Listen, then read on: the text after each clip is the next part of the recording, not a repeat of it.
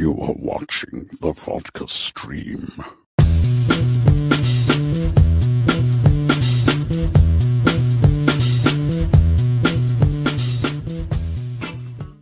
Hey, what's happening, everybody? Welcome to the Vodka stream. We've made it. Let's make sure, is everything good with that? Okay, just making sure my camera is not going to shut off right now. And it's at, okay, we're good. Cheers, everybody.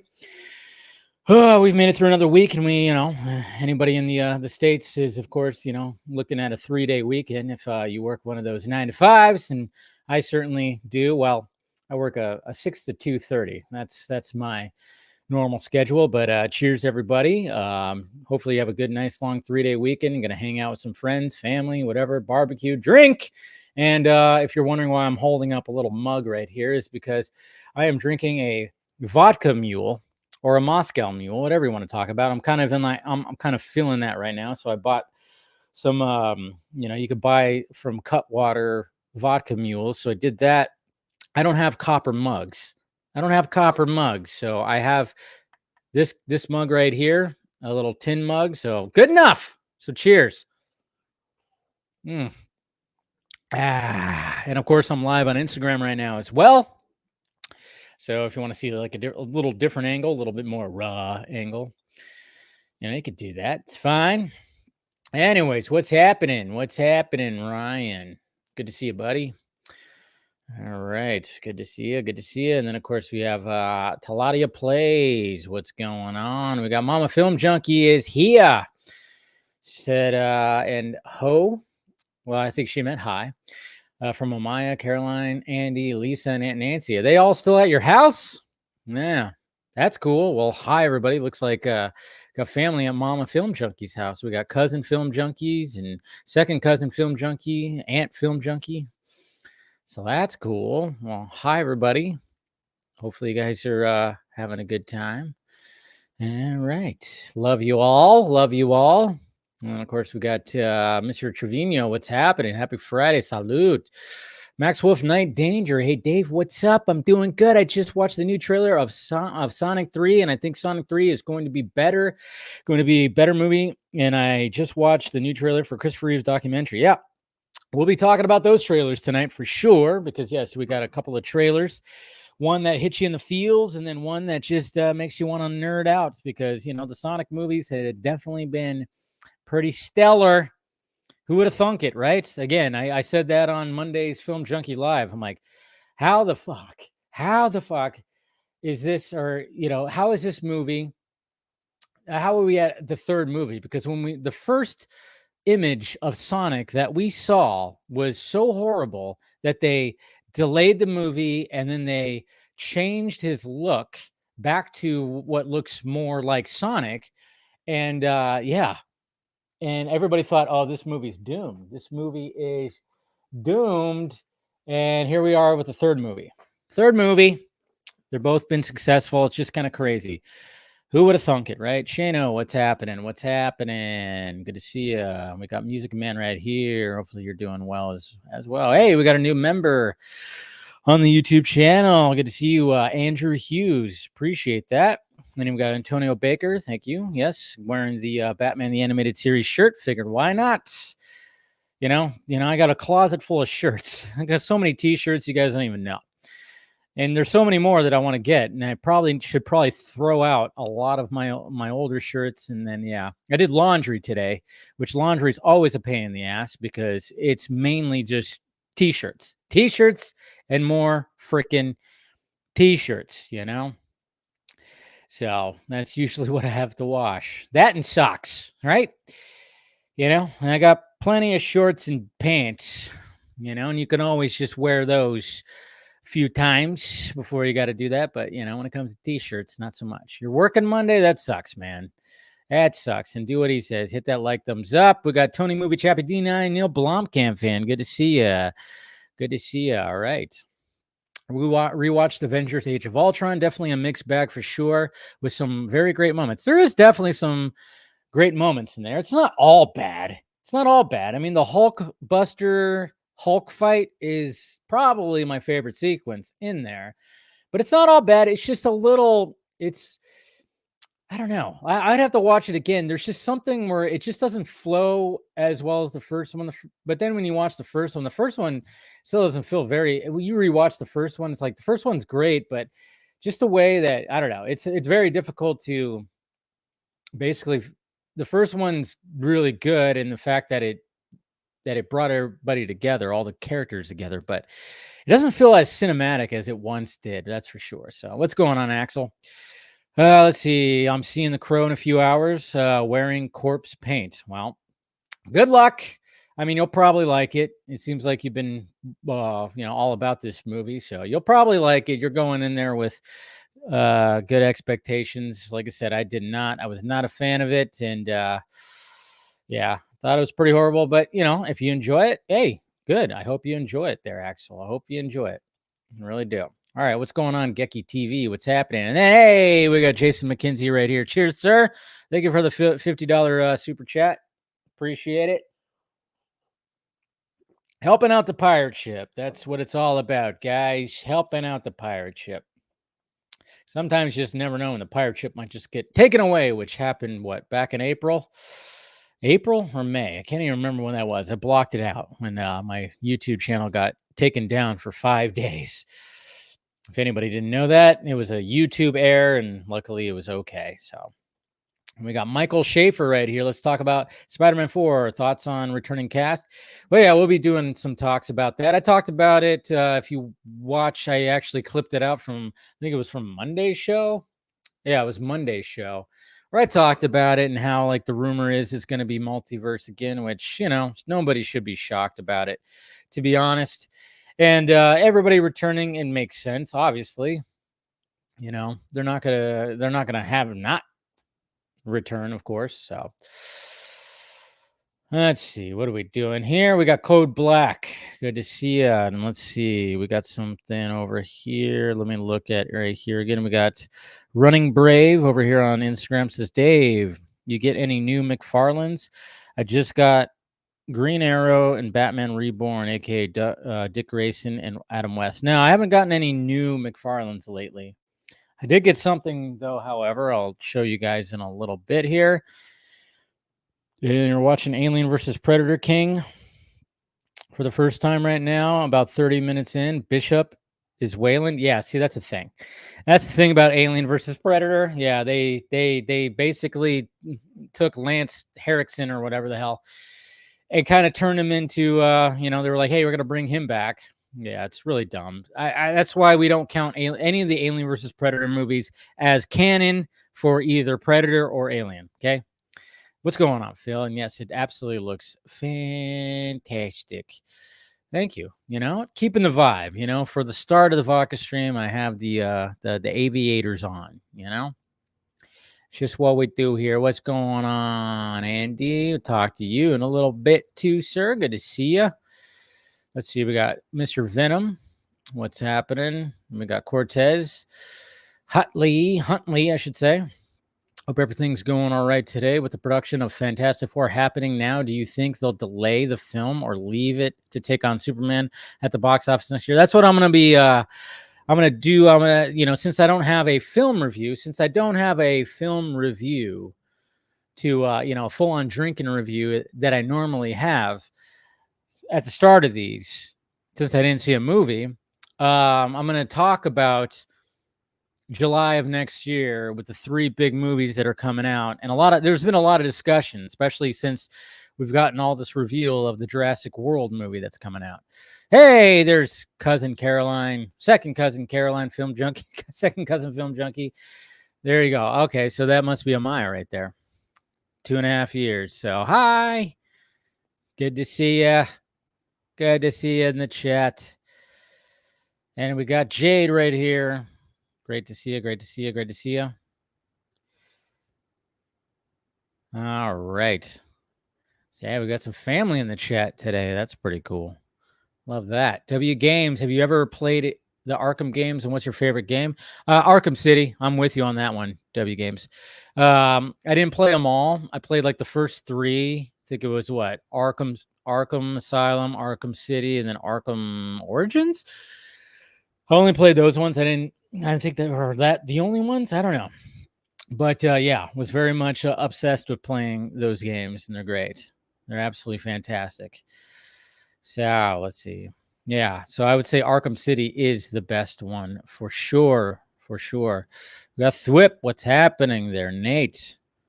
Good to see you. All right. And we got Aaron. What's happening? Hey, Dave, you think F4 is going to be rushed 1 year post? Yeah, see, that's the thing. Okay. What's going on, Johnny Rampage? All right.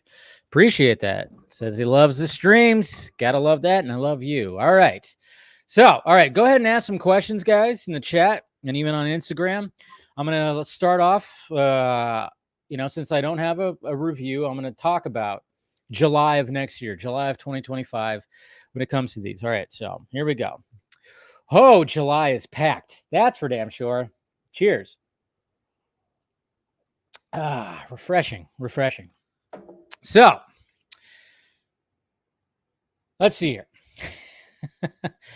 Let me pull up the little graphic right here. Do I have it up? I should have had that up. Let's see. Hold on a sec.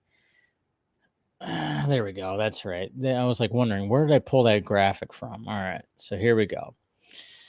All right. Let's go ahead and pull this little graphic up right here. All right. So So July of next year. This is what we got going on for July of next year. It's pretty stacked. Are you going to work? Apparently not. Oh, that's great. So, just locked up. So my computer just locked. Okay, there we go. All right, we're good. Where's my background? Jesus Christ. Come on. There we go. All right, and then I got a thing open. Sorry, my freaking computer just like locked up for a second there. It was like, whoa, not ready for that. Anyways, so July of next year, this is what we have right here. July 2nd is going to be Jurassic World Rebirth, which they, of course, released the logo. And then, of course, we have Superman July 11th. And then we got Fantastic Four First Steps. That's happening July 25th. Anything happening in between? There's a fourth weekend. Anybody want to take up that? Huh? Anybody want to take up that? Well, so we have those three movies, and a lot of people have been talking about in running polls and all that stuff, and basically going like, all right, so which one is one of these is going to flop? Which one's going to do the best at the box office? I mean, we have big, huge IPs that are happening. So I wanted to talk about it just a little bit and give my 2 cents when it comes to these movies. First off, Jesus Christ. July is going to be awesome. I'm going to see every one of those movies. Now, when it comes to me, which one am I most excited for?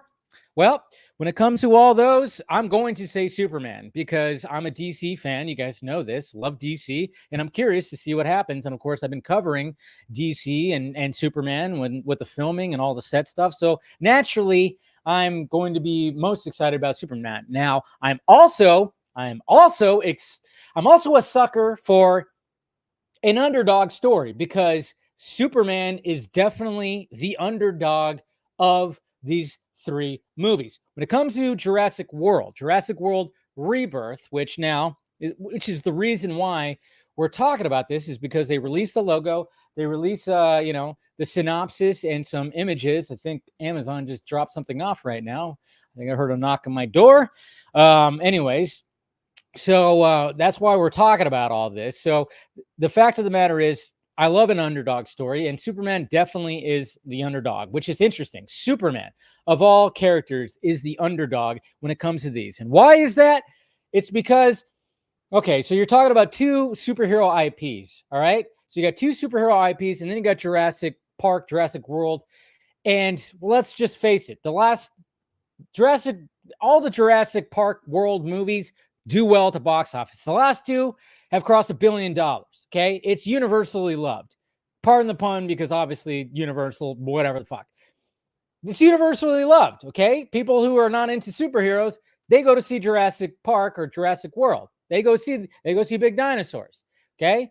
So no matter what, that's always a big box office draw. Okay. For the past 30 years, no matter what, I don't think there's been a Jurassic movie that's flopped. So people are naturally just drawn to seeing dinosaurs. And and I will say that, hey, you got a great director. There's a great director when it comes to Jurassic World with Gareth Edwards, but at the same time, he joined pretty late into the production. You know, they were trying to get other directors, and then all of a sudden he joins late, and I'm just kind of going, well, hopefully he could do something with it. But with the synopsis and everything, sounds pretty cool. Okay. And when you have Fantastic Four, you have Marvel Studios behind it. Now, Marvel Studios, of course, has been struggling a little bit, but they've been trying to, hey, we're figuring it out. We got it, guys. And of course, they just had Deadpool and Wolverine just blow the shit up, you know, when it comes to the box office. So Marvel Studios is trying to figure out their footing again. And it seems like they're starting to do that a little bit. And when it comes to what we've seen from Fantastic Four, it seems like it's going to be a unique Marvel Studios movie with the whole 60s future retro aesthetic. And what did they pull out of their fucking ass just to make it even more of a draw? Robert Downey Jr., Dr. Doom. So they had that, and that just launched that up. Now, naturally, it doesn't seem like Robert Downey Jr.'s Dr. Doom is going to be like the main baddie in Fantastic Four. No, but of course, there's going to be something there. Obviously, because Dr. Doom is mainly a Fantastic Four villain, even though, you know, naturally he's just a villain to the whole Marvel universe. But the fact that they have the Robert Downey Jr. ace in the goddamn sleeve, well, that helps Fantastic Four. So they have that. Now, when it comes to Superman, that's where they're the underdog. Okay. Now, James Gunn, obviously, being the director, that definitely helps. It's not a no-name director. It's a director that does have a discourse. But for the most part, when it came to him doing 3 movies at Marvel Studios, they all were very much successful, a very successful trilogy. And even in the last one was pretty huge. So there is definitely an underdog story there. There definitely is an underdog story there. But it's just like, when I'm looking at all this, I'm hoping that they're all successful. I'm hoping that they're all successful because, you know, I love movies and I'm very much looking forward to these movies. I never want a movie to fucking die at the box office. I'm not one of, you know, especially when it comes to Superman, I'm not one of those Snyder fans that want this movie to flop, you know, into the ground, because there are those Snyder fans, the Snyder fandom, that want this movie to die. And, you know, and then of course, I don't know what they think what's going to happen is like, oh, this movie's going to freaking bomb at the box office. That means they're going to call up Zach, sell it to Netflix, and then they're going to make the movies that they want, because, well, those guys, it's a loud minority in the fucking Snyder fandom that wants that to happen. And they probably have wet dreams about it. But, you know, it's ridiculous, obviously. And of course, you know, push the hashtags, do whatever. I'm not saying stop, but, you know, just, you are embarrassing. That's all. Anyways, that's besides the point. I can go off on a whole thing when it comes to that. But all I'm saying is I really want all the movies to be successful, but I really am rooting for Superman because, yes, that is definitely the underdog of this whole entire thing. Now, when it comes to one of these movies moving their release date, yeah, that's a possibility that might happen. Now, when it comes to Fantastic Four and Jurassic World Rebirth, one of those movies might get delayed because they are filming right now. They've only begun filming. Superman has wrapped up filming. Superman and James Gunn, they have the advantage of moving the movie up. And if they were to move the movie up, that would show confidence. That would show absolute confidence that they are like, hey, we're good. We got a product. Let's move it out of this, you know, month because there's too much already happening. Let's move it. They might move it up to June. Who knows if that's going to happen? But they will definitely, they're already way ahead of the game. They are way ahead of the other two. And James Gunn posted about it, giving enough time for the VFX crews to do their jobs. And they've already been editing and already been doing all that kind of stuff when it comes to Superman. So they have the advantage. And they could move up. I have a feeling that one of these, the other two, Jurassic World or Fantastic Four, might get delayed. I don't know. I could be wrong, but at the same time, Fantastic Four does already have test footage. They already have their sets. They already have a lot of things going for them too. Jurassic World, I would say if I had to guess which one's actually going to get delayed, Jurassic World would be the one to get delayed because, well, first off, it's the one that's supposed to come out first. And they just got their director like 2 months ago, which is interesting. Okay. The other two have had their directors. They've had their directors for a bit. Gareth Edwards joined like what, 2 months ago, 2.5 months ago. So you have all that. So there's a lot of things that are riding against it. Yeah, let's face it. I mean, yeah, you can have Scarlett Johansson and just put her on the poster and doing her little fucking butt pose as she does. I don't know. You could do anything, and it's still not going to help your movie if you're rushing it. Okay. I don't want any of these movies to be rushed. Superman's not being rushed. The other two are being rushed. That's the thing. I don't know what's going on outside. It sounds like Vin Diesel and his entire crew are just driving up and down the fucking parking lot right now. Jesus Christ. I don't know what's going on out there. Sorry. I don't know if you were hearing the background noise. My God. But that's all I'm saying. So when it comes to all this, something's going to get moved. Okay. Superman is either going to stay where it's at or it's going to move up because they are so ahead of the other two. I think if I had to guess, if I had to bet, Jurassic World would be the one to get delayed. That's what would be my guess. But then again, hey, let's have, okay, so they've been trying to find a new Barbenheimer. Well, let's do a Barbenheimer type of month, okay? It doesn't have to be in a weekend. Do an entire month. Let's do an entire month. We could call it the Super Fantastic World month or something. I don't know. Do something like that. The Super Fantastic World. I don't know if anything, Jurassic Man 4. I don't know if that would work. Yeah, I'm just spitballing here, guys. I'm spitballing. So just make it an entire month of like, hey, and everybody works together and creates, I don't know, they could all just keep their dates and all that stuff. And we could just have an entire month of just like a crazy month of just big IP movies, and we can all have fun or whatever. But I don't think it's going to happen. Something's going to move. Something's going to move for sure. For sure. I just got choked up right now. All right, there we go. That's my whole spiel right there. Cheers. All right. That's what I wanted to say right there. All right. Go ahead and ask questions too, guys, if you want to ask questions.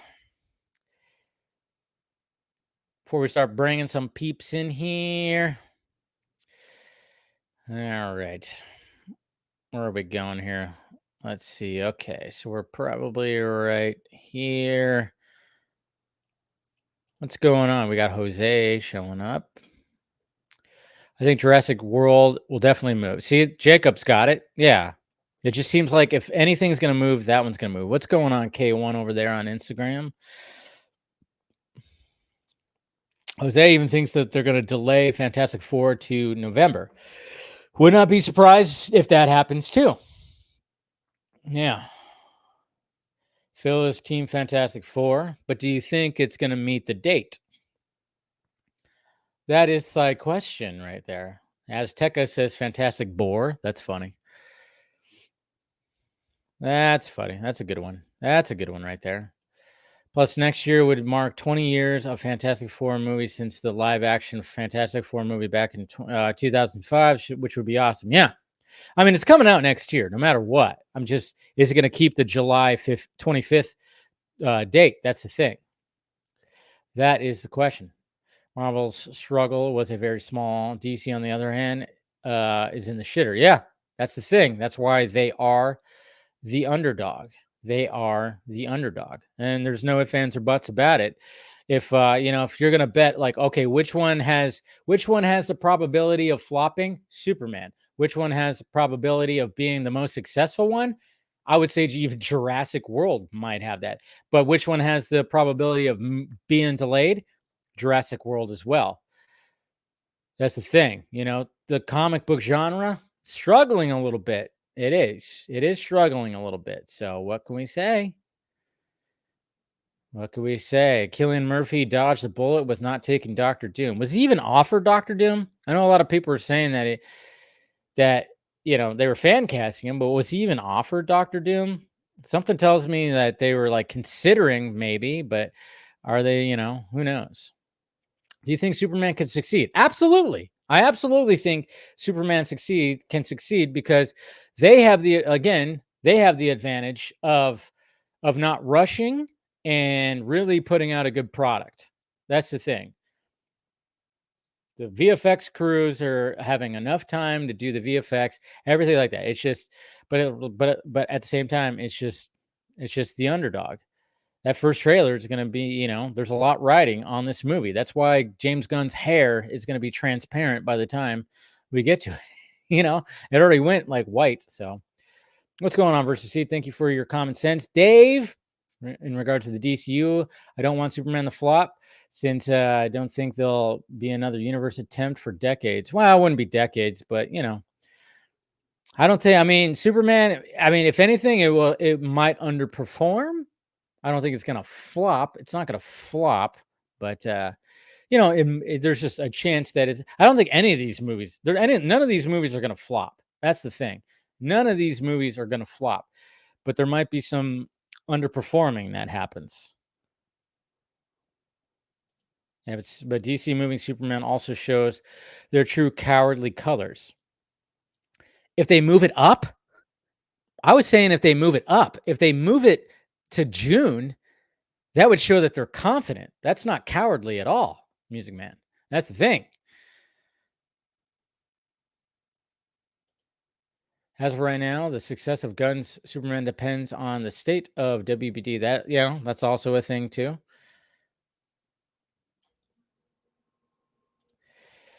Gunn and them just have to hold that the people that are buying T-shirts and buying the merch. Yeah, the T-shirts are selling out, so there is that. There is that aspect. Yeah, Superman should go to April or whenever they get IMAX time. Yeah, I'm sure they're talking about it. Agreed. Fantastic Four won't budge. All right. And we got Mr. Ben Everts right here. Cheers, sir. Thank you for the $5 super chat. I would not be surprised if Marvel and DC lift each other on that month. You need these films. Yeah, it would be nice. Like I said, do a whole freaking, like I said, call it the Super Fantastic World Month. I don't know. Super Jurassic Fantastic Month. I don't know. If, they've been, obviously when it comes to Hollywood and stuff like that, they want another Barbenheimer because that was such a huge thing. So make an entire month. Don't make it just a weekend. Make it an entire month. Make it an entire month of just, if these movies do not move, make an entire month of like, hey, we got Jurassic, we got more dinosaurs, we got another Superman, we got a new Superman, and we got a new Fantastic Four. So Phil doesn't think that the Fantastic Four will move. Probably not. Like I said, my bet would be Jurassic World to be the one that moves. Blade, let's see. Jose says Blade movie is definitely getting delayed again, which Fantastic Four will take Blade's. No, oh yeah, there's the Blade movie is just terrible. Personally, Jurassic World has less legs than Fantastic Four does. Fantastic Four is the first time these characters are coming back. Yeah, see that's the thing though. See, in my eyes, when it comes to, I don't know, it's just. That's what I think kind of hurts it a little bit is the fact that people are like, wait a minute, what? Oh yeah, Fantastic Four. Well, okay. But for some reason, people flock out to the dinosaurs, man. Even like Jurassic World Dominion, which was the worst one out of the new trilogy, and it had the returning cast come back. It just didn't work. It was very forgettable. And I don't know. I was like I only watched it once. I really didn't care for it all that much. It still made $1 billion. Still made $1 billion. It's crazy. But then again, maybe nobody's going to give a shit about the dinosaurs next year. What's going on, Skate and Geek Out? Good to see you. Thoughts on Zendaya? Well, of course, Zendaya is going to be in Spider-Man 4. You have to have her there. It'd be kind of cool if like there wasn't, but at the same time, it's like, yeah, they're going to always have MJ in there, right? They have to. Superman can have good success. Warner Brothers needs some the marketing is going to be key. And I think what they've been doing so far when it comes to some of the marketing and just not giving a shit about these set photos and everything, I think they've been doing a good job, I think they've already kind of been doing a good job, so. Ugh. All right, I'm going to start. Let's see. Oops. What am I doing here? All right. Keep on asking questions, guys. Keep on asking questions.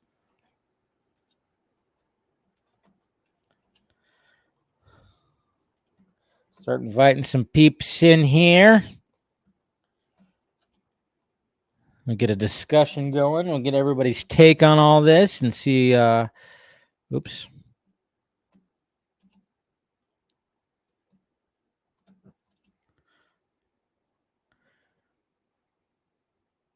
But yeah, we'll see what everybody has to say about it, which should be good times, because I'm curious to see where everybody, because it's been ever since the Jurassic World synopsis came about. It was just like, oh yeah, we definitely do have something that's going on when it comes to all of this. All right, let's see, where else do I gotta go? Oh yeah, sorry, there's some that I have to send in different words, so I should already. I don't know why I don't always have this ready to go, but let's see. I think, did I miss anybody? Probably. I always seem to do. There we go. All right, there we go. All right, get some people in here in a little bit. Let's see. Just while I rewatched the Guardians trilogy, James Gunn has the ability to create magic. Hopefully, it succeeds. Yeah. I mean, he definitely, James Gunn definitely does have talent when it comes to stuff like that. I mean, I've watched his other movies too, like Super and Slither and stuff like that. He definitely has a unique style, his own very much style. It's not going to vibe with everybody, and I get that. I mean, it's just sad when I see people, that were defending one director is now throwing just like outright slime to another director. It's like, it's just, that's not what we were all about when it came to all of that. So I don't know. It's just one of those. Superman won't flop, but don't think it will hit $1 billion. Now, it's definitely not going to hit $1 billion. I don't even think Fantastic Four is going to hit $1 billion. I don't think Jurassic World's going to hit $1 billion. That's the thing. We got to get rid of that billion marker. I think that's, it's difficult. I mean, Deadpool and Wolverine. Yeah, I think everybody just kind of thought it was going to hit $1 billion. It was just something magical about it. Now, I mean, when it comes to the Avengers movies like Doomsday and Secret Wars, I think those will cross $1 billion. Fantastic Four, I don't see it hitting $1 billion. I see. If I were to guess, like if all these movies, I would say that Superman's going to probably hit to 600 to 700. I would say Fantastic Four maybe around the same. In Jurassic World, depending, I mean, I don't know. It's so weird. Like I don't know. Just off the top of my head and just thinking about it right now, I think that would, if that movie ends up being like that one would. It's crazy to say, but I think that one has the best chance to hit $1 billion. It's just, I don't know, just because like DC and Marvel has been struggling, But the thing is, I already know Marvel Studios is going to pull the fucking Robert Downey Jr. Dr. Doom card out of their fucking ass, even for the marketing of Fantastic Four. They're just going to probably do that just to add a little bit to it. I just think, Mr. Venom, about Joker 2, do you think Joker 2 is successful? Yeah, I think it'll be successful. I don't think it's going to hit $1 billion, but I think it's going to hit $1 billion, or not $1 billion, but it's going to be successful. They got to do something good with the Superman suit, because it looks like, have you seen the Fantastic Four? Those look like more pajamas, but I get what you're saying. Yeah, that's the thing. The suit doesn't look all that great. Maybe it'll look better on the big screen. We'll see, but I kind of understand the look that they're going for. It's just like I understand the look they're going for when it comes to Fantastic Four, in my eyes, at least. No way Jurassic World gives up 4th of July weekend. Okay, but I'm just saying, they're just filming it right now. I mean, it's just like they just got the director and everything like that. That's all. But yeah, I get what you're saying, but you're saying that, William, but at the same time, that just means that there's going to be some VFX artists that are going to be working 24/7. That's the only thing that sucks. So, if we want to look at it at a moral standpoint, yeah, sorry to say, but there's going to be some people who hate James Gunn. He's giving them a lot of time.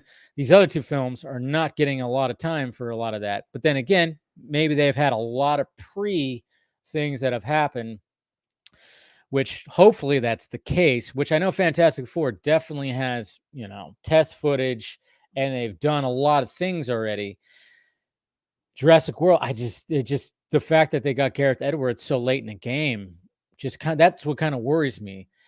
Out of all the directors, though, out of the 3 directors of all 3 movies, Gareth Edwards, best out of the 3 in my eyes. When it comes to films, looking at the filmography, I don't even know. Fantastic Four, we got Stakeman. Can't even remember what he's actually done before. He's the more of the newbie, but between Edwards and Gunn, I would say, that 2014, come on. I just want to talk Matt Shakeman. I don't know. Yeah. Thank you, Phil. He's backstage. Appreciate it. Appreciate you. Which of the 3 films will have the biggest budget? Good question. Probably Fantastic Four. I think Superman might have the. That's an interesting question too. I would say Superman has the least star power. So when it comes to paying the actors, you're talking about David Cornsweet, who's an unknown, Richard Brosnahan, unknown relatively. So you have unknown casts. Fantastic Four has a relatively known cast. I mean, mainly Pedro Pascal. And then, of course, if Robert Downey shows up in there, we could talk a little bit about his paycheck. Jurassic World has Scarlett Johansson and Mahershala Ali. That's an interesting one. I would probably say Jurassic World might have the bigger. Universal also. It's Universal. They have they can spend that money. I mean, look at how much they sent over to the Fast and Furious franchise. My God. All right. Let's go ahead and wrap up the thank you everybody with the live chat and all the questions and everything. Good times, definitely good times. So let's go ahead and start bringing some people in here. And we'll get their opinions on what's going on right here. All right, first off, we got Mr. Thwip Media. Nate, what's happening, sir? Not much. How about you? Well, just ranting and raving about movies and all the good stuff. All that good stuff. Appreciate you joining in. How you doing? Doing good. Yeah, it's been a week. I'm preparing to start my second college program next week. So, are you? Yeah, graduated from interactive media design for 2 years and going back for another 2 years in broadcasting. Broadcasting, nice. Yeah. Is that okay? So when it comes to are you like doing behind the scenes kind of stuff? Video work. Video work, okay. Yeah. Behind the camera, operating all the different inputs and all that. It's going to be very exciting. But like I told you before, you do have a good voice for like voiceover stuff. I'm just saying. I mean, there's a course for podcasting later on in it, so I might take that one because it's gonna be interesting. You're already good at it.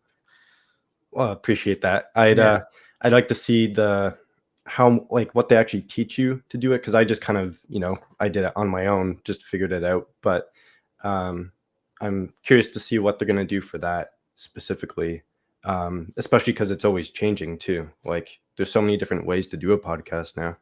Oh yeah, I know. It seems like it's like, how do you even like do anything like different when it comes to podcasting? But I mean, there's so many different podcasts out there. I mean, I listen to podcasts all the time when I'm working. I'm on, it's comedy podcasts. It's,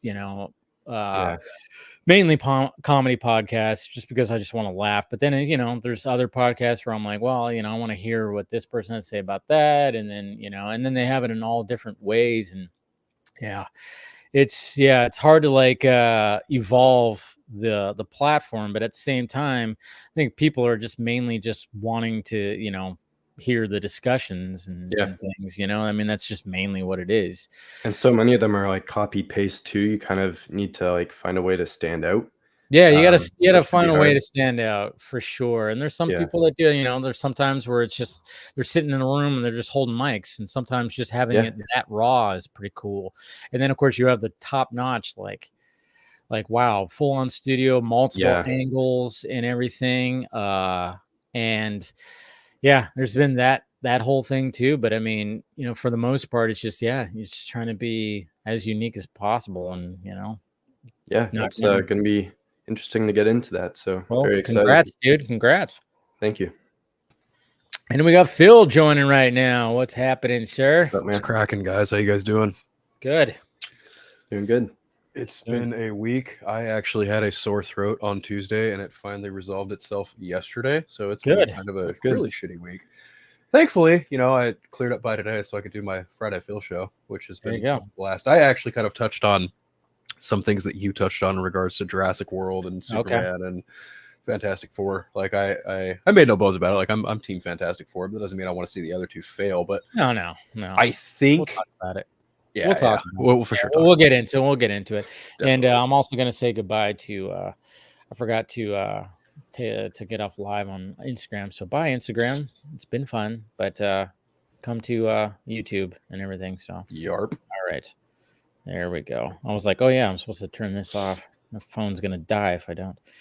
Anyways, but yeah, thanks for joining. I'm glad your sore throat is gone. That would suck to go into the weekend. Oh god, it was bad. Yeah, like at work, it was just like swollen. I couldn't swallow water. It was just bad. Ugh, all sorts. That's always bad when you can't even swallow water. Good lord.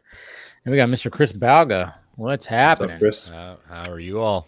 Happy we're Friday. Happy long weekend to those that have that 3-day weekend. Hell yeah. Same to you guys. Gotta love that. Hopefully you're doing good. Nice shirt. I've been meaning to pick up that shirt, to be honest. It's an old every time I've seen it at whatever Hot Topic or whatever, I'm like, I want to get that because I like the character, but at the same time, I just like the logo and the blue. Blue is always my favorite. I just never pull the trigger. I don't know why. I like that you both have Dave has the Batman the Animated Series shirt, and then Chris has the Nightwing from New Batman Adventures. That's dope. Yes. I love it. So it's like it was foretold, right? It was. Indeed. It definitely was. And we got Seek joining in right now. Been a little What's up, gentlemen? Yeah, buddy.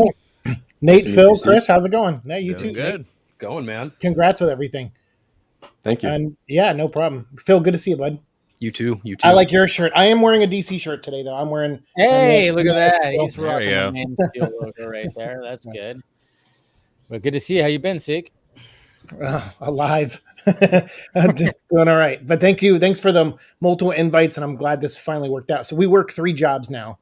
So I just never have time anymore. So I appreciate you making time for us. No problem, man. I do have to ask because you are a Crow fan. Did you see the new Crow movie? No, of course not. Okay. Fake fan. Fuck that stupid movie and everyone who made it. Wow. No. Tell us how you really feel. Yeah. I'm pretty sure I had like a notorious rant on this channel when that trailer came out. Yeah, you did. And my thoughts have not changed. I will not pay to see that movie. I will not even pirate that movie. Fuck that movie. And Axel, if you're gonna go see it, fuck you for paying to go see it. Hey, I paid to go see it too. I know. Fuck you too. I did. I know, right? Hey, I had to go see it. I mean, no, I'm kidding. Of course, like I know you are. Yeah, I just know it. I have no interest in a remake of The Crow anyway. So yeah. That It's makes just one sense. of those that was like, hey, that was a thing. That was it worked in the time. It's like Gone with the Wind, but in a different way. Like it's just something that works. It's definitely like Gone with the Wind, where it's Gone with the Wind. For sure. It's at $10 million worldwide right now. So milestone. 10 million too much. It's one of those movies that it's just like, it's fine. It was right for the era that it came out in. It connected with the audience it tried to reach. It found some people later. And that's it. Just let it be that. Because, and then of course the Brandon Lee thing that was connected to it, that definitely helped. Right. Which we, wish that it wasn't the case. Of course. Would have been sweet if there was like, a slew of Brandon Lee Crow movies that could have happened, because I know he was very dedicated to that whole thing. But I just wanted to get your opinion. Just in case you thought because I know I remember you did have a rant about all that, and I was like wondering if you decided to just go see what it was like, just to torture yourself. No, I would never do that to myself. Time is more valuable to me than anything. But about the movie, like earlier you were saying like, oh, I don't wish things to fail and everything like that. And I actually, when you were talking about that, I was sitting there thinking, I go, did I want that movie to fail? And I go, well, I guess I'm okay that it did. Like, I don't know if it was a success, I probably wouldn't care either.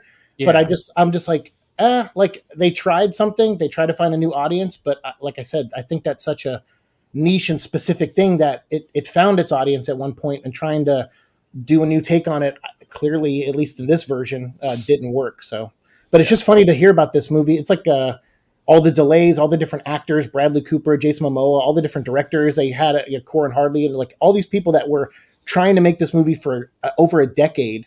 And then this is the version that people got. And I watched your like reaction to it coming out of the theater, and I was just giggling the whole time. And I was just like, man, maybe I did want this movie to fail. And as someone who creates art and stuff, you would think, oh, why do you have that mindset? Don't you want like art to thrive? And I said, I don't know.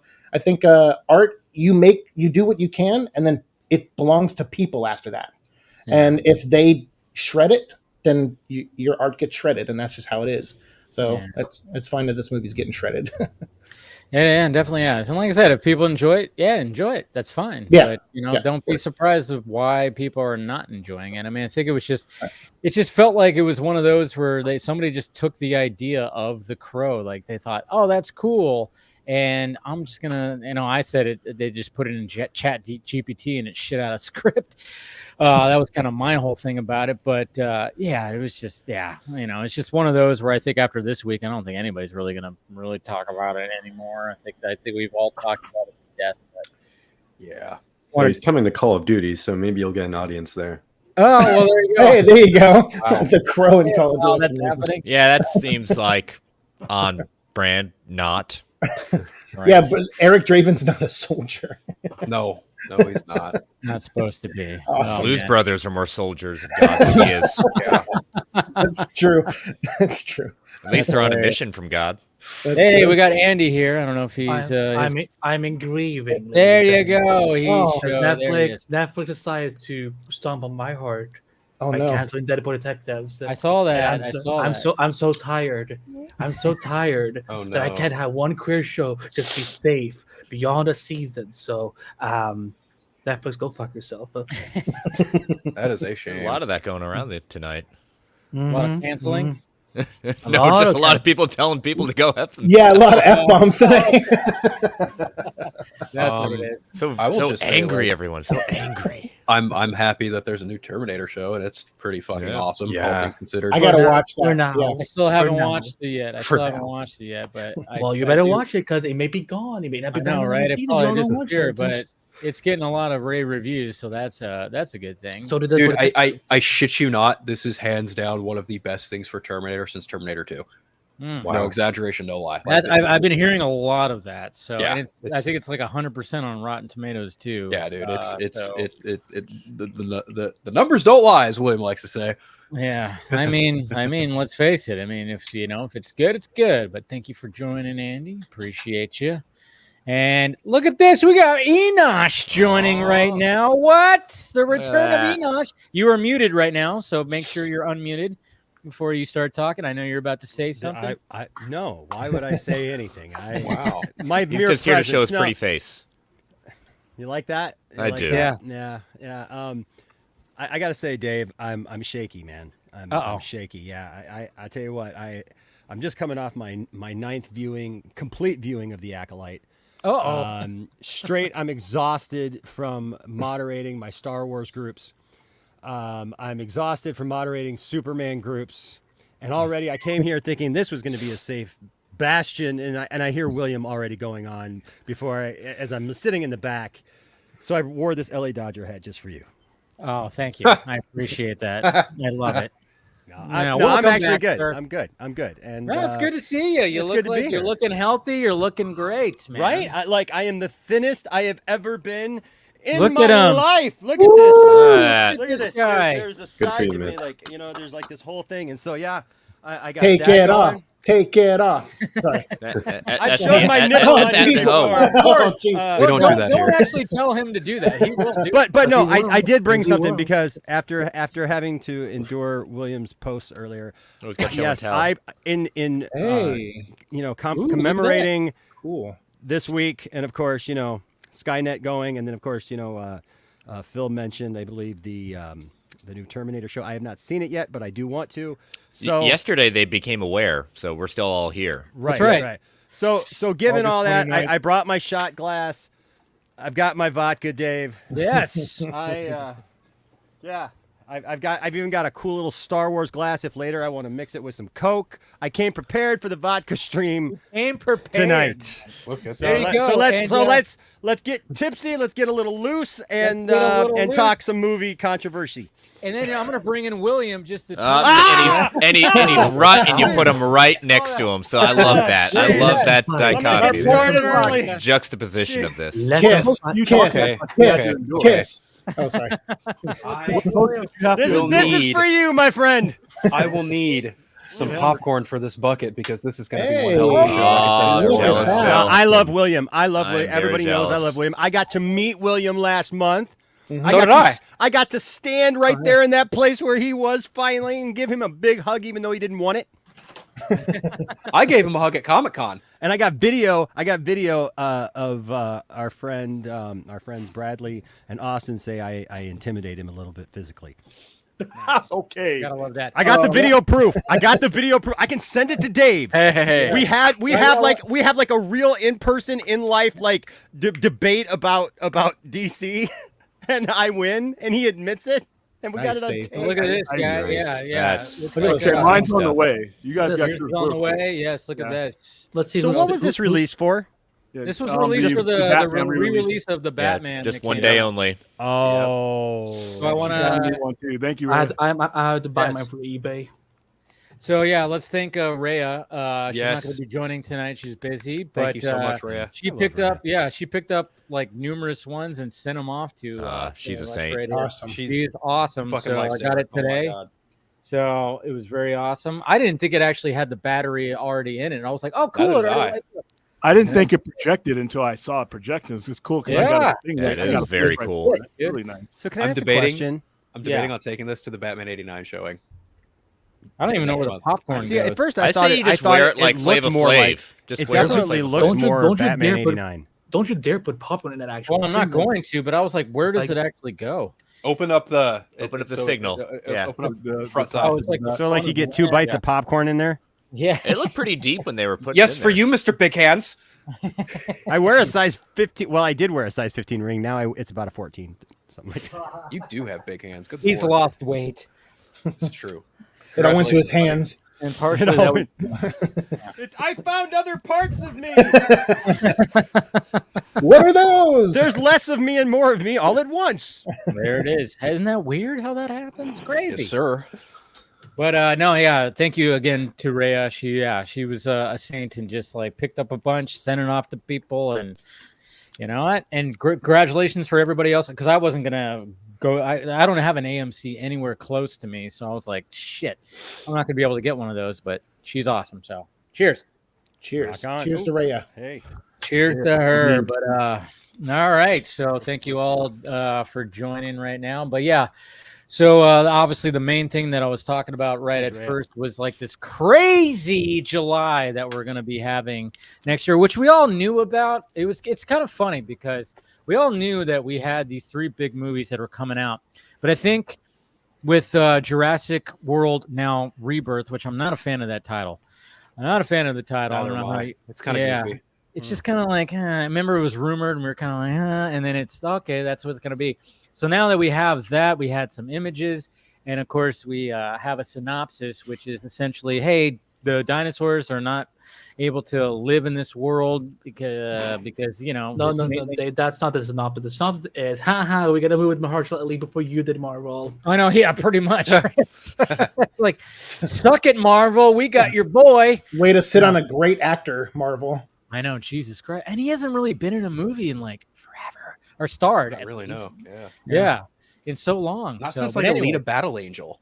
He was in that Netflix one with Ethan Hawke. Which That's right, yeah. which one was Oh, that? But that was like a star-studded cast of like Yeah. him, Julia Roberts. Yeah, it was like the world-ending something movie. It was a good Yeah, it movie. was Yeah, something I like really enjoyed that.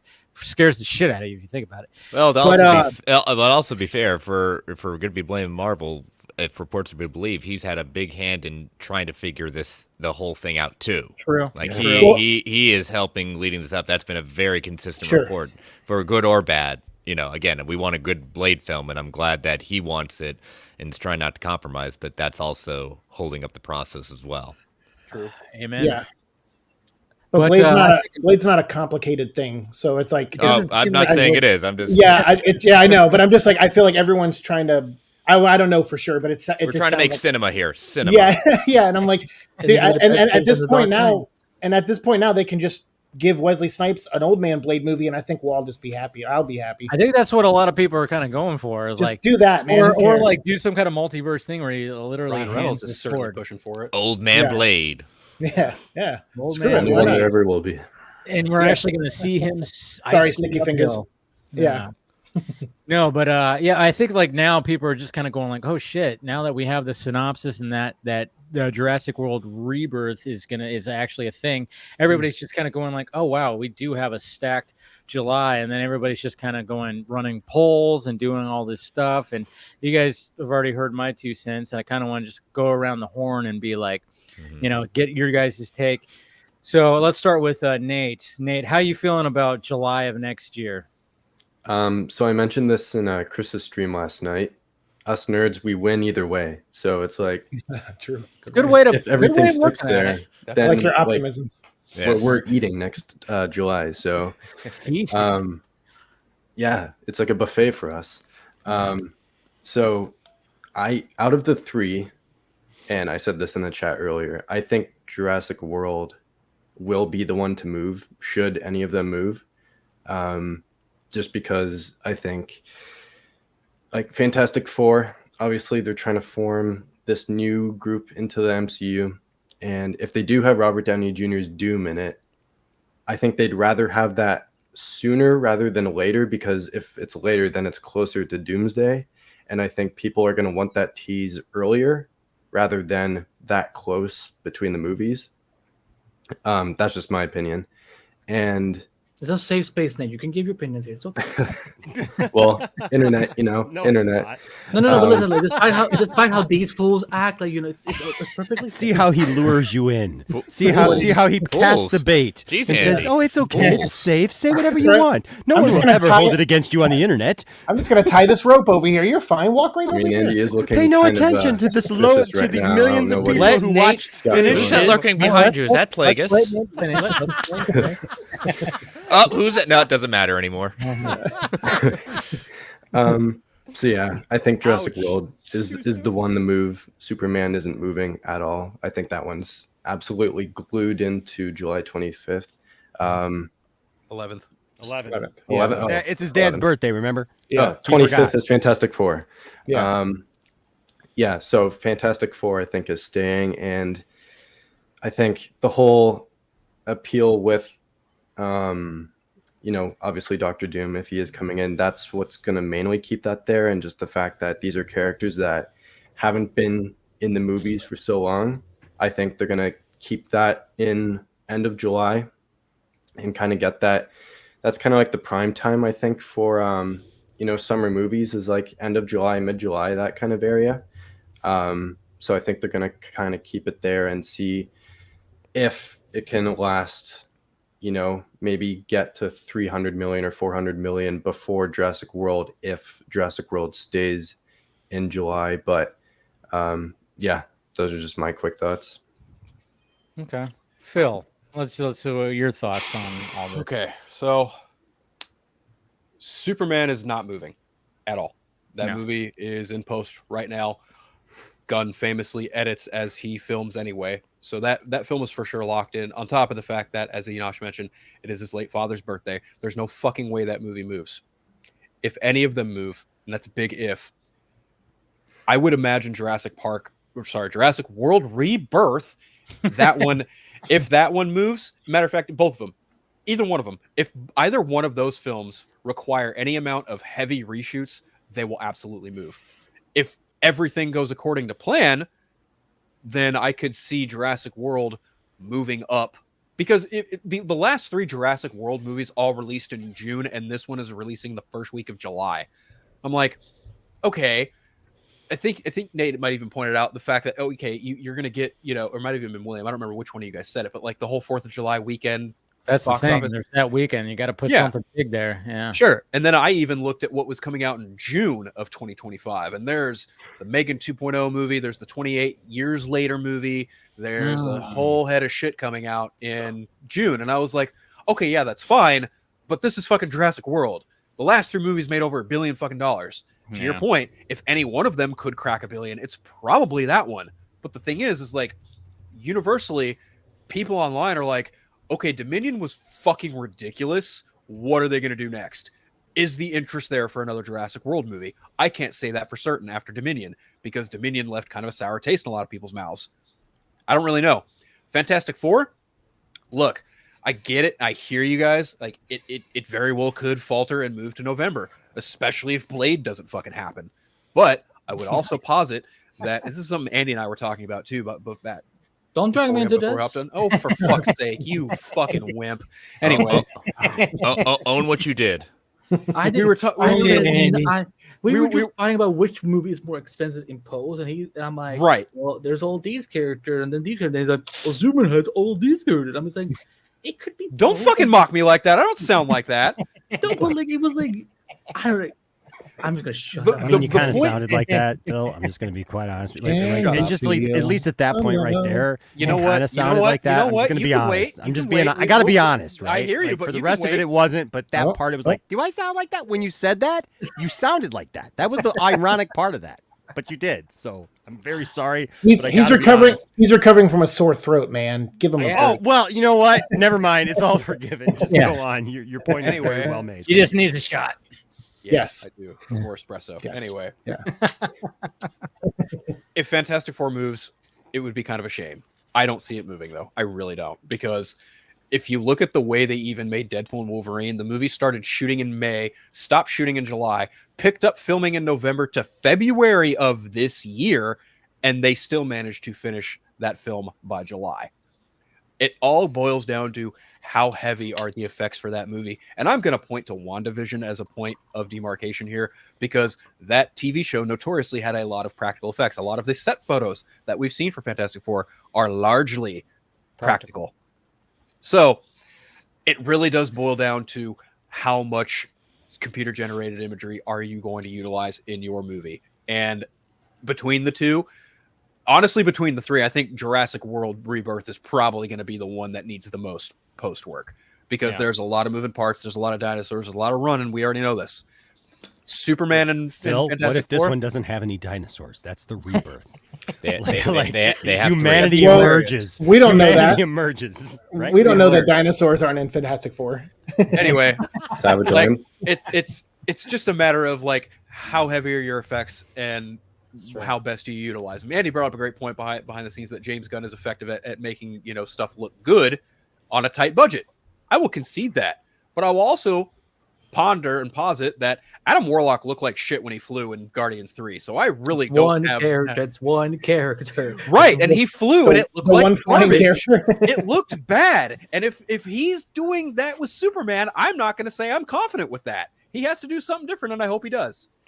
I think he already said on Threads or something where, like, because somebody actually asked, like, are you going to do like Adam Warlock type? He said no. I hope not. At least there's that. I believe the exact quote was no, because screw the fans. I hate the fans. I wish the fans would shut the F up and leave me the F alone, because I have my way of doing things and no one is ever going to control DC again but me.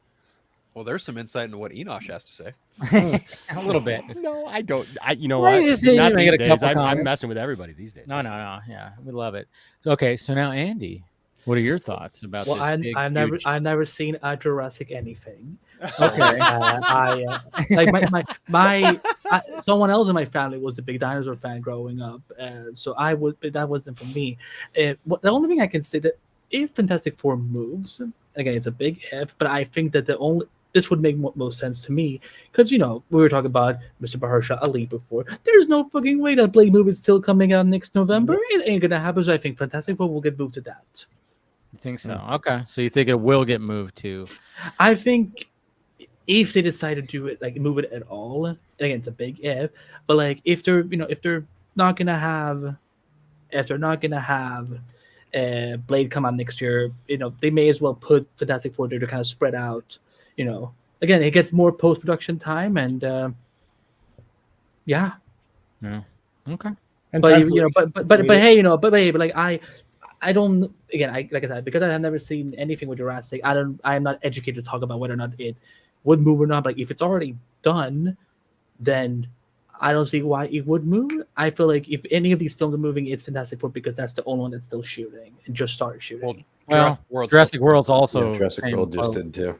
Yeah. Oh, I thought it already was done. Okay, so it's already it started. Shooting. I know nothing. June. I know that all I know is the dinosaurs died a long time ago. That's it. Yeah, that's true. You got to reanimate those dinosaurs. No, but yeah, no, I know from someone who does, for someone who doesn't know, much about Jurassic, that's good. No, that's what's good. I like the fact that you have that look at it. When it comes to that, at least. Seek, your thoughts? I think 2 of those movies are going to move. Ooh. I think that. What take Seek? Oh, good lord! Especially if they need to do reshoots for FF. I could see that moving, maybe not all the way to November, but since they already had that spot, that makes sense. And if so, that could leave Jurassic World a chance to go to the spot that Fantastic Four was in at the end of July, to give it like a 2-week space from Superman. And that way it's not coming out right before Superman and maybe getting, its box office affected by Superman. So I don't know. I think that could be a possibility. I haven't seen the last Jurassic World. I kind of lost interest in that franchise. But it still made a ton of money. And like Phil said, I guess it sadly did leave a bad taste in people's mouths, but I can't speak on it. I didn't watch it, and I don't have any interest to see the new one. But I will see Superman for sure. I'm excited for that. And I, at one point, owned the first 300 plus, maybe 350 something issues of Fantastic Four. And I sold them to pay medical bills. And so I'm a huge FF fan. So I want that movie to do well. And I want Superman to do well. So like Nate said, if those come out close together, we'll be eating. And I only see like 6 movies a year in the theater. So to get 2 of them in 1 month would be awesome for me. October is already good for me. I got Joker and Venom. So I'm kind of excited for that. Yeah. Okay. So yeah, I think 2 movies might move. Okay. Interesting. All right, Chris. Yeah, since talking about it last night, and talking with our good friend Mr. Travis Snell today, fuck that guy. Sorry. God, there's so much of this tonight. So much hostility. So angry. So angry. You're that guy with the long hair and the tank tops. Yeah. And that was a great episode. The more I talk, I love Travis. I love Travis. The more I think about it, the more I think that. Yeah, I agree with everyone. I mean, I'll repeat it. Superman is not moving. That's firm. That's firm there. I do think. Yeah, obviously Blade's not going to have it. I think the best thing for Fantastic Four is to move to November business-wise. Because for Disney, when you move it to that Blade date at November 7th, what comes out December 19th after Fantastic Four wraps their run? Avatar, Fire and Ash. You've got a 1-2 punch of a blockbuster back-to-back, potentially. We know Avatar has been so much successful. You got the MCU. People are going to be curious about that. MCU has done very well for the most part, at least, and they've kind of cornered November the last couple of years at that point. And even though you had the Marvels, but they've had success putting their movies in November. They've already got the start of the summer with Thunderbolt Asterisk. So I mean, they're going to have a summer movie to start it off. The fact that you're saying Asterisk, I love that. That's the title. You fucking chill. Nobody's gonna say Asterisk. Like, who the fuck says Thunderbolt? The thing is, like, I've been saying it. Funny, well, they're not the real Thunderbolts, so I understand what he's saying. So, I think business-wise it makes sense, and I think the reason they're also rushing Jurassic Park's not going to move. If it does move, it moves slightly. It's going to come out in 2025 because Warner Brothers has got their own dinosaur movie they're trying to beat with Ewan McGregor and Anne Hathaway. So it's an untitled movie right now, but they have put out that they want that out in 2025 as well. It's a dinosaur movie? It is a dinosaur movie. Was it based on Dino Crisis from Capcom? No idea. It's last I heard. I wish too. I wish. I wish. So That'd be awesome. It's the Dino Riders movie. Apparently, it's the first project from the It Follows director. Oh, okay. Oh, okay. So that's why I think that's one of the biggest reasons why this Jurassic movie has been such a fury to get done. For whatever reason, they're slightly worried about it. Huh, interesting. But I mean, I'll even be transparent. I was transparent last night. I've seen all the Jurassic movies. I'm kind of like Jeff Goldblum in The Lost World. You see, I'm not making all the same mistakes. No, you're making all new ones, and it seems to be the same movie over and over again. I watched the first one, and then I see Jurassic World. Oh, it's just you just opened the park, and it's the same stuff happening again. Right. You know, I'm with you all on the last part of the trilogy, of the sequel trilogy. It did nothing. I mean, there's Dobson, but who cares? See, I mean, I know, right? It's a great reference. Nobody cares. Nobody cares. Yeah, nobody cares. But yeah, for some reason, Fallen Kingdom, right? Yes. Fallen Kingdom, people didn't like that one, but I'm going, that's the most unique one. That was bold. I'll agree, and I'll be happy to eat my words on that one. Yes, it did make $1 billion, but you're concluding a trilogy with a cast that everyone, for the most part, liked. I'm not saying they're not going to like this cast, but you're restarting it. And will it still have the same, we've seen this year, we had movies that we thought were going to go well in June and didn't. And all of a sudden, outside of which we all expected Deadpool and Wolverine to really hit, we've seen a lot of surprises in July and even August that certain movies are hitting versus others. So, it's a proven franchise. It's got legs, but I don't see Jurassic Park, especially if it's got that July 2nd opening. That's something I don't think they want to give up. I think they want to own that holiday. They're not moving. I say, if any, I'm sticking with probably Fantastic Four is going to move, and it's going to be better for the business of Disney to do that with a 1-2 punch in the holidays, to have Fantastic Four followed by Avatar. Yeah, that's fair. Interesting. I do want to bring up, we have a super chat from Rational Skeptic right here. Thank you for the fight. He says, I know what you did last summer sequel and Naked Gun reboot. I'm with excited Liam Neeson also What? Isn't Naked Gun releasing on Netflix, though? The Naked Gun reboot? Oh, that's what they're doing? Is it on Netflix? If that's the case, too, I see. That's the thing. I did not know that. If that's true, we're just talking about I didn't know that was the case. We're just talking about the big three right now. But if this is also happening too, well, to be fair, the I Know What You Did Last Summer sequel, that's still all being talked about. That's not even started filming yet, because obviously Jennifer Love Hewitt's supposed to come back, but then we're hearing that Freddie Prinze Jr. said maybe, and then Brandy, who was in the second one, she said she's also been contacted, because I remember hearing that they're just going to ignore the sequels, but then they're trying to scream it, aren't they? They're going to try to scream 100%. I'm sorry, are you surprised that Hollywood is trying to franchise out of something? Yeah, no, it's just horror is such a different beast entirely, no pun intended, because what worked for Scream may not work for other franchises, and I Know What You Did Last Summer is basically Scream with a different tempo.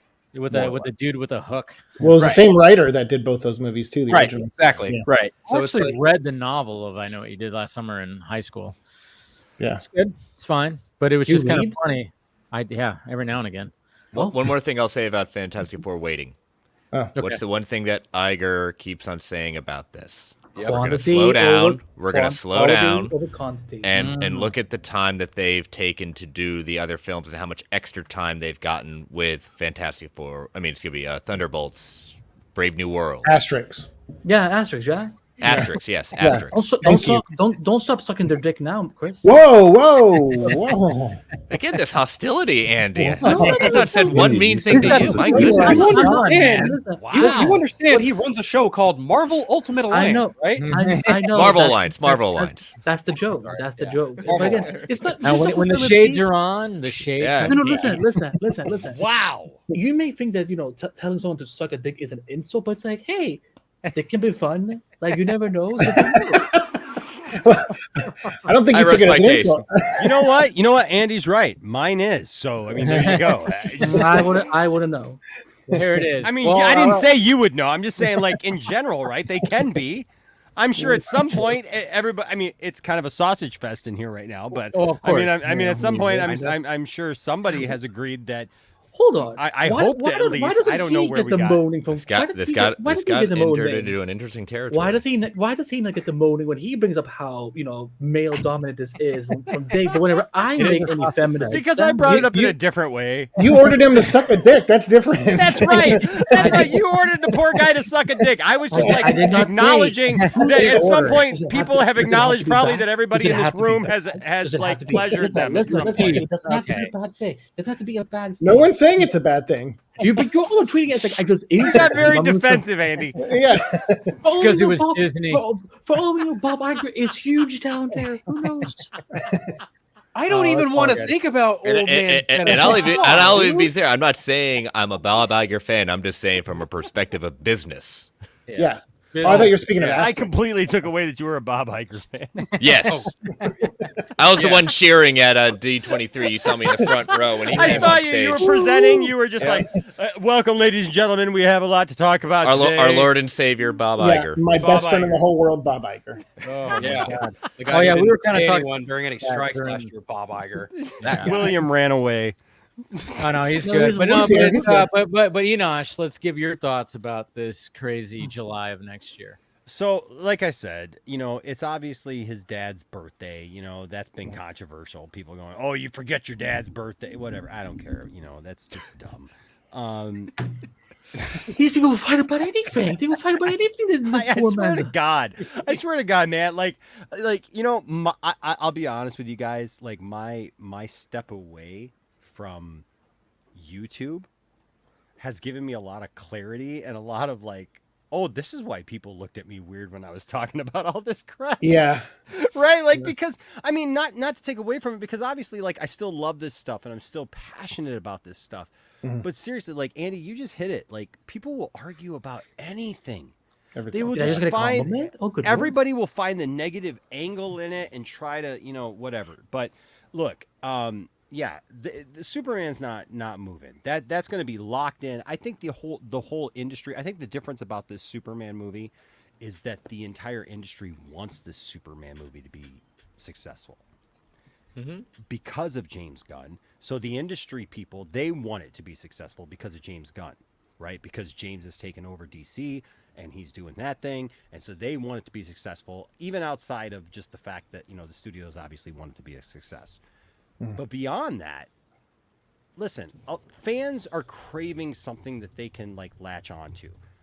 My only real concerns about the Superman movie, I know everybody thinks it's going to go to the lowest common denominator. I hope it doesn't. I hope it's not full of just poop jokes and dick jokes and stuff. But I really don't think that James Gunn is going to go there with Superman. No. Right. Jimmy Olsen, maybe. If I'm wrong, Guy Gardner, maybe. Look, if I am wrong, right? If I am wrong, I will absolutely come forward and be like, look, I was wrong about it. I gave him the benefit of the doubt, and he messed that up, right? Yeah. But I feel like somebody like Peacemaker, yeah, you can get away with dick jokes and raunchy jokes and all that stuff, right? Because it's a reflection of the lower level heroes. Right, that are looking up to the Supermans and the Batmans and the cynical, Justice League. Yeah, right, and being cynical about it and being like, well, you know what? Those bastards get everything. They get all the glory. That's why Peacemaker walks away at the end of the show. Sorry, spoilers, but walks away and is like, yeah, basically, yeah, go freaking clean it up, right? Because we were here, we did the thing, and that's not an attack on Zack Snyder, for God's sake. That's not an attack on his characters or, his Superman and his Wonder Woman and his Batman and his, this and that. It's just simply how things work. Yeah. We love, those of us who love Zack Snyder's take, we love it because it's real world, right? Well, guess what? That would be the real world, lower level stuff that would go on, that people would be jealous of the superheroes and say just stupid things like, oh, Superman's got a poop fetish and, and Batman does this. And, I think James Gunn knows the difference. Right. I swear to God, I don't understand. It's like when there are people, and I only dip into your guys' fandom occasionally because of that level of like I'll see like some argument and I'm like, oh fuck, I'm deleting Twitter for a week again because right. Right, and so like Dave knows we've been at this a long time, right? I mean, William knows we've been at this a lot. Phil knows, like and like the rest of you guys I don't know, as well, but like we've been at this a long time fighting this battle about the Zack Snyder stuff and everything. And I laugh every time something always goes back to Zack Snyder because like somehow conversations go back. Every time Dave posts a video and he's like, Zack Snyder, I just kind of get a chuckle because like we're not those people who are obsessed with Zack, but we enjoy what Zack does. Right. But we're not obsessed with him. We're not like to the point where it's like everything the man does, the man can do no wrong. Look, I feel like the guy is a great director. He's made some amazing things, but I'm not like, oh my God, DC can never do anything ever again. Like it just, dude, it's gone too far to that direction. It's so different now to like, even like when I went to the Rebel Moon screenings, I went by myself and it was just kind of like one of those things where it was like when Zack like showed out in the intermission, he got so swarmed by a lot of like, and I'm like, hey, cool, fine. And I didn't even like make an attempt to try to like lose my way through to be like, hey, Zack. It was just like, wow, this is not how it like was 4 or 5 years ago. It was like a little bit different, obviously it was before the Rebel Moon stuff, right? But it was just kind of like, man, and I'm over here, I was talking to like DJ, the VFX dude, and some of the other dudes within the circle. We were just all joking and stuff like that, while there was like this swarm around Zack when it comes to guys who do not like me. I know that. I know there's people that were around there that did not like me.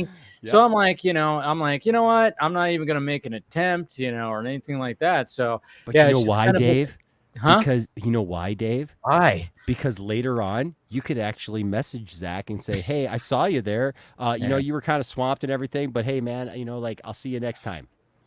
Yeah, there it is. I mean, that's what people don't freaking get. Like there's a difference of the level, but beyond that, right? Beyond that, it's not a like it has to be this or that. And so like I'm looking forward to the James Gunn Superman, and I hope that it does well, and I think it will do well. Because there's a lot of people rooting for it. There's a lot of people pushing for it. There's a lot of Marvel fans who are going, oh, hey, it's James Gunn, right? So like, oh, I'll check it out. And it's colorful. And especially if we get a trailer that's fun and whimsy and and kind of like all those things that people say that they want now out of Superman. Whatever. They didn't want that 10 years ago, but okay, with 13 or 15 years ago, but whatever. I digress.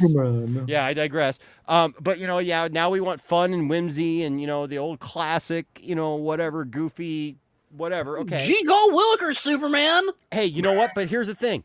I'm okay with that. See, here's the thing about that word "real DC fans" that gets thrown around a lot. As a derogatory. You know what? No, real DC fans just like DC. Yes. So they understand that there's different layers to DC. So that there's the really super uber serious DC, and then there's the whimsical fun version of the characters that people grew up with. Somebody mentioned in the chat earlier, like their Saturday morning, stuff, watching Super Friends. That was every afternoon, man, after school. Super Friends was on. Batman with Scooby-Doo. Like, for God's sake, did we forget why we fell in love with these characters? So do not delete those characters. When Dave puts out a video that talks about the Christopher Reeve Superman, and it's like, I'm like, Dave, I'm right there with you, man. Yep, absolutely, bro. Yes. But I know, and this is the sad part, I know that there's people who used to love Dave, who supported Dave. And now they hear Dave go, man, the Christopher Reeve Superman, or this new Christopher Reeve movie that's coming out next month, and stuff like. But they will demonize that now. What the hell? They get upset that the DC Studios logo is on the Christopher Reeve. Right, like what the hell, man? And then they pick everything apart, like, oh, but the new DC Studios logo isn't on the Joker. Right? Because it was made before. Right. Like, it's like, oh, this logo or this logo. It's like, James Gunn's not in control. There's all these conspiracy theories. Oh my God, it's gonna go like. Yeah. Dogs and cats living together in mass hysteria. Yeah, pretty much. It's all a right thing because they acquired the doc. Right. I think by the time Superman comes out, as long as we get a really solid trailer out of this that is universally praised, not necessarily by a certain group, probably because they're just going to hate it anyways, but universally, as far as the general public goes, hey, I want to see that Superman movie, and they do something for God's sake with the suit in post. I don't know what for God's sake what they got to do with that, but you know what I mean? But like something that I can go, oh yeah, you know what? That is Superman. It looks like Superman right now. I love Dave, I agree with you. I haven't talked to you since, but every video that you made and everything time you talked about the fact that when you see when you see David Cornsweet from behind with the cape, oh my God. Yeah, the cape looks great. Oh my God, right? So like if they can do something with the other side with lighting or touching it up, I'm in. Now, here's the thing. Jurassic Park, I think Jurassic Park or Jurassic World, whatever. Yeah, right. yeah, Jurassic World has and some people are going, "Oh my God, he just now got to Jurassic World." That's what I was thinking. I was like, I was going to say like, so you think that long? I know. I was like, so you think Jurassic World will move, or you don't think? No, right. No. So I'm sorry. I'll be honest with you. So I had bariatric surgery back in 2018. And I'll be damned if alcohol doesn't hit in a different way. If I'm just being honest, okay? But I'm here for Dave, man. And like last time I gave Dave, so Dave fuck the rest of us, exclusive, I right? guess. So yes, exactly. Right. So the first time I've ever drank on a stream. So Jurassic World though. Here's my take on Jurassic World. I loved the first 2 Jurassic World movies. I thought they were great. I fell asleep during the third one. I have not revisited it. So honestly, I have not seen all of Jurassic World, and I feel like from the response that other people who I know have, like Phil said earlier, I think it wasn't received the greatest, and so I don't know, but I think the Jurassic World is one of those. I think the Jurassic, whether it's park or world or whatever, it has this ability that like every time I think like kids don't care about freaking dinosaurs anymore. Guess what? For some reason, kids freaking still care about dinosaurs. They do. It is interesting. My 4-year-old nephew is a huge like. Were there any in the last movie? Yeah, but that's what I'm saying, right? So like there was also big locusts. Anyways, so I mean, kids love dinosaurs for some reason, and so I feel like if that movie is a strong movie and it's not just depends upon how that movie goes. Right. And I agree with some people. If it goes into reshoots, it's going to muddy the waters. They're going to look at it. But I feel like Jurassic Park either stays where it's at or does possibly move either into that Fantastic Four spot. I kind of feel like I think Seek said, I think it was, or whatever, about the kind of the double switch. Who was it who said it about the double switch? No, it was me. I'm just kidding. Okay. Again, I'm willing to believe anything. I know. I'm purposely messing with. Thank you. Appreciate it. But no, I agree with you though, because I feel like either one is going to move. I feel like Fantastic Four is going to move, and Fantastic Four needs to move. And here's why. Fantastic Four, out of all those movies, and everybody knows what kind of Superman fan I am, right? My son's middle name is Jor-El. Like I love Superman. I'm sorry, but Fantastic Four deserves a break. Like, well, was the 9 years not enough for you? No, we saw Reed and Johnny Storm recently, so like, they got that right. Yes, they got that was awesome, right? Yeah. And I feel like we need to keep up that kind of energy for the Fantastic Four, because I feel like everyone now who has gone to see the Fantastic Four in my generation. Every Fantastic Four movie, the bootleg Fantastic Four movie, which honestly, I'll be honest with, is like kind of my favorite Fantastic Four movie. But like seriously, like Dave, have you've watched the Fantastic Four movie, right? The original one? Yeah. The Roger Corman one or the 2005 one? Things, No, the 90s one. 90s one. Yeah. So like, it's I haven't seen it from start to finish, but I've seen things. Dude, we got to do a watch party.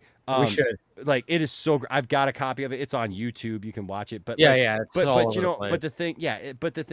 see, that's the funny thing. Isn't that great? The world we live in, where it's like, I remember back in the day, just wanting to somehow get a copy of Star Wars: The Holiday Special and that Fantastic Four movie, and I ended up scoring them both, like from the same guy, right? And so, like, but now the internet, you make it sound like you got drugs. I know, right? I know, yeah. Well, it was kind of like that. Like one guy, I actually paid on eBay for the Star Wars Holiday Special, and this was before you could pay electronically, so I had to send the guy a check. The guy cashed the check, never sent me the VHS copy of the holiday special. And this is like 99, 2000, whenever eBay first started. And we went round and round, and he never sent it to me. And he gave me some excuse that like, oh, I'm going through a divorce and I got no money. Now I kind of understand what that means, but but like I gave him a hard time for like the longest time. But yeah, no. So I think that Fantastic Four, those characters deserve. Bless you. Those characters deserve like some positivity, to be honest with you. And there's already people who are coming against this movie. I mean, I know I joked about the Acolyte coming in, but you know what? I enjoyed the Acolyte, and I don't shy away from that. And I don't. Good night, everybody. I don't begrudge anybody who had a problem. I don't begrudge anybody who had a problem with it. But you know what? Here's the thing: we all need to accept that some people like some things and some people don't like things. 100%. Wait. Why are you being rational? This is a geek show. We aren't rational. I know. I know. This is not a safe space for but you know what? The thing is as a lifelong Star Wars fan, I've been told, like, well, if you were there back in the 70s, guess what? Last month, I went to the actual 70s. But I went to the actual movie theater that I watched Star Wars in Vegas for the first time when I was a kid in the 70s. You know what I mean? Like it's like, yeah, I was there and I enjoyed the original trilogy and I enjoyed other things, but I enjoy Star Wars for what it is now, right? And so, like with the Fantastic Four, unfortunately, every generation that has had a Fantastic Four movie. And I like the Tim Story movies. Don't get me wrong. I think they're serviceable. I think they're fine. I think everybody makes this big deal about them, like that they were some big disappointment because they weren't the big mega. I love the superhero. 2005 ones. I think that they're good movies. I don't think that they're horrible movies. But I love Silver Surfer. He's awesome. And me too. There are far worse superhero movies than those two. Yeah, for sure. I agree. And so I look at it though. But in the public, still haven't seen right? it. In the public, It's like people who talk about Man of Steel like it's not that great of a movie. And I look and go, oh, okay, I don't know what movie you were watching, but you know what I mean? So like people have different perspectives and whatever, and as long as we're respectful, I'm good.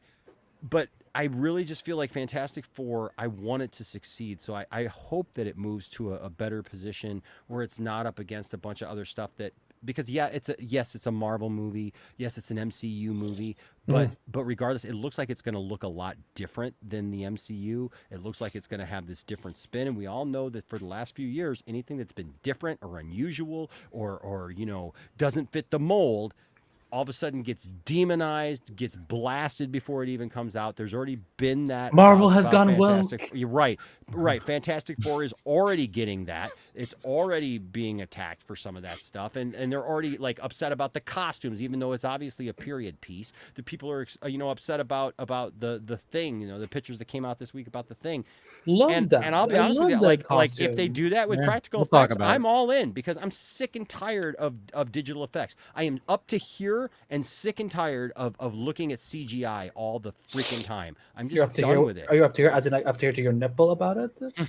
Am I what? I haven't seen that. There's a picture of the Am I up to my nipple? Yes. Yeah, there was this leaked footage. I haven't seen it yet. That's cool. Enoch, I have to ask you, how excited are you for Beetlejuice? I will send you the article right now. Okay, here's the thing. About thank you. Please do. I only first saw Beetlejuice for the first time like 2 years ago. Oh, okay. Wow. So, and I'll be honest with you, I'm gonna go see freaking Beetlejuice just to spite Tiffany fucking Fee. Damn. So because she's a freaking Beetlejuice fan, and fuck her. So there you go. I just meant because it's keep the theme going tonight, guys. It is largely a practical movie. That's why I asked. Well, yes, and I appreciate that because I love all those things. But thanks, Phil. Of course, buddy. Terminator to you, buddy. No. There you go. All right, we're gonna be bringing in Brad and also frickin' Paul. What's happening? Hey guys. Hey, everybody. Hey. How's it going? Glad to see you guys. We got a packed house tonight. We're just kind of going around the horn right now. We need more guys in here. Bring them on. Well, I would have been on here. Happy. I would have been on here last week, but I was seeing The Crow with a friend, and oh boy! Oh, you guys are the two people. Okay, fuck you, Brad. We were Fuck trying to so figure out much. who the two people were. Fuck you, Brad. We had a perfect 0 on that movie until you guys went to that movie. Screw you. Well, I mean, hi, Brad. Nice to meet you. Nice to meet you too. I've been keeping your old co-host company, as you may be aware. Okay. All right. So now, William, you've been pretty quiet since you've showed up here. Now we're gonna get for your a first on. Damn it. We're gonna get your. He kept leaving when Enosh was talking. I was like, yeah, okay. Yeah, I get it. He's scared. He's running. Yeah. He would only meet me if I brought other people to his shop. Yeah, that's for sure. Unless NATO gets involved, and not NATO, but North American Theater Organization, or there are unless NATO gets involved. Wow, jeez, man, I know William's got some hot takes, but jeez, military conflict over. It's just movies, bro. Yeah, unless there's mishaps, or the theater organization makes a specific request, I don't see any of these movies moving, and I don't see any reason for either one of them moving. Jurassic Park or Jurassic World has no reason to move, none whatsoever. Really, Superman no has reason, though? No none. reason. No, there's no business reason like for any press? of these. There's no business reasons for any of these unless there's a mishap. Unless something happens, you get delays. Then outside of that, or the theaters say, "Hey, we only have so many screens. Can you do this? Can you do that?" Then they have to make an actual request, and there has to be an agreement. But other than that, no, there's no business reasons for any of these movies to use. 82% of your revenue comes in the first week and a half. So it's not like any one of these is going to hurt each other. Jurassic Park is not fearing any of the two movies on that schedule that we were talking about. The last one on the 25th is too far away to be affected by any of those. That 82% is already eaten up. And there's nowhere you put Superman that it's going to benefit it any more than it already is. In fact, it actually benefits by being in a stream of movies. If there's a lot of heavy hitters, people come to the movies. It's like a tide. I mean, we do it when we do it here, when we give out. That's how they structure them. They want that. They want that rising tide lifts all ships. I think it would be lunacy to move any of these movies to November. Just for the sake of doing it. There's no business reason to do it.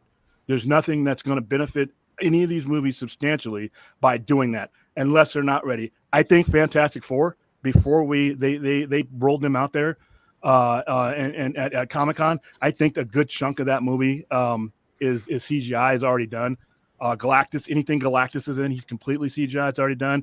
You told me they didn't enlarge Ralph Ineson to be like the size of Galactus? Practical. There you go. Practical. Half of your characters are either CGI or partially CGI, so you're really just inserting the actual people in those roles after the fact.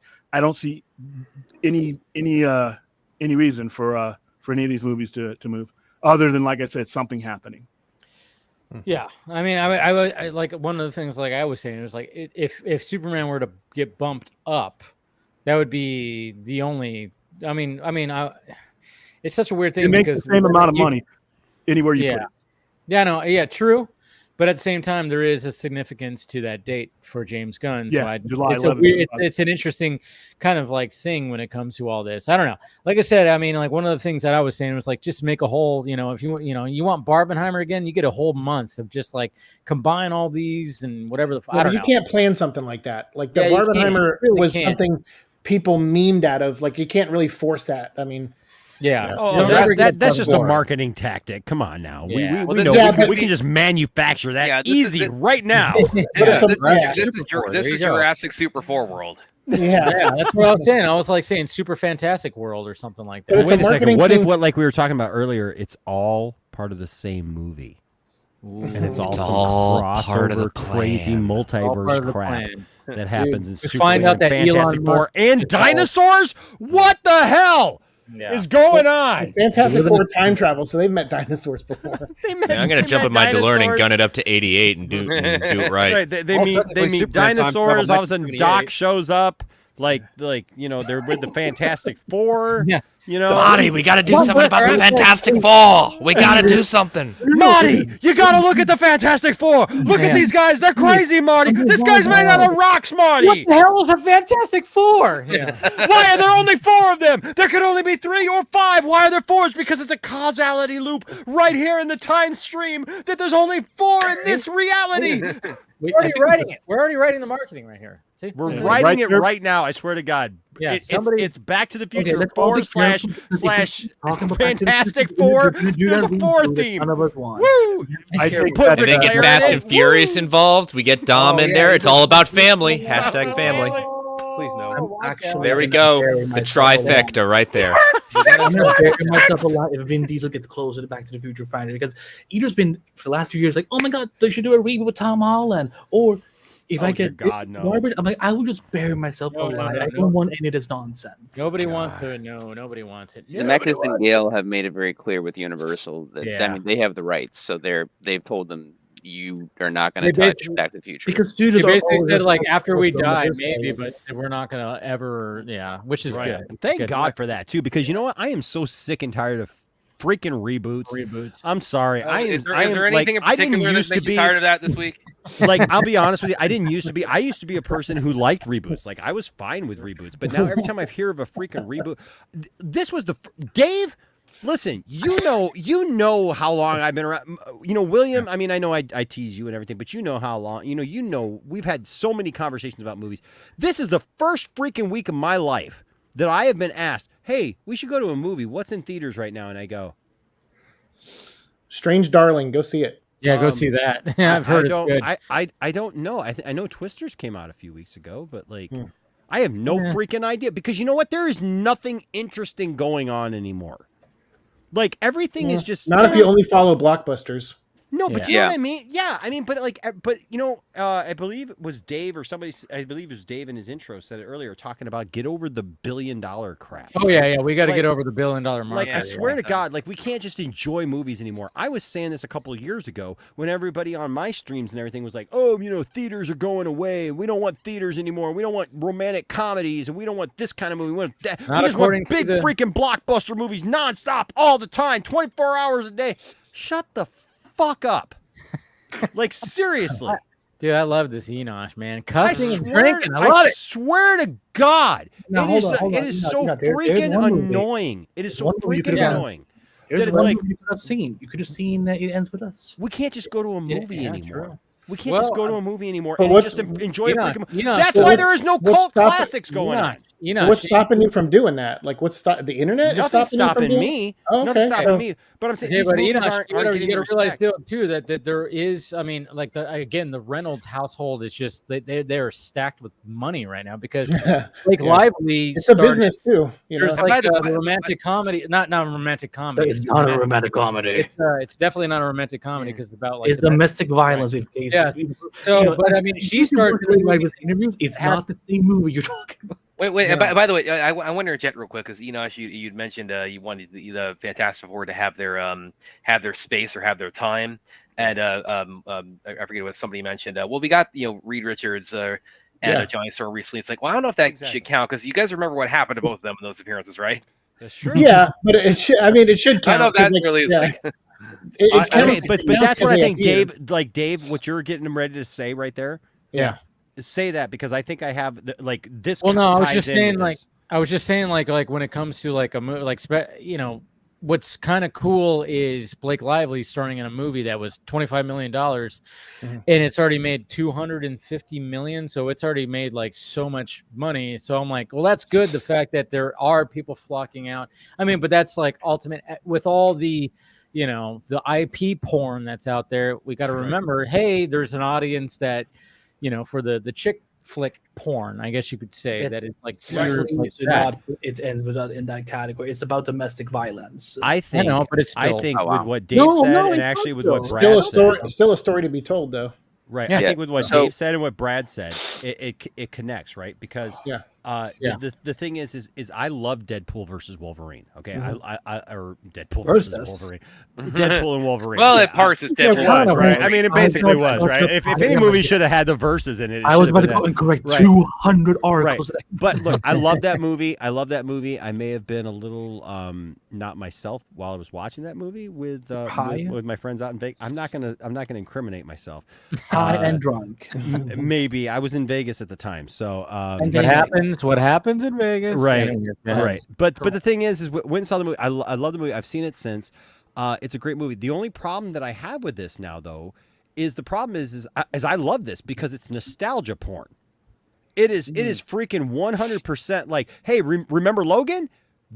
we're gonna do fun stuff with Logan. Hey, remember Elektra that sucked and like you hated it, but and like you complained about it and everything else? We're gonna do some fun stuff with it and make it okay now. Hey, remember Blade that you just loved? And like, I'll be honest with you, I've never even seen Blade. It was not my thing, right? I get it, but it was just not my thing. But I understand that people really love it, and I understand that that's like their quintessential version, right? So like, I get it. So like, yeah, but it was like, remember Blade and how much you loved him? We're gonna bring him in, and I loved every freaking second. And then the Gambit thing, dude, it was awesome. Every bit of it was awesome. I was hoping for more. I actually remember when you hated Elektra? Well, here she is too. Right, and that's what I'm saying. It's like every little bit of it, I was hoping for. I actually thought that they could have done more, right? As far as that, because of the type of movie that it was. The only problem that I walked away with it was going, okay, I love seeing that because I'm a nostalgia whore for that kind of stuff, but what are we giving people of this generation that in 30 years they're going to look back at the 2024s and go, oh, remember that? Oh my God, that was awesome to see, you know, like this callback or whatever, you know, if something like that happens, you know, 15 years, 20 years from now, what is there? They're getting TikTokers. They're getting, you know, exactly. weird dances. But it's like, I just feel like that was my only takeaway from that was that, I mean, not my takeaway, but my only concern was that as much as I loved it and was super excited for it, like, unfortunately, we're just so overly critical of everything today. Well, I like that you're like, what are they going to have in 30 years? And you never know, some kid might be watching this right now, and that inspires him to make something. Does anybody watch the Orville? You know, one day. Does anybody watch the Orville? Fuck no. Okay, I love the Orville. I don't. I hear it's fun. Yeah. The Orville is great. Bill, don't lie. I mean, you're a secret fan. I mean, we all know it. Look, there was a time. I thought the Orville. Sorry, I was going to say there was a time when Orville was coming out, when the new Star Trek stuff was coming out, and a lot of TNG fans basically felt that the Orville was closer to being Star Trek than Star Trek was.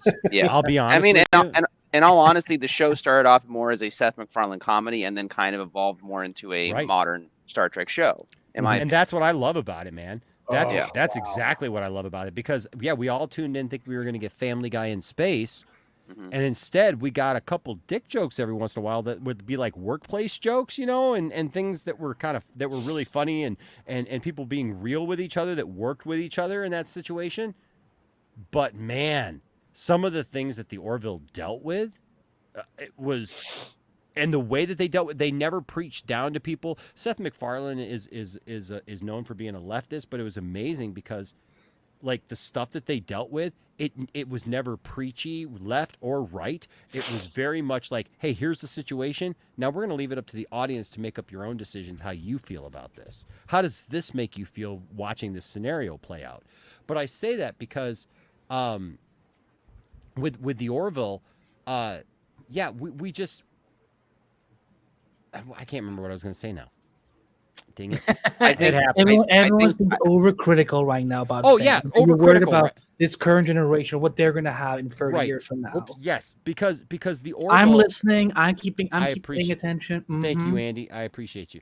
Y'all, that's what should be ashamed. Yeah, it's just we're so overcritical. Like, we're not. We're criticizing things before it even comes out, just based on who wrote it or who's directing it. You know what I mean? Or the costume. Or the costume. Or like what color the person's skin is that is playing the main character. And it's like, but that's just called racism. Right. I know, but here's the thing, Andy. It is, when you break it down, it's racism. But I'll be honest with you, there's a lot of people that I know that, like, they have convinced themselves that, like, they're at their heart, like, they have friends that are people of color. They love people of all things, but they're frustrated with this thing because it doesn't look like the thing that they grew up with. And so for them, it's different. And I don't agree with it. Andy, don't get me wrong. I wasn't rolling my eyes at you. I was rolling at my eyes. No, I know. I roll my eyes at the situation as well, because, like, it frustrates me because, look, I get it on a lot of different angles, right? So I get it on my nerd fandom, right? Having to look like people hate on Star Wars, hate on DC. You know, talking about his last night. Anyway, right. Sorry. but then, you know, Dave knows what everybody, you guys know what I do for, you know, on side as far as ministry and things like that. And I find myself on the opposite end of a lot of conversations with people who are supposed to be my peers and other people in every aspect of my life. So I just realized, like, there's just a lot of people who at their heart, they don't really feel this anger or this animosity towards people, but it's like they can't get out of their own head the way things are supposed to be. And so it takes them to places that they would never go if they were just thinking straight and going, hey, you know what? No, it's wrong for me to think this way just because this character is black or because it's a woman or because of whatever. And they just go, but this isn't the Star Wars that I was raised with. Right? It's like the guy who told me in a group last week that, like, there should not be any women near Star Wars except for Marsha Lucas, who was like an influential part of George Lucas's life, right? So she should be the only, because no female has ever done anything good for Star Wars but that. And then it's like I come home and I'm taking a pee right in front of my poster of Empire Strikes Back in my Star Wars bathroom, and I'm looking up and I'm looking down at the bottom, right? And hey, are you peeing into a stormtrooper? No, but you know what? I should get a stormtrooper toilet. That would be freaking amazing. Are you standing or sitting? I was standing. Because I'm a man. I'm a man. I stand when I pee. Don't you know? But I was standing there peeing. Peeing into an R2D2. I'm looking at my Empire Strikes Back. Dave, that's dark. Right. I'm looking at my Empire Strikes You're my Back only hope. poster.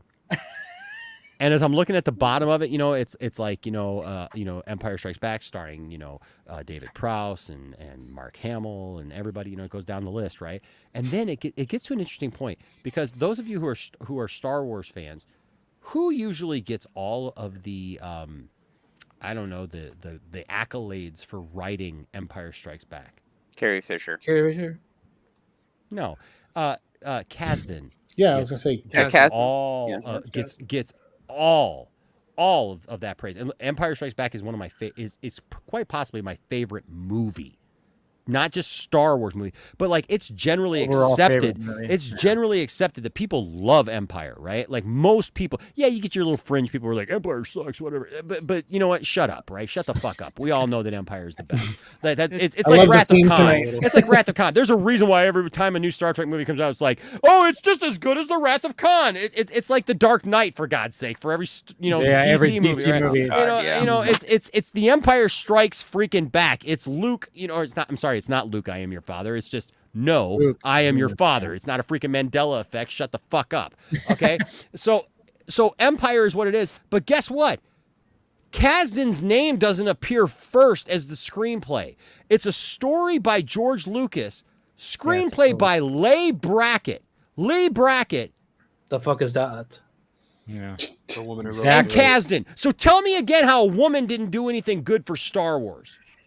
Yeah, there you go. I think. Thank you for attending Enosh's TED real Talk, everyone. Yeah, Enosh, I think we just went to church, y'all. Right. I think the bigger problem in terms of the new media and how things work and everything is we have studios that are too reactionary to a degree. Oh yeah. Now, granted, I think some things need to be based in how something sells or something comes across. Look, I know there are Acolyte fans here among us right now, but personally, I was kind of I was really mixed to negative on by the time the show ended. Personally, I tried to give it a chance at the beginning, and episode 5 was pretty solid in my opinion. I think a lot of the fight choreography was done well. There were some interesting ideas and concepts with that show, but realistically, apart from like taste and how everybody perceived the show, it had very low viewership numbers, and from what statistics have shown is that the viewership went down the longer the show went on, essentially. It might have had a bump maybe with episode 5, but it basically played very low. And, and on top of the reception, Disney made the call to not continue doing that. Now, you look at Andor. Andor also started with very low viewership, but Andor eventually gained a big fan base, and it was well perceived by fans. And obviously Andor season 2 is going to happen, and it's going to lead right into Rogue One, and they're going to continue doing that. And I hear you, but wouldn't you say Andor didn't have an anti-Andor campaign going? Not only that, Andor was guaranteed a second season from the moment it was greenlit.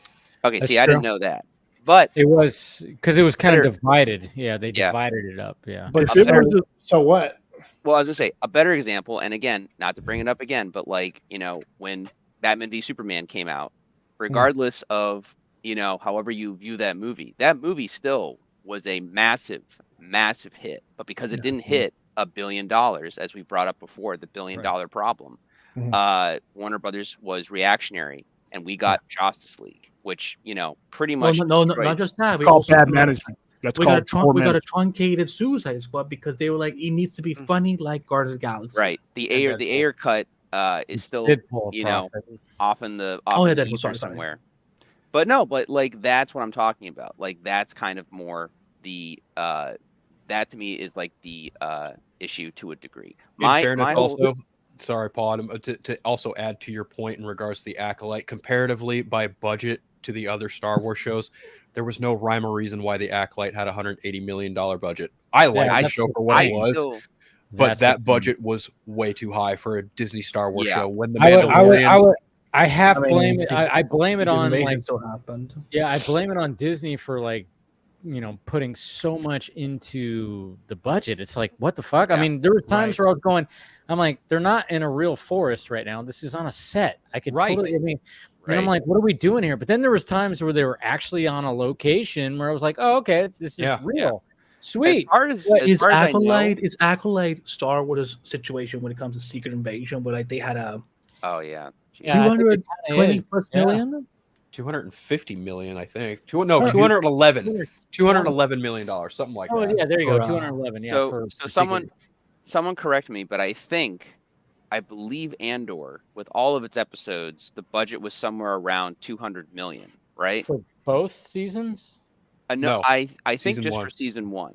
But still, that it was what? It was over 10 episodes, right? Andor?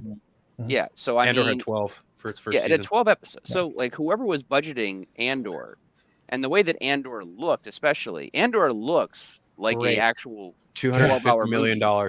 Yeah. Yeah. Looks good. I don't know where the money went in Acolyte, because that show does not look like $180 million show. It does not. It does not. Yeah, unless all the money literally went to the new Jedis that then were immediately killed off. That's the only reason. That's the only logistics that I can think of. But without any kind of money laundering being involved. But yeah, no. But you guys were still right though. Like it was over budget. It had low viewership, and Disney made a call. In terms of like however you want to perceive the show. It is but what it is. Yeah, right? It is what it is. It did have lower viewership. I'm honest about that. I'll come to the table with all of that, right? And I'm always willing to hear people's gripes about stuff, right? Because I have my own gripes about it. I'm not saying it's a perfect show, right? But you know what's weird to me is that I remember when we used to debate Star Wars stuff growing up and as a teenager and even as an adult, we would debate like the stuff that we loved about the characters and like, would the character do this and like, would the character do that? And like, oh my God, what would happen? I would love to see more of this. Even like, I didn't understand this quite, in this book or whatever, but I would love to see another book that like flesh that out, Fandoms nowadays, we don't do that. No. We go, hey, I know what this fandom is supposed to be. I know what this IP is supposed to be. I have in my brain right now what these characters are supposed to do, how they're supposed to act at all times. They're supposed to be perfect in exactly the way that they have been snapshotted forever in my brain. And if they go anywhere from that, no, that's not acceptable. Yeah, but you're talking about people who like there are people who have constructive minds who are critical and can create stories and stuff, and then you have people who don't have that type of brain, having their opinion. So like, who cares? No, and I get that, man. Right? Yeah. The problem is I just say don't let it bother you so much. Like I think the reason why I've gotten to a point where it's like I feel like I don't know. I think the reason why it bothers me is because it's not just one thing. Like when it, of course it's not to you. It's not. No, I know, but I mean, like, I think if we go around this panel, and even if we even if everybody in the chat, right, and I guess this is my take on it, having stepped away for a bit and like kind of dipping my toe back in and coming back in and out and everything, is that we all feel this. We all feel of course we heavy do about it. But of course we do, because Dave and you guys all create channels that cultivate those kind of minds to you, just like I do with the Venom vlog and stuff. Like people who can look at things constructively or critically and have a nuanced opinion about stuff, or are willing to see things change or grow in certain ways. But there is just a lot of, it's like, have you ever worked a job where you're like, okay, I show up on time, I do this. Then you have the person who's always late, and then you have the person who never talks to guests, even though that's what they're supposed to do. And everyone has these different levels of being.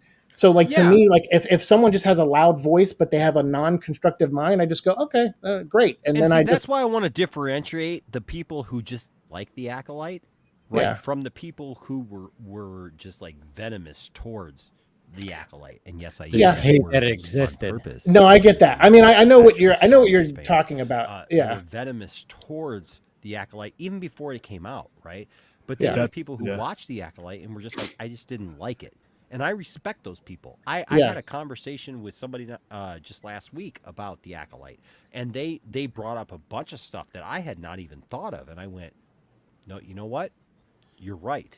Yeah. You know, and even though I enjoyed it as a whole, I still had to look at it and go, no, you know what? You're right. This wasn't right, and that wasn't right. But I swear to God, if I hear one more person come at me, the first thing that they say is lesbian witches.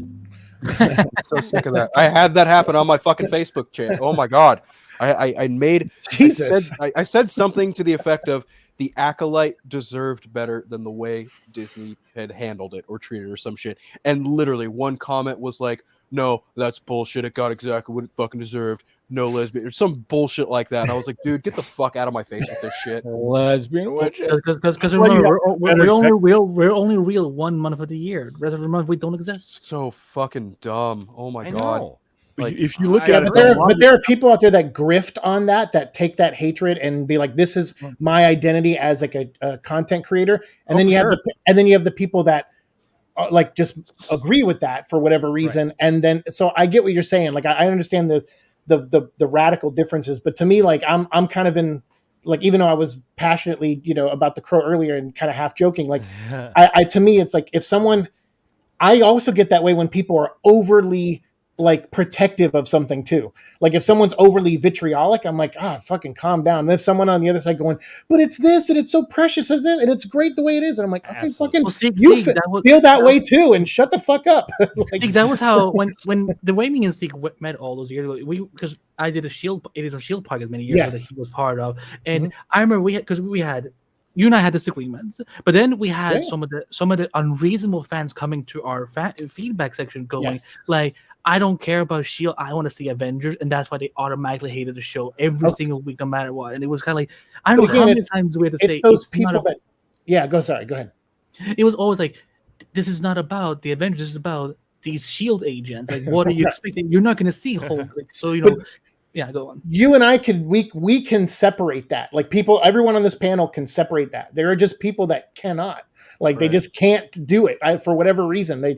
They get something very base level out of a fandom that they're a part of, and they just like Enosh says, that's the thing to them. It's that one thing. There's no nuanced or layers or anything. The scary thing, Seek, is that when the common person go searching for stuff, right? When the common person, and I say this because I know people who did this, right? Because they ended up coming to me about it.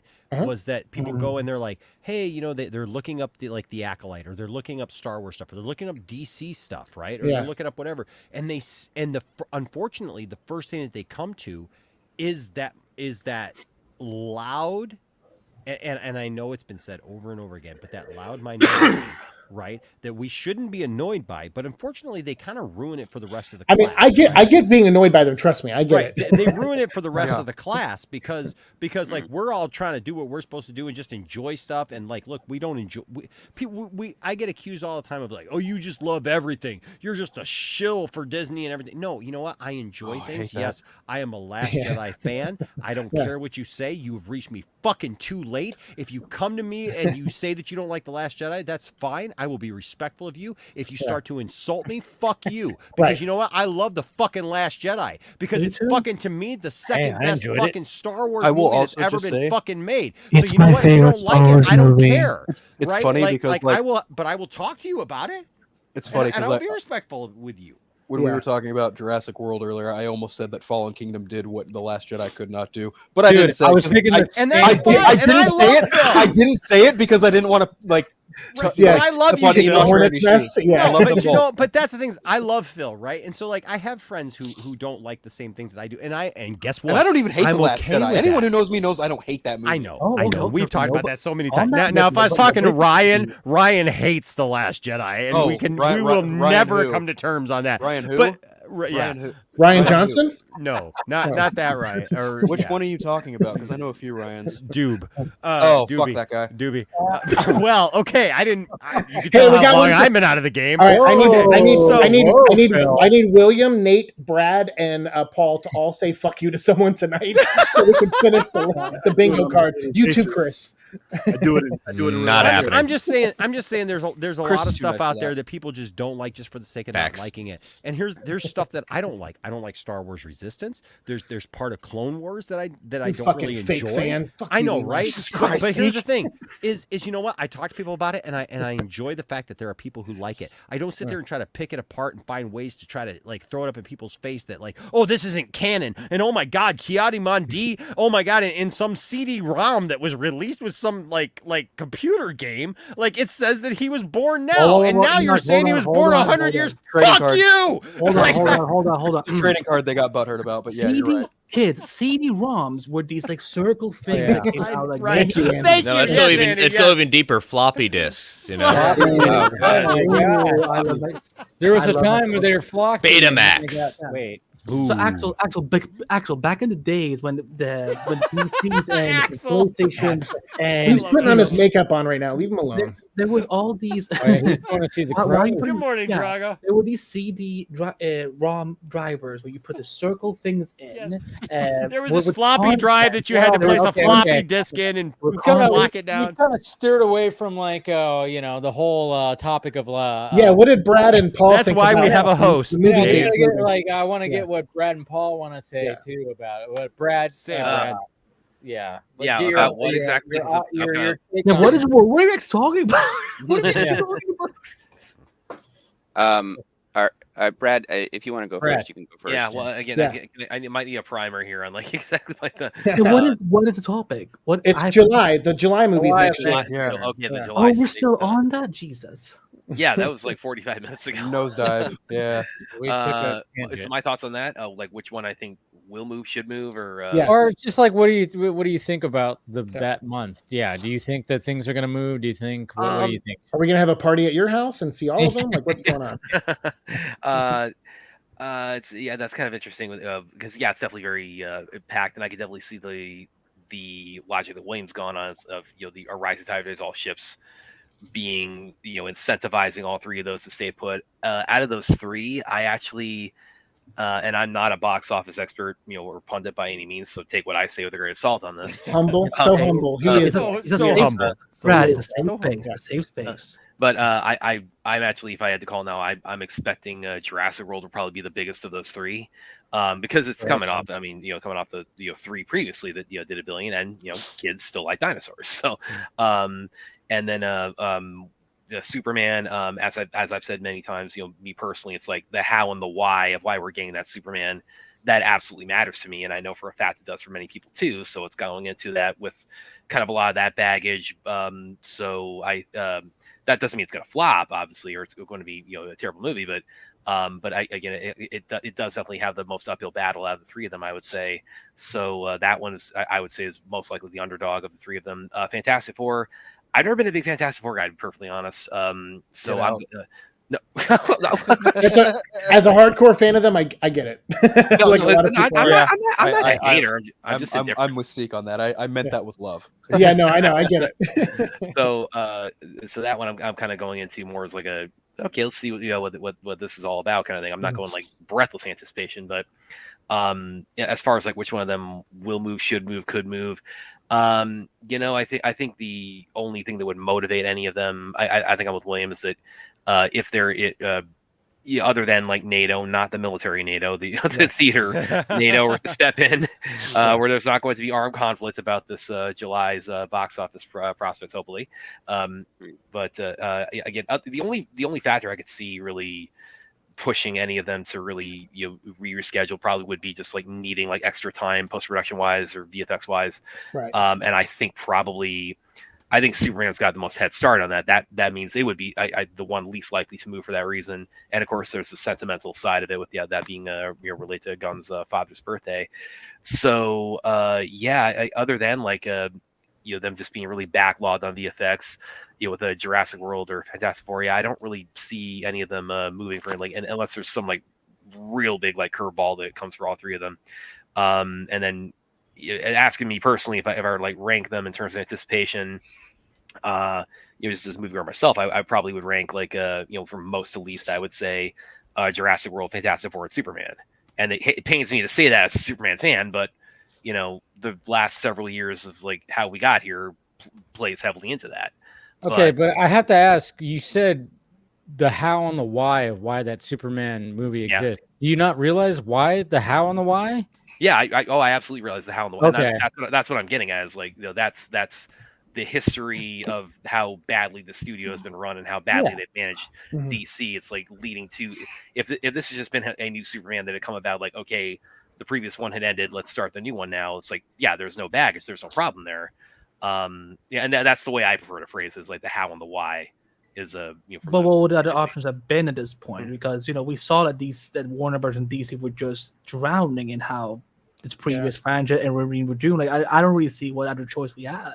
Well, look at Spider-Man did the same thing. Like, it ended on Andrew Garfield's franchise, ended poorly, and yet they still were like, okay, well, we're going to do the MCU version now, and so this is kind of James Gunn being like, well, this is our new Superman. Yeah, I feel like there's a lot of similarities. And then look what happened with Andrew Garfield. He came back. Well, yeah, it's ironic in a Tom Holland movie. It's ironic because like Andrew Garfield's second Spider-Man movie, despite only making $759 million, only, the reception alone was horrible, was awful. Like, people loved Andrew and Emma Stone, 100%, but everything else in that movie was heavily criticized. The costume was great too in that movie. The second absolutely, one. That's why they I actually said this week, because I am looking for just like a standard Spider-Man action figure. I don't have just a standard. I realized that I don't have a standard Spider-Man action figure with all my toys. And so I've been looking for fake something. fan. Thank you, Andy. Thank you. Well, I never claimed to be some Marvel Spider-Man fan. So I've been looking for one, just a normal figure. And the problem is like I've said, I don't want a movie figure. I don't want a, I don't want a Tom Holland. I don't even want a, original Spider-Man movie. You want a Ben Reilly Scarlet Spider. That's what you want. You want like a Kenner original. I've always wanted everyone. Right. I want the Secret Wars. Remember the 80s Secret Wars Spider? Oh yeah. That's the Spider-Man. I would actually take one of those. Actually, no lie. But I realized something, and that is, I thought about the Spider-Man figures that I've seen for Andrew Garfield. And I'll be honest with you, like, he didn't have the best movies, but he is the best freaking Spider-Man, hands down. Amen to that. Figures. It's weird how that is. Right? He stole the show in Tom Holland's own freaking movie in the MCU. He did. I'm not going to deny that for sure. Right. But he never got a third movie, which I wish he would. And his second movie is trash. I'll be honest with you, his second movie is trash. But I love him. I love him as Spider-Man, and I love her as Gwen. Yeah, I don't feel that they did it right, but I love it and I respect it, and I honestly I get it. I love the original Spider-Man. I love what's his name? Toby. I love Toby. But if anybody deserves, it was a great moment for him in that third Spider-Man. There is a small part of me. There is a very tiny part of me that is hoping that if there is a black symbiote suit in Secret Wars, it lands on Andrew, not Tom. Thank you. I don't think it'll happen. We are getting a third Spider-Man Garfield movie. It's called Venom: The Last Dance. Shut the fuck up. No, listen. Listen. I think it's a matter of if, not when we see like the third appearance of Andrew. I don't know anything. Okay. But this is a segue right into like the Spider-Man 4 stuff, because hold on. Paul didn't get a chance to sorry. There's too many people here. I'm sorry, but Paul, this is why the show is 8 hours long. I know, pretty much. But we love it. It is. But Paul, give your 2 cents on July of next year. Yeah, I mean, personally, I'm all over the map with it. I mean, I've not enjoyed any of really like the newer Jurassic Park movies for the most part. I think they're kind of, schlocky, and that's fine. But kids love dinosaurs. I think it'll be the last ones have been god awful, and they still made over $1 billion. So this one will probably still be successful. That's how Universal is with their movies. Fast and Furious do that too. Yeah, the difference between the schlock with the Jurassic Parks and the Fast and Furious is the Fast and Furious kind of embraces it and just kind of goes with it, and it works as great comedy films. Yeah. I'm not sure that I'm not sure the Jurassic World movies are aware of how really. No, they don't realize they're being schlocky. Yeah, it's like I don't know. They're convinced that we're like serious about their dinosaur movie. Well, in fairness, when you hire Fallen a director, Kingdom will try to do something different, and that's the only one not directed by Colin Trevorrow. So there's that. Exactly. Well, Fast and Furious. I mean, the last one had Dom driving a car down the side of a dam to escape an explosion. So it's like they're fully aware of how they. It's not even like they totally the car in space wasn't that much. I've got a feeling the Fast and Furious. I've got a feeling that we have not seen the worst. They went to space. You can do that. Yes, they just said they're going to end up traveling through time. I swear to God, they're going to do it all. They're just going to embrace it. They're going to freaking embrace it. They're going to realize the cars are actually Transformers and the crossover happens. Yeah. And they're going to fight dinosaurs in Jurassic World. No, they're going to time travel. Dom's going to go back and meet his young self, and they're going to have some kind of adventure where now it's like Family 2.0 now. Oh, for fuck's sake. Right, 2.0. 2.0. Somehow Dom is going to go back in time and impregnate his own mom. Anyways, go ahead. God. I'm my own dad. I'm my own family. I'm my own family. Let Paul speak. Hashtag let Paul speak. Yeah. All right. Sorry, Paul. So yeah, you guys know where I stand basically with Superman. My thing is this, and again, I'm more leaning again just to how Brad said. Here's my thing. So the difference between Superman Legacy, I'm still calling it that because I don't want to call it. Yeah. Yeah. But the difference between that and say like Tom Holland coming into the MCU is that, and again, I did not like the Andrew Garfield movies, but I've always liked Andrew Garfield as an actor, and I always felt if he was given, better script and better direction, and sure enough, for No Way Home, that's not what all your friends told me, Paul. I'm just saying, like, that for me is how. That for me is how that worked out, and I liked Emma Stone as Gwen Stacy. I thought that was a better love interest and stuff, and that worked for me. But their chemistry was great, obviously too. Yeah, well, it was real. It was real in real life. But yeah, but with everything surrounding James Gunn in that movie and stuff like that, I just and it's not even just James; it's more just the company in general. I think the real fans that kind of are into this know that movie is, and again, I don't think that movie will flop, but I definitely think that movie is going to underperform, especially of those three that are coming out. Fantastic Four, for me, is basically the reverse of all of that, because there's never really been a solid Fantastic Four movie. There's been good moments in Fantastic Four movies. Careful now. All right. Well, yeah. My own opinion, but that's, they have all the potential to do what they want to do. And basically, Marvel Studios at this point, if Fantastic Four had started like in Phase 4, I think it would have been a different movie to a degree. Now Marvel has kind of seen what mistakes they've made and what they need to, twerk or like work on it essentially, and like what I thought you said twerk. I'm like, wait, what? No, sorry, tweak. Sorry, She-Hulk twerked. Hey, now that's a masterpiece. I'm just connecting the dots. That's all. Okay, look. So point being bad, is, for God's sake, it was just fucking twerk. Let my man make his fucking statement. Sorry, Paul. Go on. Thanks, Phil.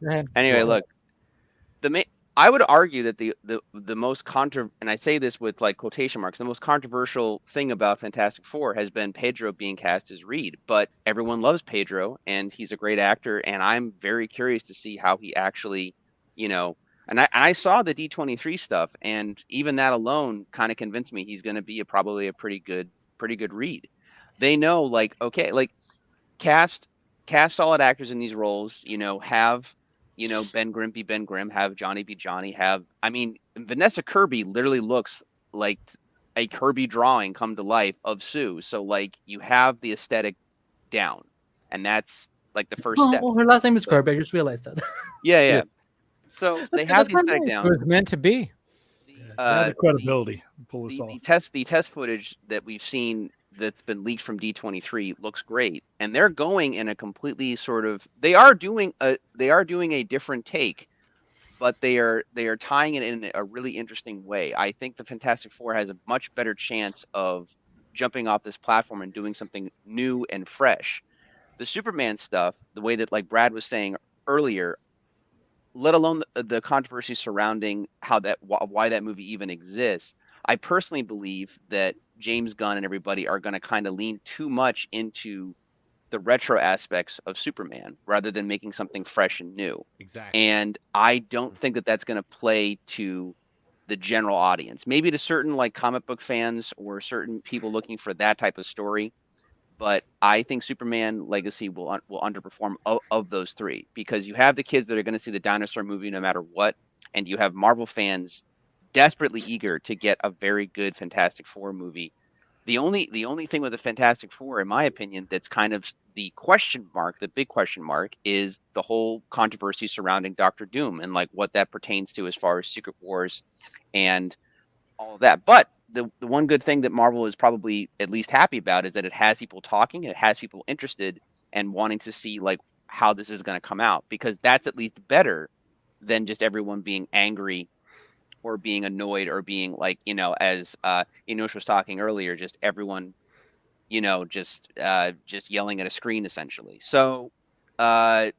But I'm sorry, I have to ask something. Wait, are we actually like pretending right now that in the general audience mind sphere that Fantastic Four has a bigger awareness than Superman has? You don't think there's going to be a MCU has a bigger awareness. See, that's the thing about Fantastic Four. It's not out there in a vacuum. The MCU has an advantage that Superman doesn't have. An infrastructure of credibility. That's why I like an underdog story. Even with their slump, you look at the overall totality of the MCU, and you look at the overall totality of DC. Even though Fantastic Four is not Superman, it's within an infrastructure that people trust. That's the biggest thing Superman has going against it. He could put out Scorsese-level movies, but here's the number one thing you do not ever want to do if you are selling something to a customer is waste their time. You never want to waste their investment, and you never want to move beyond that. If you ever do it, and you do survive, you never want to not acknowledge that. What DC has done, whether you agree with their decision or not, a lot of people in general audience, not just the geeks, invest the time with no follow-through. That's the second worst thing you could do, is not follow through with your customer. So you have a customer, they can put the talking squirrel in the talking tree in a movie and have it do well because the infrastructure that they have built, they have followed through. DC 100%. Has not. They're going 100%. To have to get through that. There's no way around that. They're going to have to take it in the nads until people come back to them and say, okay, we're going to follow through with this. I'm not going to spend 7 years and be wondering, well, where the fuck is Superman after 5 years? Witness protection program? You don't have that issue with the other company. That's the thing. Okay. I will say this, though. There is we can't compare Marvel and DC quite, with each other, like, in that way, because if I were to go to the mall, like right over here, and I would say like, hey, like when it comes to like Marvel Studios, yeah, naturally, like you said, they built like that whole ecosystem and that whole thing. And that's what Fantastic Four has going for them. But at the same time, when it comes to Superman, no one's going to know. Like, I know we all like to think that, the whole Snyderverse thing, that everybody knows about it. No, I'm excluding that knows about it out there. Including all of those guys. Yeah, and I don't know how many times I've explained it to people in public, like who didn't know what the fuck, who directed. Forget about Dave, right, Dave? Because you know what, the general public doesn't know all the freaking stuff that we know. Yeah, that's the thing. They don't live on Twitter. And for all honesty, they don't care. They don't understand that there are people going to war with other people on the internet, literally buying stuff, spending money, like literally investing their time, their life, their blood, their sweat, their tears, like putting themselves on the line, putting themselves out there and acting like that they are something that they are not, all for something because they are so. Yeah, but William's right though. Like he's not talking about any of that. He's talking about people going to the theater and being burnt on those movies and being like, well, I don't want to go see the next one. It all affects. Like that's the problem, though. It all it is a trickle down effect. I mean, I hate to use that term, but it's a trickle down effect, right? Because you have the loud vocal people who are like, Star Wars sucks, Star Wars bad, they're destroying canon, they're destroying characters, they're destroying what you love about Star Wars, and appealing to that side of people. And so the average person that goes online and like search up, hey, there's a new Star Wars thing out, right? And they look and they go, oh my God, the Star Wars fans hate this. This is probably not that good. You know what? I'll probably wait on this one, right? And that's what freaking happens, and nobody talks about that. And it's the same thing with DC. Is that like Superman comes out, right? And it doesn't matter because it's the fan base. It's the type of fan base that it is. Nobody agrees about what Superman should be, and nobody agrees what Star Wars should be. I'm not even talking about those people. I'm talking about the backbone of the industry. Here's the thing, though. Here's the thing. The deadliest thing for a retailer is apathy. See, you don't have to get angry. Where you are going to lose your ass, what will put you out of business, is not the guy who screams on a fucking screen. Right. It's the guy who gets up and walks out quietly without making a sound. That's what puts franchises out of business. You guys keep going back to the extremists. I know those 3% are out there. I'm talking about the average person who, if there's no frequency, when DC has had a very poor output. I get what you're saying, William, but those people affect those people. That's the problem. Is that they're the majority of the audience? They are They got to appeal to the but they are audience. affected. They are either. That's what I'm saying. They have lost that appeal. Right. No, I agree with you Well, there, that- but I'm saying what- like though, that's to what act James like Gunn to act got like us that into. 3%, that small minority that's just very vocal doesn't have an effect on the general public. They do, but not. It's disproportionate. That 97%, that Joe average doesn't. He's not when he comes on the internet.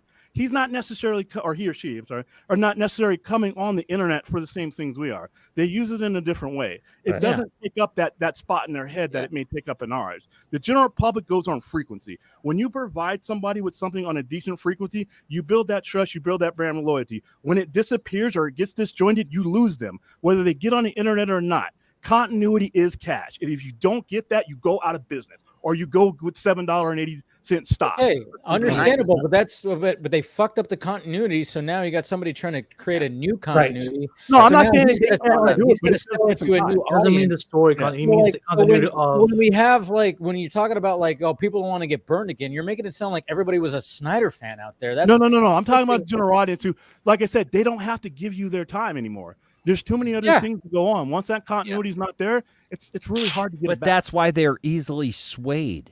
Can I make a counter argument to that? Yeah, please. I just want to say, because don't get me wrong, I definitely think extremists in every fan base, and and of course in the modern day and age, they have their platform and they have their thing and so on and so forth. Now, granted, I'm taking this counterpoint from my perspective of being a logical person and a fan, right? So there is that. But on that being said, when this started, let's try and say 10 years ago, like when the extremists were really making their platforms and being like, this is woke, or this is bullshit, or this is blah blah blah, whatever the case would be, right? And at first, when that was happening, I remember myself actually listening to them and being like, it's this and this, okay, and then I still would make my own opinions and everything, but that also gets fucking old. And if someone is consistently saying that this and this, because after a while, it's either gonna be, you have to make the opinion yourself, right? Like, I remember when, say, the She-Hulk show came out, and I had read the She-Hulk comics and stuff. I remember them losing their fucking minds over She-Hulk.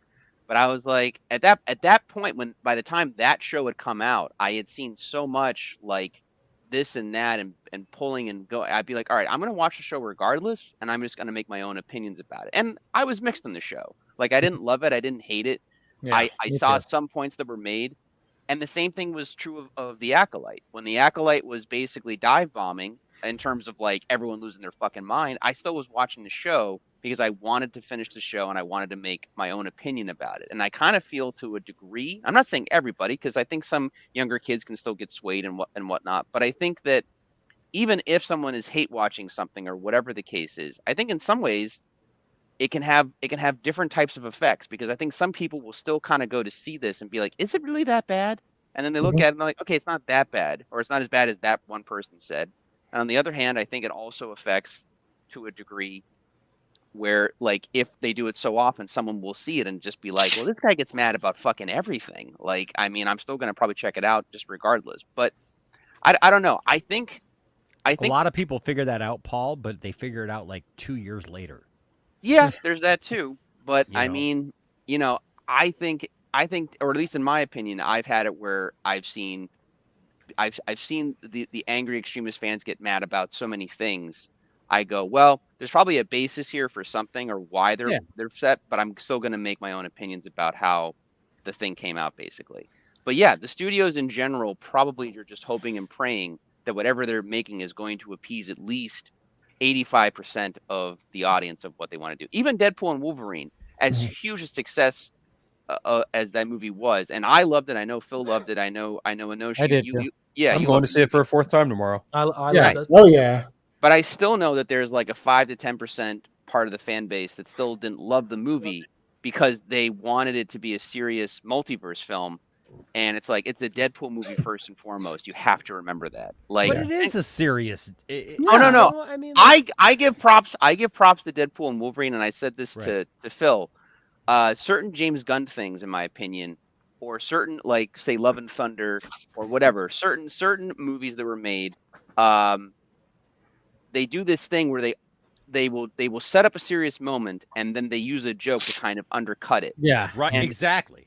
Yeah, and the Deadpool movies, for the most part, as goofy and silly as they are, Ryan and his team are smart enough to not undercut a moment when it needs to land. Like the Wolverine stuff, it has heart. Yeah, it has heart. That's the key. It definitely does. It definitely does. Right, but still, like, regardless, there are even with a movie that successful, I know that there's a small percentage of the fan base that still was mad that it was a Deadpool movie. Like, I mean, they're not being logical, but then again, extremists usually aren't very logical. Yeah, I mean, screw those guys. Right? Yeah. I mean, like, screw those guys. I mean, honestly, Deadpool coming into the MCU and the way that they did it was probably the best thing that could happen to the MCU at this point. Oh yeah, it definitely reinvigorated. And if you want to get super technical, he's not even really in the Marvel. Yeah, he's not. No, right. They have now set up the bridge where he can go over from. Yeah, he is freaking Marvel Jesus. I swear. But it's an MCU movie that isn't an MCU movie. Is really what Deadpool 3 is. Right. Yeah. I mean, it's got the TVA involved. It's got But that's it. It's like it's all apart. Right. If anything, it's mainly a Fox X-Men movie. It's the best MCU movie than The Dark Knight. But it references it. Like Deadpool references the whole MCU thing, and I mean, I love all that. I love all that. That's great to see because that is reinvigorating because that is probably, I mean, Deadpool outside of the MCU is probably the only Marvel thing that really resonates with people. People love the Deadpool movies. And Logan. Yeah, right. And so you put Deadpool and Wolverine, those are the two characters that actually outside of the MCU that resonate with people. So you put those two in a movie and you do what you do with them. Not only that, you do the thing that they should have done 20 fucking years ago, put Wolverine in the costume. Oh, yeah, right. Well, yeah. But there's also this thing, too, where it's like, because I've talked to, because even like the people that I went with, which was like my dad, my brother, my nephew, they didn't know everything when it came to, did they know Elektra? Did they know certain? They did not. There's something that Deadpool and Wolverine also captivated. I think it was just because, I mean, obviously there's the Marvel Studios that's behind them, but there's the Deadpool IP that's also behind it too. It was a joining of two things that definitely and even when I even talked to my ex who went and saw it, and then I talked to her and I was like, man, if really, how's that? Oh yeah, that's fun. No, but it's okay because I remember when we were together, I was showing her MCU stuff and getting her and I showed her I ran her through the whole. At least, well, that sounded bad.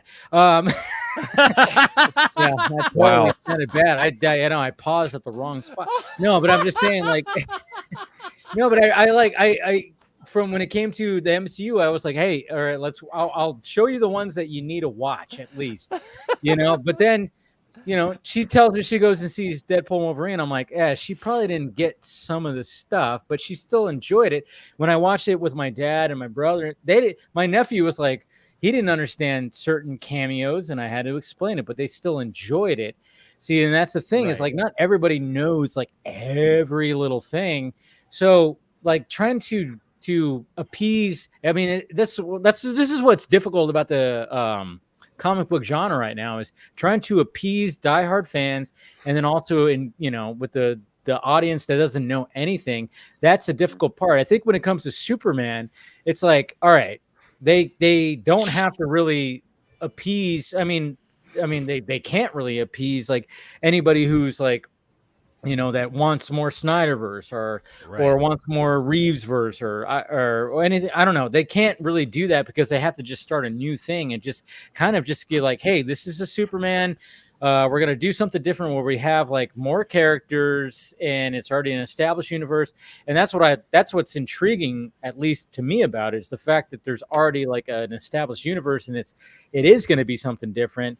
But is it going to work? I mean, only time will tell. But at the same time, it's like we could sit here and argue, and argue with people online whether it's the right way to go or something like that. But at the same time, I'm like, I think the 100% they need to just appease to like a new audience as opposed to appease to, I guess, like people who just enjoy the characters and not enjoy one specific version of the character. I don't know. That's just the way I'm kind of. I agree with you. Dave, and also, can when I it ask you a comes, question? Can I ask you a question, Dave? So like, we're seeing things come out of this Superman movie, right? And it's very, we see some classic Superman stuff, right? Yeah. And we all know that Superman Returns was an experiment in that. Yeah. In trying to bring that back. And at the time, the response was, no, we want a Superman who actually fights stuff, who is actually relatable and all those things. And then we know we got that with Man of Steel. And then it was weird because then it was like a reversal. It was like, no, why doesn't it have the Christopher Reeve movie, music? And why doesn't it have this and that, that was really, I mean, relatable. They made Superman Returns relatable. I mean, he's a deadbeat dad. I know, right? Like they did, but I mean, and yeah, there were mistakes made, obviously, right? Yeah. So with this Superman, it's a nice way to put it, right? And so, and look, I have talked to Brandon Routh. I have hugged that man. And he's the only good thing about that movie. Exactly. The rest away. I will say he did what he needed to do. Anybody who comes to me and says that they don't like Superman Returns, oh no, I have my own issues with Superman Returns, and I've talked with Brandon Routh. It's a watchable movie. But Superman has hugged me. Brandon Routh has hugged me. He's a good man. And he gets it. I interviewed him. He is one of the is not people. him. He understands Superman, and that's why when he got to redo the role, in even something like Crisis on Infinite Earths on CW, he stood out. Hold it, William. He was amazing. But I say that because we've seen that. So Dave, I ask you, like, with where you're at, in all this and stuff, like, where are we with that? Because we have both loved the realism that we've gotten with Zach. Obviously, I mean, I love that. That to me is what the comics have been for the last 30, 40 years. Yep. Is that Superman. And I don't understand, like, it baffles me, and I still struggle with why people don't get that. But that's on other people. I can't be responsible for other people. I look at Man of Steel, and that's a Superman movie that I always wanted to see. And I see that is the Superman that everybody said for years that they wanted to see. And I'm confused by the fact that they didn't receive it with open arms. But if they want this Superman, this classic look, this classic action, we're seeing things come out with him hugging kids and him doing things and saving animals and stuff. I'm fine with Superman saving a cat. Yeah, I don't care. I love that stuff because Superman is both. Superman is the character that fights Darkseid and freaking beats Darkseid down. Right? He can be everything. He can have layers. He's like an onion. He can save a cat in a tree, for God's sake. If he wanted it, we'd all be dead already. Oh. Exactly. Freak yeah. I'd better not ever see him pull a cat out of a tree again as long as I live. How about we see him saving a dog? Thank you very much. Superman thing to do though. That Superman can fight Darkseid and save a cat in a tree for a little kid. Why didn't the cat owner come and get him then? Okay. Listen, Okay. I hate cats. I hate cats. But I tell you what, I love dogs. I got 4 freaking dogs. And if Harley Quinn ran out somewhere, or Marty McFly ran somewhere, or Wookiee ran somewhere, or George McFly ran somewhere, and we couldn't find him, and Superman came in and like brought him to me and was like, "Hey, here's Marty, here's Harley, here's whatever," I would go, "Thank you, Superman," because that's the kind of thing that Superman does. We just find the biggest George McFly stan of all time. Superman can be both. Superman can be both. So, Dave, my question to you is how do you see that? I mean, like, so this is my thing here. The whole going to the whole cat saving, Superman saving a cat in a tree. That is always going to be linked to Superman, okay? But it's the way you approach it, okay? Right. That's the thing. When people get so pissed off about that, I'm like, shut up, because it's one of those things where it's like Superman can fucking push a meteor away from the earth and almost sacrifice himself to like save the earth, and he could do something as small as save a cat from a tree. But it's all about how you utilize it. The way that Zach did, he had Bruce say it to Clark, when your hero saves a cat out of a tree, you write a puff piece about it. That was Zach's way of showing it. But every director needs to do their version of that. It's always going to be tied to it. No matter what, fanboys, it's always going to be tied to it.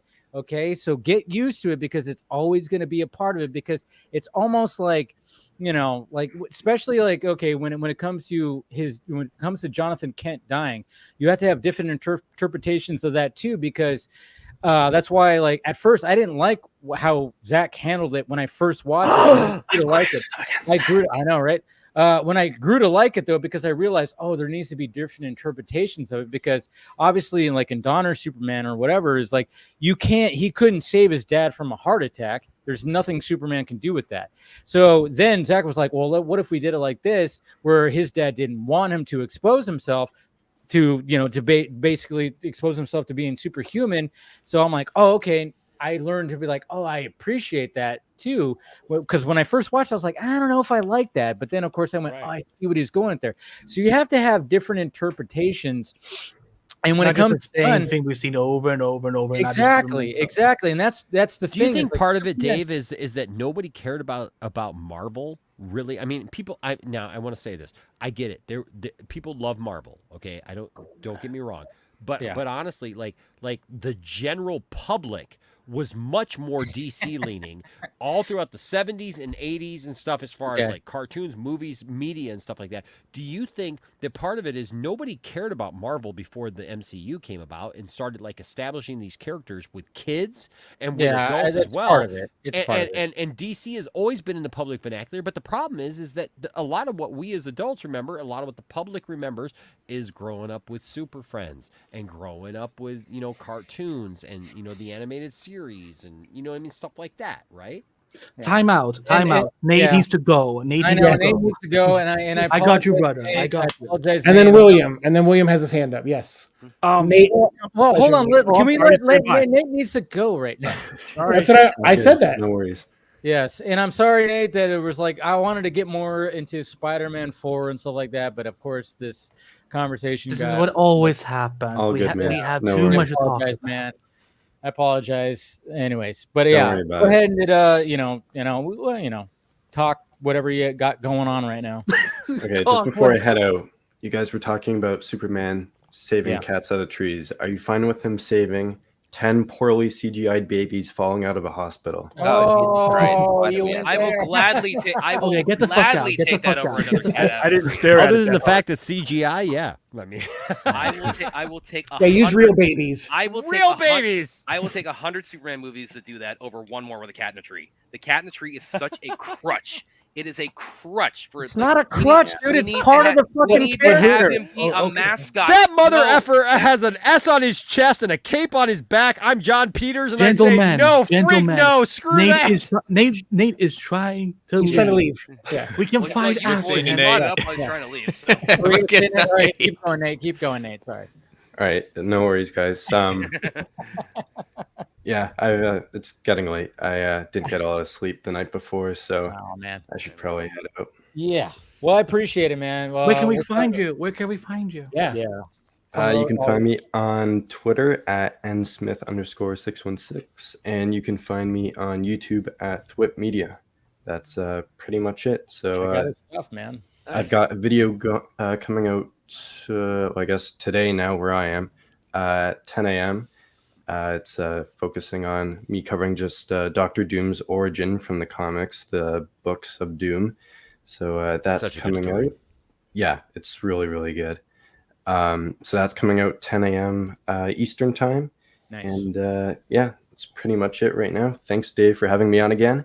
Yeah, for sure. It was a pleasure meeting you. What's your Twitter again? What's your Twitter again? Good seeing you too, Nate. Your Twitter? nsmith_616. If you want, I'd do a Venom show. So if you ever want to come on and talk Spidey, hit me up. Oh yeah, hit him up, man. Appreciate that. Yeah, for sure. You got it, man. I'll add you on Twitter too. All right, appreciate it. All right, thanks, Nate. See you guys. Have a great night. See you, Nate. See you, Nate. See ya. All right. So ladies and gentlemen, we need to be better. We like the well, he did drop a grenade before he left, so Brad was right. He was kind of like, I'm just saying. You guys hold this. I like Spider-Man things too. I'm just saying. Yeah, I know you do. Have you been on the show? I've never been on Venom blog. On Parasite. Parasite, yeah, that's what I mean. That's what I would have him on. Oh, Parasite okay. Nice. Yeah. So okay, going back to what Enosh was trying to like. Basically, it was a Fantastic Four costume. I mean, for me, it's just like one of those things where it's just like, all right, when it came to the releasing of the Snyder Cut, that was all I needed, and that was all a lot of people needed when it came to the Snyderverse. Was like we wanted to get that out. We have the trilogy that came out. I was okay. I was like, all right, if we don't get anything more, we got this out. This is what we were fighting for. And everything. Right. Obviously, that's now gotten even, more and more, and there's more shit tacked on. I mean, I mean, even just recently, this past week, the fact that I'm seeing guys in the Snyder fandom pushing harder for the Batfleck movie because now he's getting a divorce. I'm like, the dude's having a fucked up year, and all you're asking for is for him to do his Batman movie. This fandom needs a reality check. It's like, right, Dave? Right, Dave? Actors aren't people to them. Dude is having a fucking rough year, and you want him to get back, man. You want him to make his. Is Batman this on Birdchan? All you're thinking about. I mean, I swear to God, Dave, I'm right there with you because obviously I'm going through what I've gone through. And I'm seeing people like, oh, this is awesome. Like, he's going through a divorce. He can go do this again. Like, no. What? Yeah, that's the thing. Like, wait a minute. Like, is his life getting... No. No. I swear to God, like, listen, I know I'm 47 years old. I'm going to be 48 next You don't look month. it. Thank you. I appreciate that. I really thought you were like in your 30s. I appreciate that. I really do. The fuck did you do? He's my twin. I mean, he drinks blood. I just got good genes, I guess. I don't know. But here's the thing. I am 37 years old. I'll be 48 next month. And I say that because, like, here's the thing. Tell us. Put up the picture of the thing. That's the thing. Yeah, that's the thing. You guys suck. Okay, whatever. We still love you. I love you too. I love you too. I love you all. We love you. Thank you. Fucking hate you. I fucking hate never you. gonna get it out. I don't even remember what we were talking about. We were talking about Superman saving cats out Reese's lane. Thank you, Brett. I appreciate that. What were we talking about?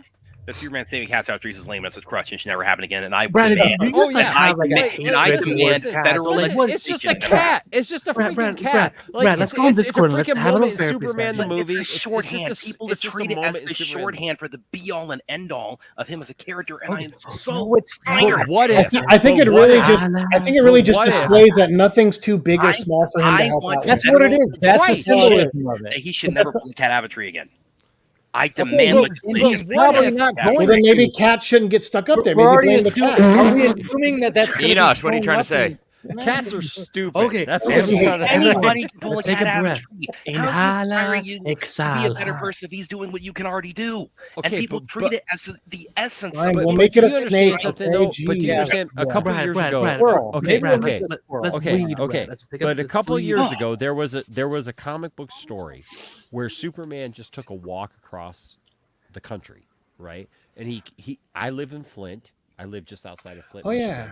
right? And so, like, he came to Flint, and he walked across. Fans voted for that too, right? What Right. cities he went to? Right, Yeah. and That was so cool. he addressed issues that were going on in those places because Superman is always looking to be grounded to humanity. Yeah. And the thing that I think that we have to remember is, yes, Superman can take on Darkseid. Superman can take on these immense things that nobody else can take on. But we have to remember that Superman, most of all, wants to be human. He wants to be human. Well, Yeah. He likes desires to humans. be I guess, human. like, I'll add. Lois, I'll hold on. Lois humans are allergic to connects cats. him to his humanity. He was raised by people in the Midwest who raised him with a sense of humanity, and he respects his humanity even more than he does his Kryptonian heritage. Because his Kryptonian heritage is something that he found out about. It's the thing he's learning about. He was raised as Clark Kent. He is Clark Kent. This is what people fail to recognize all across the board with Superman, is that he is Clark Kent. He is not Superman. Superman is the mask that he wears to be able to do Superman is what what he he can does be. in public, so that he can be that in public. But you guys get But where I'm Clark coming Kent from. is not This a mask. Clark this is Kent why, is the this is person. why we have this It gap. was not Superman that was raised by the But- Kents. but Superman was not raised by the Kents. go ahead. to Kent was add- raised by the Kents. To add to your point, I'm not trying to be a gatekeeper in any sense, because I'm more agreeing. My point's going to be agreeing with you. Is what's the one quote I love about when he meets Lois in the Dawn of Superman? He's like, "Who are you? A friend." Oh, that is what absolutely. that is what Superman is at the core. And that's friend. why Superman can take Period. out Not a nuclear friend to weapons. Americans. That's Just a friend. right. But So- that's why the Come on. premise of Superman 4 is so amazing, and why Christopher Reeve, when he came up with that premise of Superman taking on nuclear weapons in 1987, was what Superman should be doing. It is absolutely what Superman should be doing. I mean, you can argue all day long that the movie is not great, but that's what Superman should be doing. Superman should be addressing those things, but Superman can address Darkseid and nuclear weapons and everything that's going on in the world that's horrible and awful, but Superman also is a hands-on, on the street type of hero, and that's what we don't recognize a lot of times about Superman, is that Superman cares about that little kid whose cat is in a tree. It's not that Superman has to go save the cat in a tree. No, it's not that nobody else can get the cat in a tree. You guys are proving it's my about point that by how much Superman we're just fixated on cares. this, though. It's about the Superman just cares. And so You brought it up. Superman knows that nuclear weapons was brought up, and are a I'm countering threat. it. But Superman knows that cat means something to that little kid. But Well, you guys- Enosh, I'm just It's not the part where I disappointed. say amen. I'm disappointed in Enosh because why we have this gap constantly in Superman movies is because every time a new version comes out, we how have is it a people gap? nitpicking it constantly with, but did he save a cat out of a tree? Did he smile enough? Was he a mascot at I a get kid's that, birthday party? Brad. I'm right there with you. yeah, no one's disputing that though. I'm right there with you, And because that's people why say that I about don't Henry want it Cavill, anymore, and that's because it's bullshit. getting boiled down to that. No, That's and what I it's totally it's agree with checking you. boxes of cats and Look, trees. all I'm birthday asking for parties. is So if you balance. don't do it, Brad- you get people Brad, all bitch of my- about it. If you Brad, do all- it, you get people bitch about it. So why not just do what's best for the story then? All I'm asking for is balance. agree, Right? which means That's okay. all I'm asking So for is balance. sometimes Because it Brad, is I best agree for the with you. story. Brad, Yeah. I agree with you 100%. There are people who abuse that, right? And that becomes like their main focus, and they use that as like, this is what Superman should be. But I Superman think he'll should have be his hand up. Superman Yeah, I should be know. all those things. But I Enosh, you agree with disappointed Steve. me because you brought up a great story and then you didn't actually talk about what Superman did in that, which was he let a kid pickpocket him at a basketball game so the kid could feel cool, which I thought was a cool moment because that's like a inverse of the cat thing. It's like, all right, it's still a small thing, but he played basketball with these kids in a pickup basketball game, and he let the kid pick his pocket so the kid would look cool in front of everyone. And I'm like, that's such a little thing. Superman didn't have to do that, but it made the kid, like it united that community for a minute there. You're absolutely right, Steve. Oh yeah. Anyway, Phil, go ahead. Good If moments. I see And the cat. Superman, if I see Superman do a change sequence and then like we hear a toilet flush, I will walk out of the fucking theater. I guess. In all seriousness, like the fact that this character is, for whatever reason, so controversial in how he needs to be depicted on screen never ceases to amaze me in any way, shape, or form. Because there are fans out there who just absolutely swear by this notion that he needs to have trunks, that he needs to save the cat out of a tree, that he needs to do this. They treat it like a fucking checklist, right? And then now we've seen the other side of the coin. So they're like, characters no, don't have checklists? that's not my fucking point. Okay. Then that we now see the other side of that point. Oh, he needs to be fucking grounded in his humanity. He needs to recognize Clark Kent as the man and Superman as the fuck. It's like, dude, Ben Affleck, Jay and Silent Bob Strike Back. These are fictional fucking characters for crying out loud. Holy shit. But I get it. They matter to us and other people, and I get that. Like that's a good thing, obviously. Right. And it's like, I just find it so jarring that Batman has had 8 actors now portray the role. David Corenswet will be third in movies. In movies, because you have Christopher Reeve, you have Brandon Routh, Henry Cavill. Okay, so technically 4. Technically, Kirk Allen was in the theaters. You're right. You're right. Superman of the Mole Man. You're right. So and he turned 5. I'm going to get you on that technically, Phil. I'm going to beat you the hell up on that. No, fucking whatever. Beat the shit out of me. I know. I love you too. But it's just so astounding to me stream denied that this character is just so fucking gatekeepy and totally is. You have Superman fans online who make it their whole fucking personality that he needs to be Christopher Reeve version almost all the time, or some various carbon copy thereof. And it's just like, well, we know what version you fucking cling to. You read an ounce of Superman comics probably once a decade, and it shows. And then you've got read the Christopher Reeve comic books that are coming out right now with Superman. Right. And then you've even got other fans who were just like, no, he needs to be real. He needs to be doubtful. He needs to be fucking human. Look, I get it. I think that's when Superman's at his strength. Here's the unfortunate reality. General audiences do not look at Superman like that. I don't even know what general audiences even want out of fucking Superman because they keep changing their mind every fucking decade too. I'm just going to add this. I'm just going to add this. So Grant, you have a lot of gatekeeping with versions of Superman. That's for Superman. Wanting to say something. Paul's been wanting to say it. Go ahead, Paul. All right. So let's take a look at the cat thing real quick, right? What I like about the cat thing. Hold on. I'm putting this into context of movies and media and everything else. I was just kidding. Go on. All right, thank you, sir. You're welcome.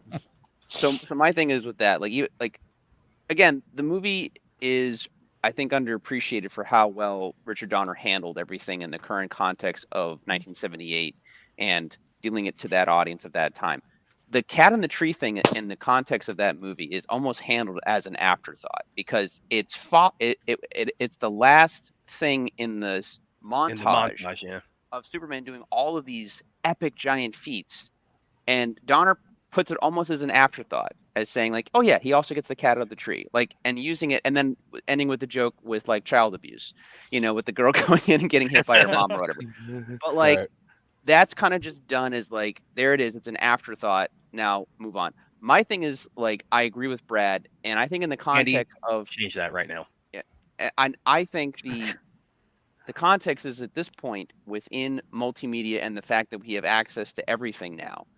The cat thing has been done.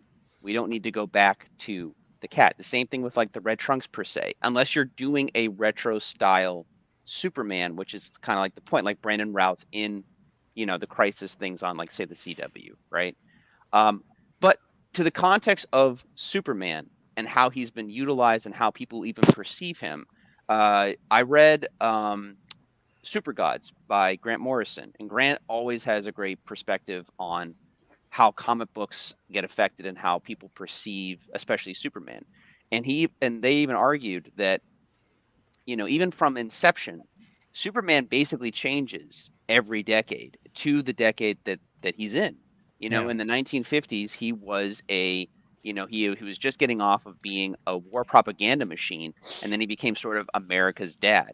In the 1960s and 70s, the artists and writers really trying to change him and gave him a new wacky adventure every week basically. And then you had Alan Moore tackling him into the 70s and the 80s, and then it became about psychedelic adventures and taking on Darkseid and teaming up with Jimmy Olsen. And then you have the 90s, and then you have, you know, the Superman the animated series, which again, the DCAU always felt like it was made basically crafted in a lab where they would distill it down to its purest form, you know. And then you've had all these different iterations. But even right now, you still have the Superman and Lois version. You have the Adventures of Superman version, and you have the Henry Cavill version, not even counting whatever James Gunn is doing. So for me, I say, in the same context of, say, like the Ninja Turtles, or why Batman has lasted as long as he has, keep making as many versions of Superman as possible and do something different than what, say, Donner and Chris Reeve did, because even for them, when they did that version, they were trying to do something different than what had come before. They were trying to make Superman a semi-serious character with a bit of, you know, levity to it. So keep diversifying Superman, because that's how you basically distill the gatekeeping. So what is it about Christopher Reeve's Superman that like has solidified in the because he's the first. He was the first major motion. I mean, is that it? Yeah, is that it really? That's because I'll be honest with you, I love Christopher Reeve. I grew up with Christopher Reeve. Christopher Reeve is my Superman. I love Henry Cavill, obviously, because he was the Superman that I always wanted to see on screen. But Christopher Reeve, like, I'll be honest with you, it kind of bothers me now because like Christopher Reeve is like propped up now as this it's almost weaponized. He's weaponized. He's this amazing person. And how 2 out of 4 you suck anyway. Right. Even Christopher Reeve would have, if you look at his interviews during especially Superman 1 and 2, even Chris Reeve would argue, I want the character to be more fleshed out. I want the character to be more three-dimensional. Even he had argued. Oh, sorry, Brad. Yeah, he has that quote. I think it was from when he was probably when he was promoting 4, where he says, you know, after 2 movies of bumping into the door, by the 3rd movie, I should know where the door is. Right. Yeah. I have said several times, and I've never made it, but I want to make it, and I've done the research, and I've got the clips and everything for it. Is that Christopher Reeve would actually want to be Zack Snyder's Superman? Oh yeah, totally. Because he wanted to get he wanted the character to be taken more seriously. Yeah. He wanted to address more serious issues. That's why he came up with the concept for Superman 4, even though they totally destroyed it underneath him. He wanted it to be something that was relevant, that was Superman taking care of real life issues. And for some reason, society just doesn't want to go there. Yeah. The thing is, the main thing that I came across, I don't know who wrote the article. It could have even been someone here. I don't know. But I saw something online that actually summed it up kind of perfectly, which is that, and I say this about the gatekeeping fans of Superman, not so much the fan base in general, but the gatekeepers especially, in their minds, the way they view the character, they don't want a three-dimensional character. They want a mascot. They want the guy that's going to be high-fiving people and smiling, and there's nothing wrong. I'm a perfect being.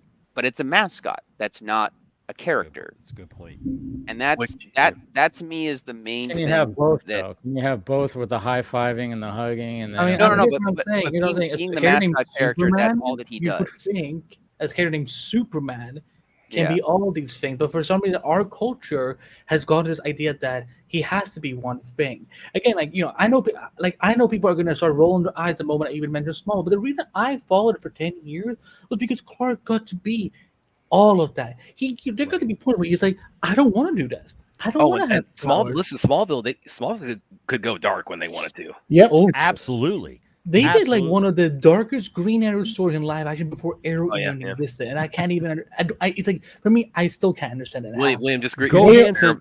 His hands. 21. I know. Yeah, William, 21 just made a comment about how William. Superman hears everything and that he chooses who to save and whatnot, and that when he's Clark, people are dying, and when he's in a date with Lois, people are dying. So why do folks want to see him save a cat? Here's the reason: is because Superman has had to come to terms with the fact that he cannot be everywhere at once. He can't save everyone. It's one of literally the storylines of Superman is that he has to come to terms with the fact that he cannot save everyone. It's one of the things that made Zack's Superman so amazing.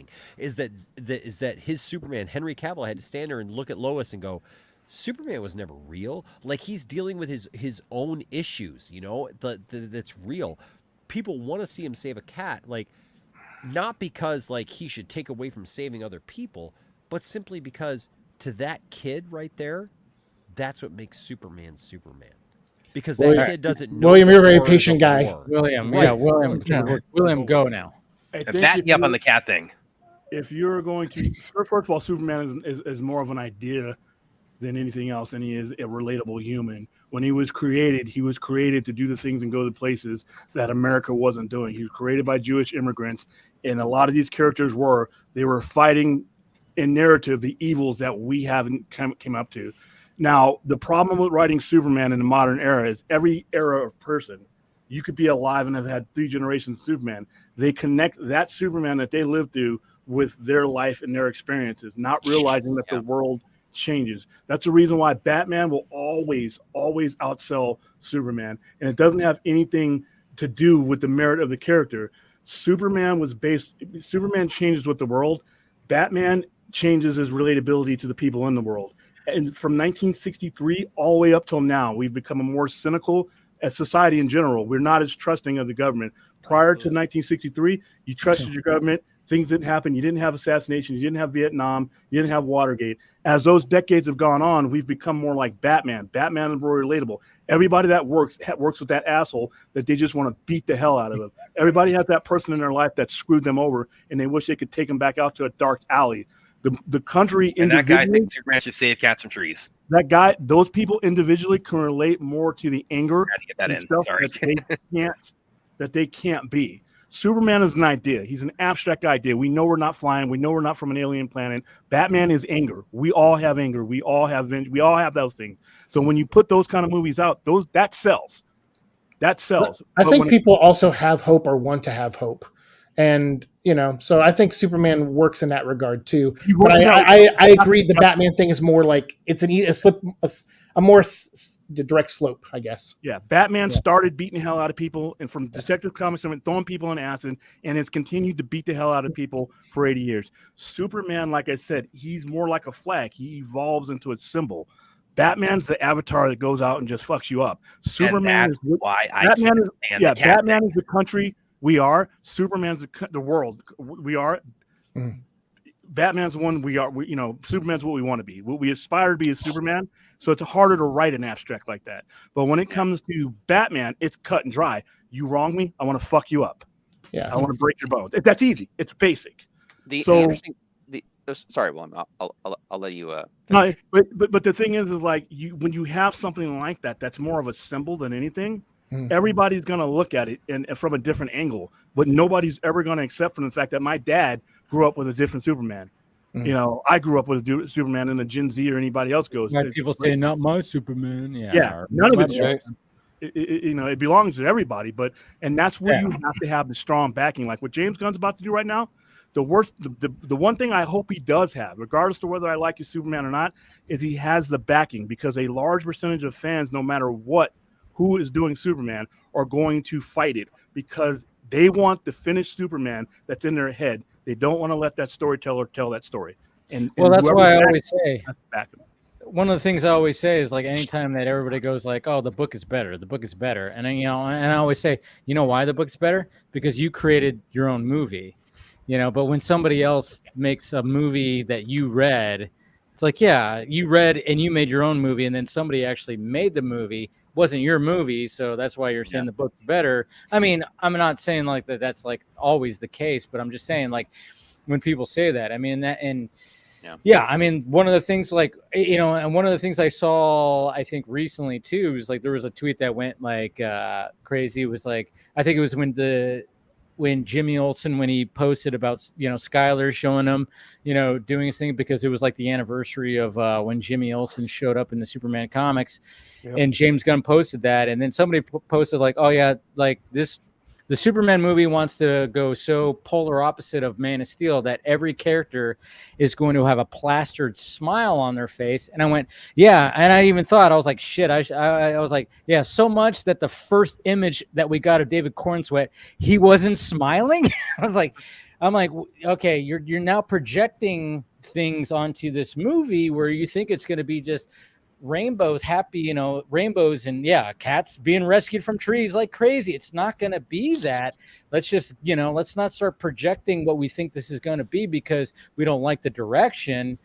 it's like, all right, let's just wait and see the thing. Because then I see a tweet like that. I'm like, well, wait a minute. The first image that we saw of David Cornsweet, he wasn't smiling. It was kind of a dark image. And I was like, actually very surprised myself that it wasn't like him just being like, ha ha. I see no smile here. I see dirty boots and a dirty suit and some purple and shit. He's not smiling. And I was like, whoa. I mean, I think that kind of shocked some people, the fact that that image wasn't the thing. Well, I mean, the big reaction I saw at that image was people saying, "Yeah, take your time, put your boots on with a laser battle happening behind you." Well, of course, they're always going to find anything to pick apart. They'll find anything. They will always find something to bitch about. Yeah, it's never ending. Be something. Yeah, again, it's another interpretation. You don't like this one? Guess what? Go back to the one you have. You like the ones in the book? Go back to those. Write a version that puts his boots on. But Chris, to get so up in arms about this after only seeing one image, I think that's also what's speaking to the problem of this genre right now is that, before we've even seen an iota of footage of this film, some people are just going off of an image these days, or paparazzi shots, which again, those cameras are not made the way that post-production work is done, because these cameras will just take the costumes the way they are and just release so they can get clicks. But people are just like, it looks plastic, it looks cheap, like my mom could have done a better job. Well, I mean, we all know. Then you go make a movie. Go make a movie and see how easy it is. Amen. Go do that. That's why I liked what Zach Andy said. almost said "F your mom." I almost said that sound bite. Oh yeah. Oh fuck your mom. I can say that. That's fine. Yes, we got him. Got one. Any other requests? No, we're good. Fuck you, Bob Iger. There we go. You got another one. Dave, you were saying something about Zach. Well, I was just saying, like, that's why I like when Zach was asked about, what do you think about Ezel? And he just said, like, he's very diplomatic about saying, like, hey, well, let's just wait and see, the final product. Here's where I would also push back a little bit on that, because I've seen that kind of weaponized a bit too, where I've seen so much of the other side of the conversation say, and they've done this with other comments Zach has made too, where they'll say something like what he said, oh, James Gunn's the buddy, or this or that about what he's got. Well, he said that on this very stream, but go ahead. I'm not disputing that, but I mean, I've seen that turned around and used against the fandom thing. Ha, he said this, now you all have to fall in line behind him. And it's like, I look at that. I get that. Do you guys want Snyder fans to be a cult? Because it's sure comes across that way. Some of them are for sure, but sadly at this point. But then there's people that are very much like that've culted themselves as gun people too, and I get shit from both. See, that's the thing.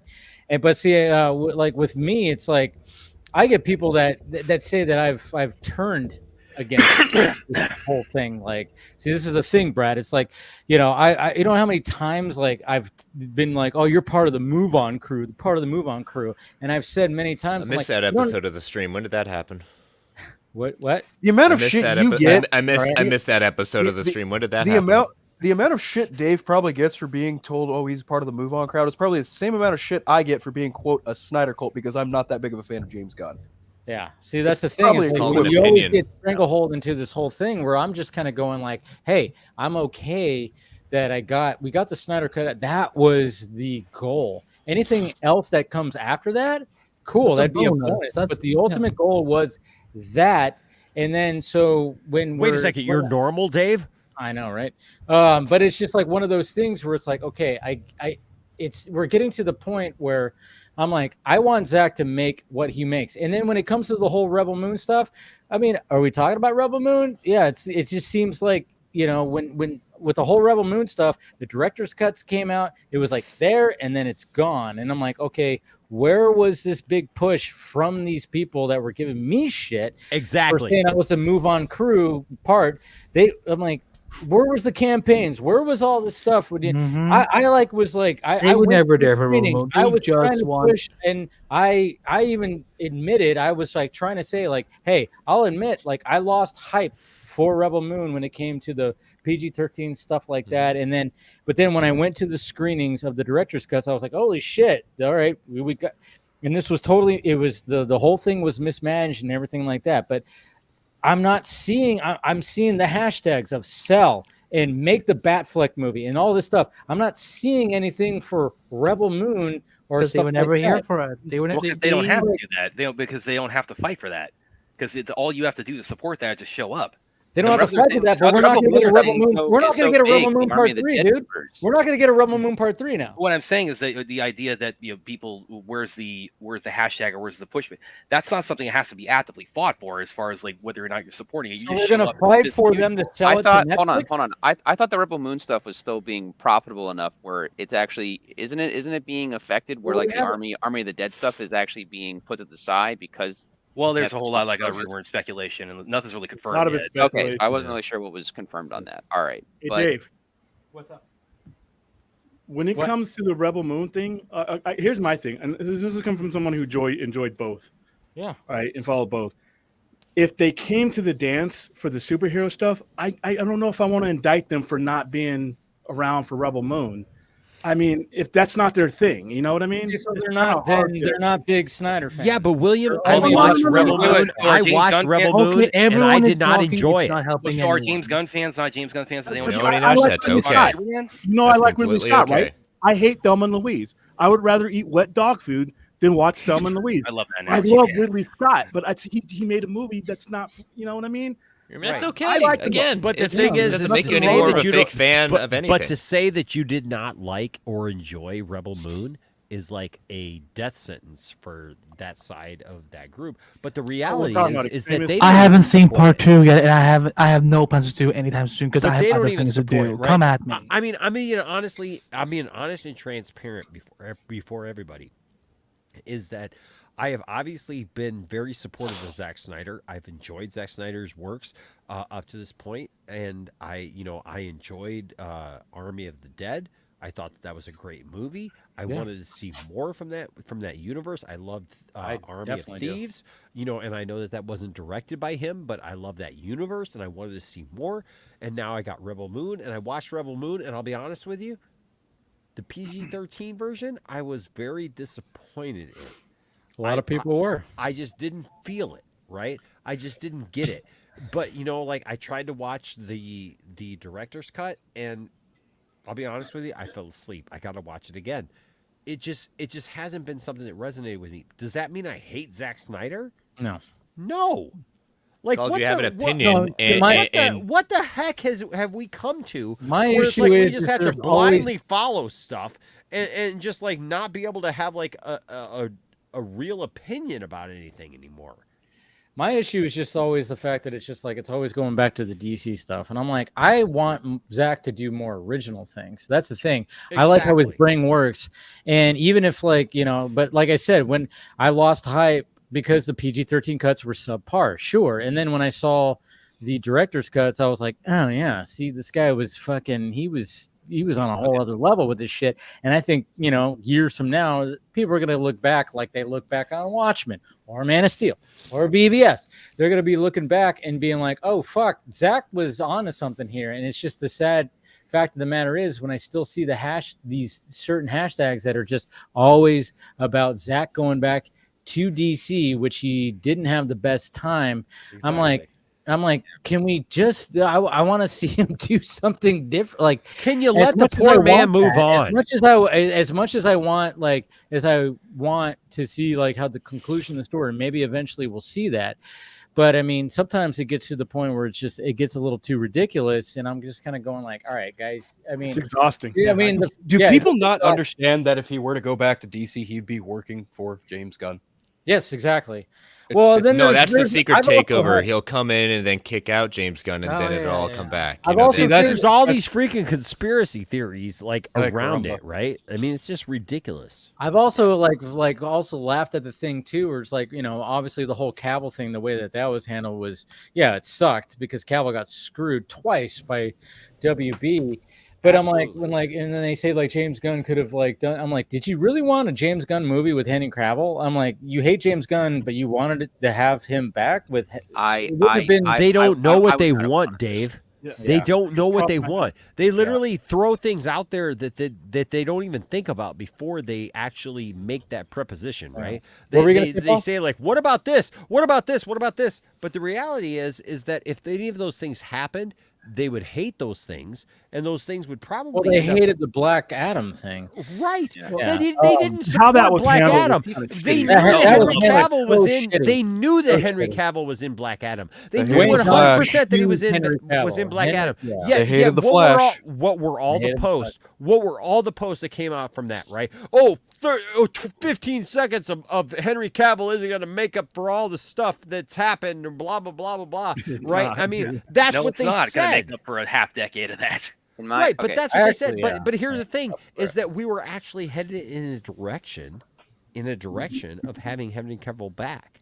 Yeah, right. The only thing I didn't like was them using the fucking John Williams score. Other than that, I liked this. Well, exactly. Right. This right here, Because it's muddying the waters. It's not even about that it's bad. It's about that it's muddying the waters. It's making like the common person think like, wait a second, is this connected? Are you trying to say something? Is this like just Superman's thing that's his theme and that's what's in every movie, or are you trying to make some connection? And that's the problem, right? It's all confusing, and it was all Warner Brothers just throwing everything at the wall and seeing if anything would stick. Anything. Yeah. Sure. Okay, Paul first. You go first. Yeah.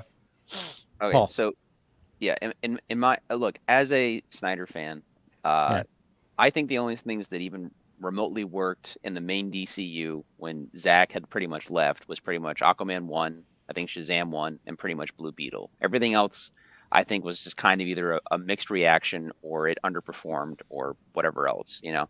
As far as like Rebel Moon and all that, I haven't seen the director's cuts yet. I have heard that they are better. Me personally, I'm always kind of mixed on Zack because I personally like him best when he works in the comic field, and I don't just mean like DC stuff. I mean like 300 as well. Watchmen. Yeah. I think if Zack were to do any more, his own movies that aren't DC related, I would say personally, I think he should just try and adapt other comic books and stuff that's either like heavy metal related maybe or something completely different that we're not expecting, because I think that straight up adaptation of heavy metal, that'd be cool. Yeah, just something really really like far out there and just have fun with it. As far as the I mean, you guys know where I stand with Warner Brothers in terms of I'm more worried in general about that company just existing in general. Yeah, William knows exactly what I'm talking about. Rather than just where the Snyderverse basically even stands. Me personally, as a fan, I think the only right now, as it stands, the only realistic thing that I would like as a fan in terms of the Snyderverse is the releasing of the Ayer cut. I think that is a realistic goal. I think that's something. Absolutely. That's the only realistic goal. Yeah. No, but I mean, like that's one that they could do. Like Ayer has said multiple times that his cut is finished. They just need VFX work. Zack could come in with David and make sure that like they have that connective tissue connect with what his movies and everything and Wonder Woman 1, and you're good to go. And that's what I would like as a fan personally. See, I knew I liked you, Paul. I knew I liked you. Yeah. Okay. And then I think like what we made a mistake on when it came to, I mean, obviously the release of Snyder Cut stuff that's what we needed to do, when it came to promoting it and doing all this stuff. And, I didn't agree with everything, along the way. I made that obvious and stuff like that. But, it got the job done and whatever the hell. But I think like, it did. I mean, there's things I did not agree with, and I made it vocal about it.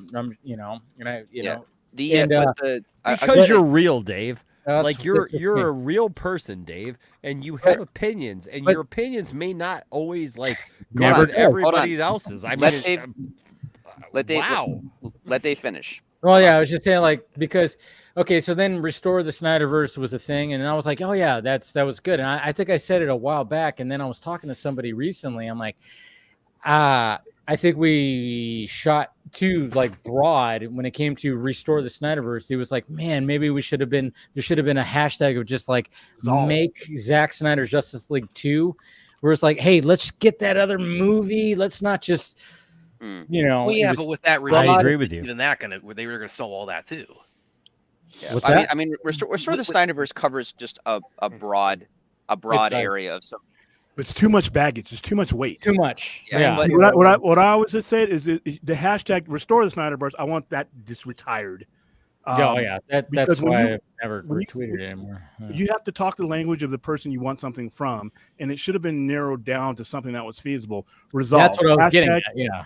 Hashtag resolve the Snyderverse. Hashtag include. Something like that. When you walk into an office and you have all these abstracts, Justice League 10, 20, 30, that the person looks at you, even to somebody who supported it, is like, oh, that's just too much. Get out of my office. Yeah. So it needed to You're be right, refined. William. You're absolutely 100% right. I agree with what you're saying, William, and I to an extent with what Dave's saying. But the problem at the time, though, with that is that the regime running Warner Brothers then is like they were stonewall. It doesn't matter how we phrased or they were. I mean, they came out with the article 4 days after the movie came out saying, okay, you got it. Yeah, we did make it easier for them from that point on. We know that they're knuckleheads, starting off and all that, but at the same time, restore the Snyderverse, and then all I see is that now the way that they handled it. See the whole James Gunn thing, and I think the biggest indictment, and this is I should have probably seen this before, is when David Zaslav caused a lot of that with Cavill.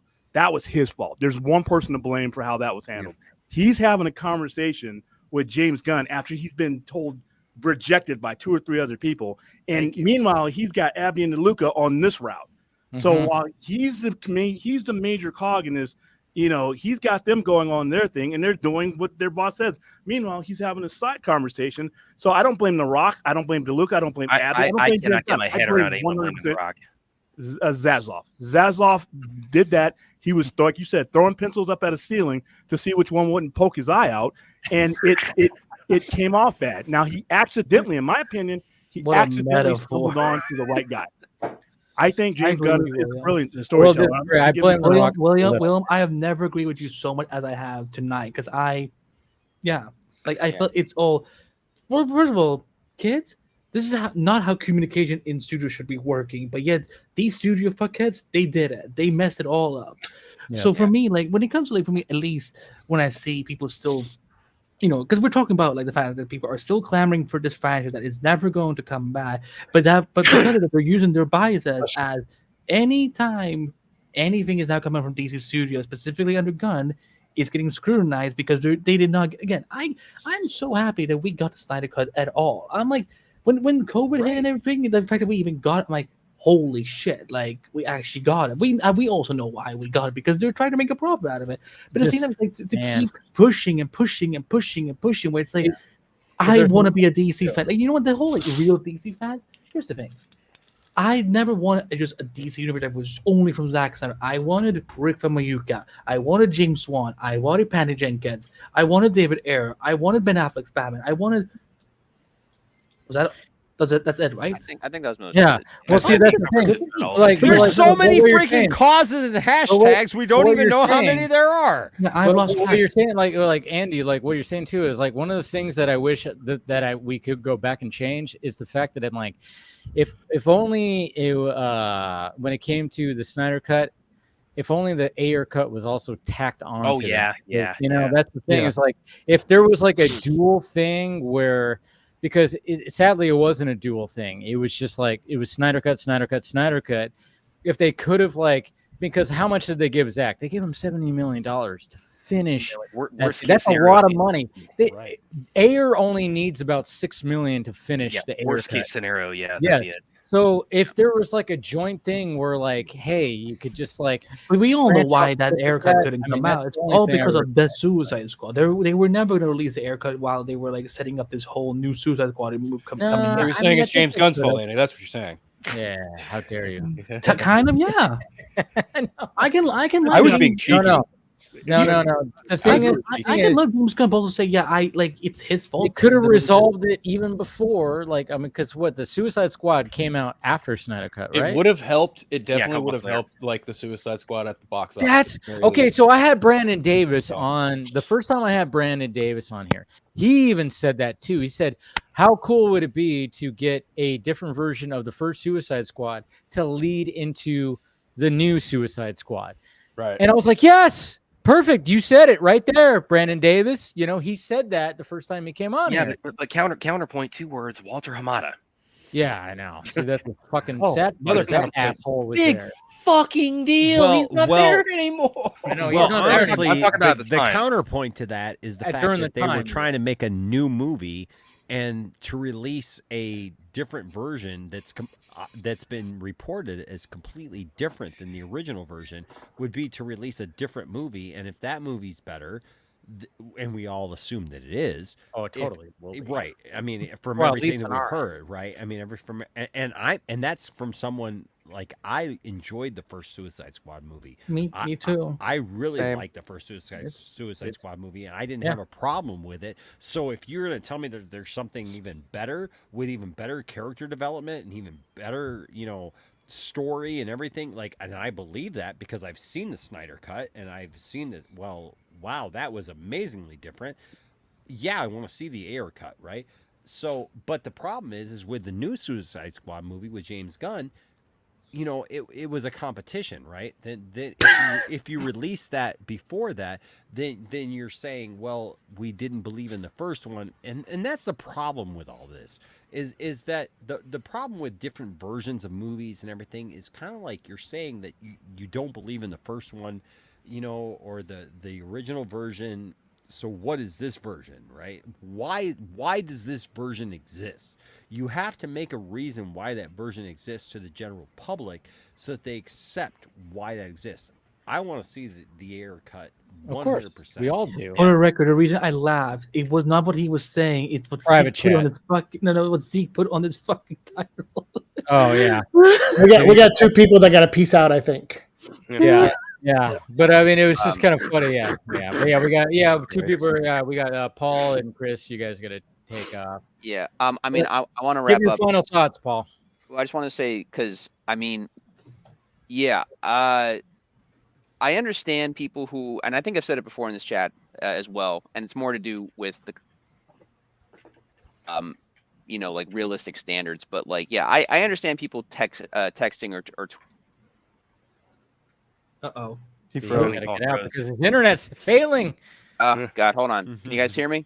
Yeah, you're good. You're good now. Right, You're good now. Your internet's starting to fail. It's like 1:30 here, so the internet's probably slow. All right, I'll wrap it up. I'm just saying that, like, I understand the hashtags of sell Snyderverse to Netflix because the company is so bankrupt that it makes more sense for them to sell off that certain IP to. I had an article about that. It ain't going to Netflix. It ain't going to Netflix. So. Well, I don't know. No, I'm just saying, it's not gonna save Warner from their financial problems anyway. Yeah, no, but I mean, if you got Batman on Amazon, like who knows? Like that's I understand that context. But like I said, my realistic goal as a fan is just the Ayer cut at minimum. Like I think that's a possibility and that should be able to happen. And exception to Peacemaker keeps happening. And also release the Schumacher cut. Just saying. No, fuck no. Yeah, the Schumacher cut. Fuck yes. You know what? Hell fucking release that. Yeah. Anyway, Paul, if you guys can hear me, I just want to say thanks again, Dave, for having me on. It's always a pleasure talking to you guys. It's always fun chatting and everything. But it's like 1:30 here. I gotta go to work in the morning. So, all right, man. Ooh, wow. I appreciate it, man. Enjoy, bro. Always great talking to you. Yeah, same. And if you guys want to follow me, I'm PMickey1988 on Instagram and Paul Panhook on Vero. So thanks, guys. Right. Much love, brother. Thank you, Paul. Much love, guys. Paul, and then of course Chris is gonna be taking off as well. Final thoughts. Bob Iger's waiting for him in bed. Yeah, probably. Wow. Glad I could make you laugh, Andy. Release that Schumacher that was a smirk because he got me to laugh. Release that Schumacher cut. Chris, I love you, Chris. When it comes down to it, anyone has an opinion. You want to support a hashtag, you want to support a movement. I'm never going to tell you not. It's when you come after people for having a different opinion. Yeah. That's always. I'm never going to tell you, hey, you do you. Whatever makes you happy, whatever you want to support, do it. But when you come after someone else for having a different opinion, or as we've said with the Acolyte, I don't like it as much as you. Oh, I must be part of the problem. No, it's an opinion.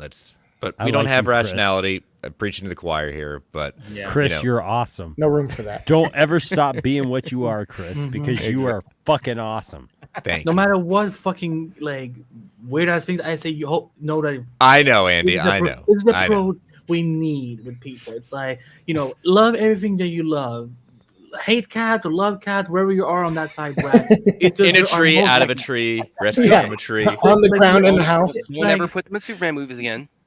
It'll be hilarious. I love the fact, Chris. It'll be hilarious if in Superman, like Superman just sees a cat just on the ground and goes, "Oh, well, all right." He just passes a tree and goes, "Get yourself down." You know what, Chris? Again, make it your own, just like Snyder did. Snyder made it his own, and he did a good job of how he did it. For once, we haven't seen him save any dogs lately. Chris, you rock. There's crypto. As do you. How about the fact there's so much deforestation in Metropolis? There's no trees for cats to climb anymore.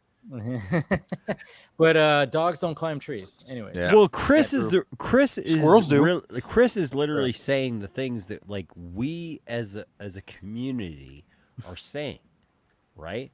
Yeah. We're saying that the rationals. We're rational. What has happened to the rational position? I think that's more the story, right? Social media. Right. Yeah, that's social media, like this ability that like everybody has a voice, and I love that everybody has a voice, and everybody should have a voice. But the problem is that there are people who are using that voice. It's not all main character voice. Yeah. Right. Right. And so like when I hear Chris say the things that Chris are saying, I'm like, yeah, hell yeah. Fuck yeah. Chris, man, like Chris is awesome, right? I love Chris. It's 1:30 in the morning. I'm getting all this love. Right. It's but at the same time, it reminds me. Fuck you, Chris. Fuck you. Right. But it reminds me. I fucking love Chris. Chris is the man. Yes. Chris is the guy. Is. I love the shirt. Chris is the guy. Love the shirt, by the way. And the shirt is awesome. Great. But the thing is that we have to as nerds, and we're nerds, and right, and this whole thing. Don't tell me how to nerd. Fuck you, I'm a geek. Okay, you're a geek. I'm a fucking Gordon. I'm proud. Right. I'm a geek in game. Never mind. Okay. I succumb to all those objections. You got me. I'm just saying. Like, we are all nerds and geeks and everything, and whatever we are, like, why are we attacking people? I love Chris's like opinion about it. Is that like Chris is very level-headed, man? Well, he is. It's a rational guy. And everybody that's why we love him on it. And I think everybody on this panel is, right? And that's not me. Have you heard half the shit I've said? I was about to say, are we level-headed or something? I mean, I think I'm joking. I have a literal condition that makes me not level-headed. I know. We're all passionate about. Only level-headed if you're as big a fan of the raid as I am. Look, we're all passionate about the things that we are passionate about. Fuck the raid. Right? Yes, we're passionate. We're all passionate about those things. But Dave knows, and Dave has been here long enough to know that we all fought for the Snyder Cut, right? Those of us who fought for the Snyder Cut, and unfortunately, we feel like a lot of us feel like the fandom that we were a part of, the group that we were a part of, the thing that we were supporting, and we were our identity, right? Our very identity. I know with the Poindexter Lounge, for a lot of our identity became known as being very pro Snyder stuff, right? We were talking about Snyder stuff. We were discussing things that Zach was doing and the steps that he was taking and the Snyder Cut and all those things. And so the thing is, for those of us who were just genuinely excited to help Zach and to support his cause of getting his movie made, and those of us who support David Ayer and Suicide Squad, and those things, like, the problem is that there are people who have taken that above and beyond and have made that their, like, they've taken to a place where it doesn't even make sense anymore. It's their whole identity now at this point. Like, like they don't even care about what is reality. They don't care about what is fair. They don't care about what is right. They're just like, this has to happen. And even the people involved don't want it. Like, for the most part, are just like, well, yeah, if it happened, great, but we're not focused on it, right? Zach, if anybody thinks that Zach is focused on like trying to get back in DC and make all these movies, and I think he wants to move on himself. Exactly. I think he's been told by his PR team, like, do not piss off that fandom. Just be diplomatic when you're asked about it, and just move on. Like, I honestly, like, I think he cares about his fans. Well, of course he cares about his fans, but it's like if he comes out tomorrow and says, you know, guys, I feel I've got all DC out of me. I'm just gonna say this one thing, Chris. There you go. I know. Like, wait, don't worry. Okay, guys. Don't worry. Tell Bobby you're almost there. You're almost there. I feel like if Zach came up tomorrow and said, I feel like I'm completed my DC journey, I feel like it's done for me in my career, that fandom is they're gonna attack him in ways I do not even want to wish upon anyone. They will turn on him because they've already turned on Henry Cavill. They've turned on Ben Affleck. They've turned on Gal, Ezra. Right. Well, they turned on Ezra. Like, I mean, like there is no exonerated Ezra. Right. There is no we actually care about this stuff. It's just that like whatever is convenient at the time. Yeah. All right, Chris. Christopher, go ahead. Please. Plug away.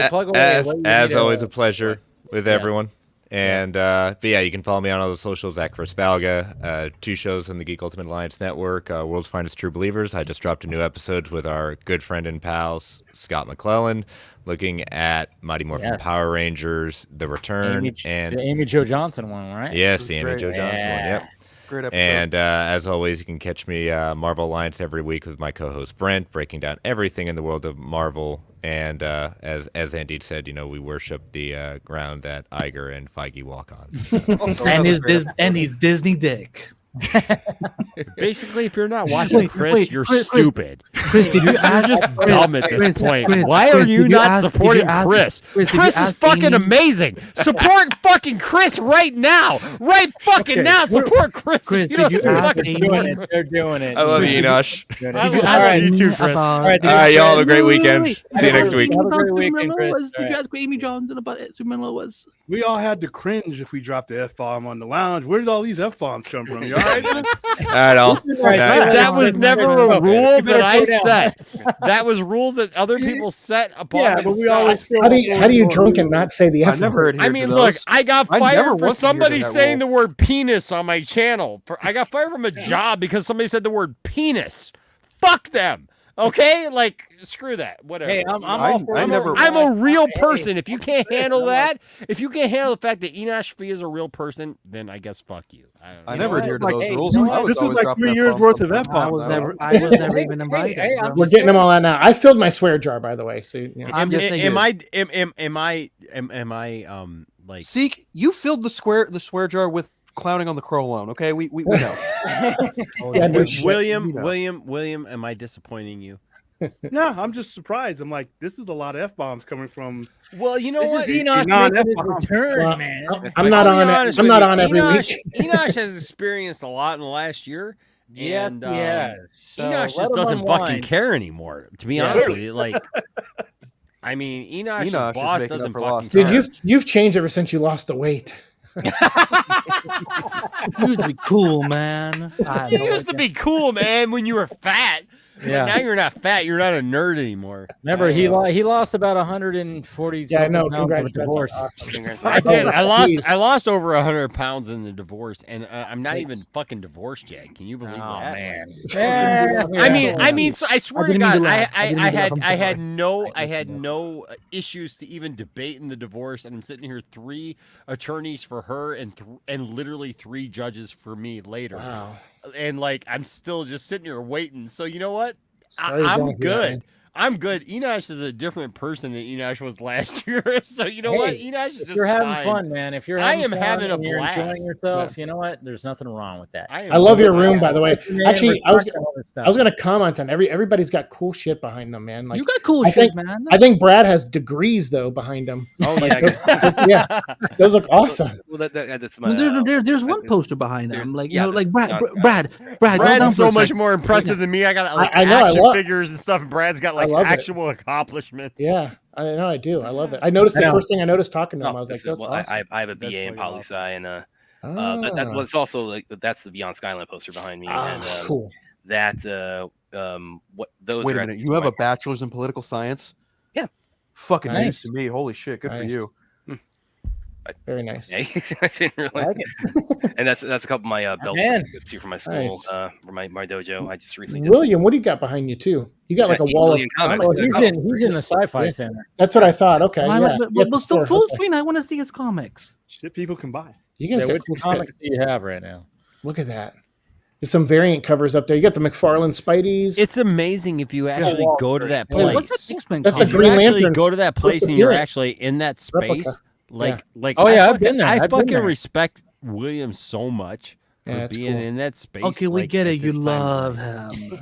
I love William. Wait, what is William? that? William is a good No, guy. William, you're going to be the first person tonight I don't say fuck you to. Good, congratulations, William, what is that blue X-Men comic? Why is it just blue? Just X-Men, yeah. It's the variant.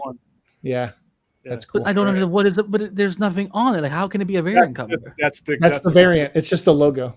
Yeah, just like this. That's a lame variant. There's something cool about it. There's something very that cost a lot of money to make. This is the one. That's a cool cover. That's great. Is that Adams? Is that Adams? Yeah. Okay. William has all kinds of cool like. I love it. Like William, by the way, not to sound like a customer right now, because like I've been struggling to find this comic. Not to sound like a customer. How much is right that X-Men issue? Do you have Green Lantern Earth 1 Volume 2 by any chance? Because it's like sold out wherever I'm trying to get it. Oh, Earth 1 Volume 2?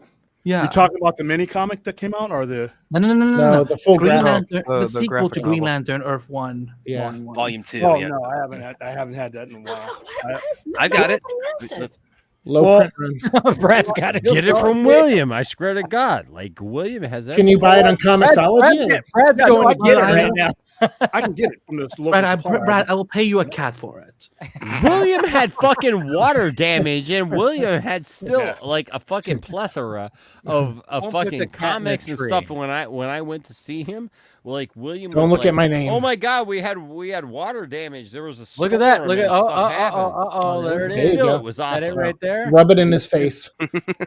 I got it right when it came out years ago. So. Yeah, you're telling me you have all those degrees and that comic? Fuck you, man. You buy stuff in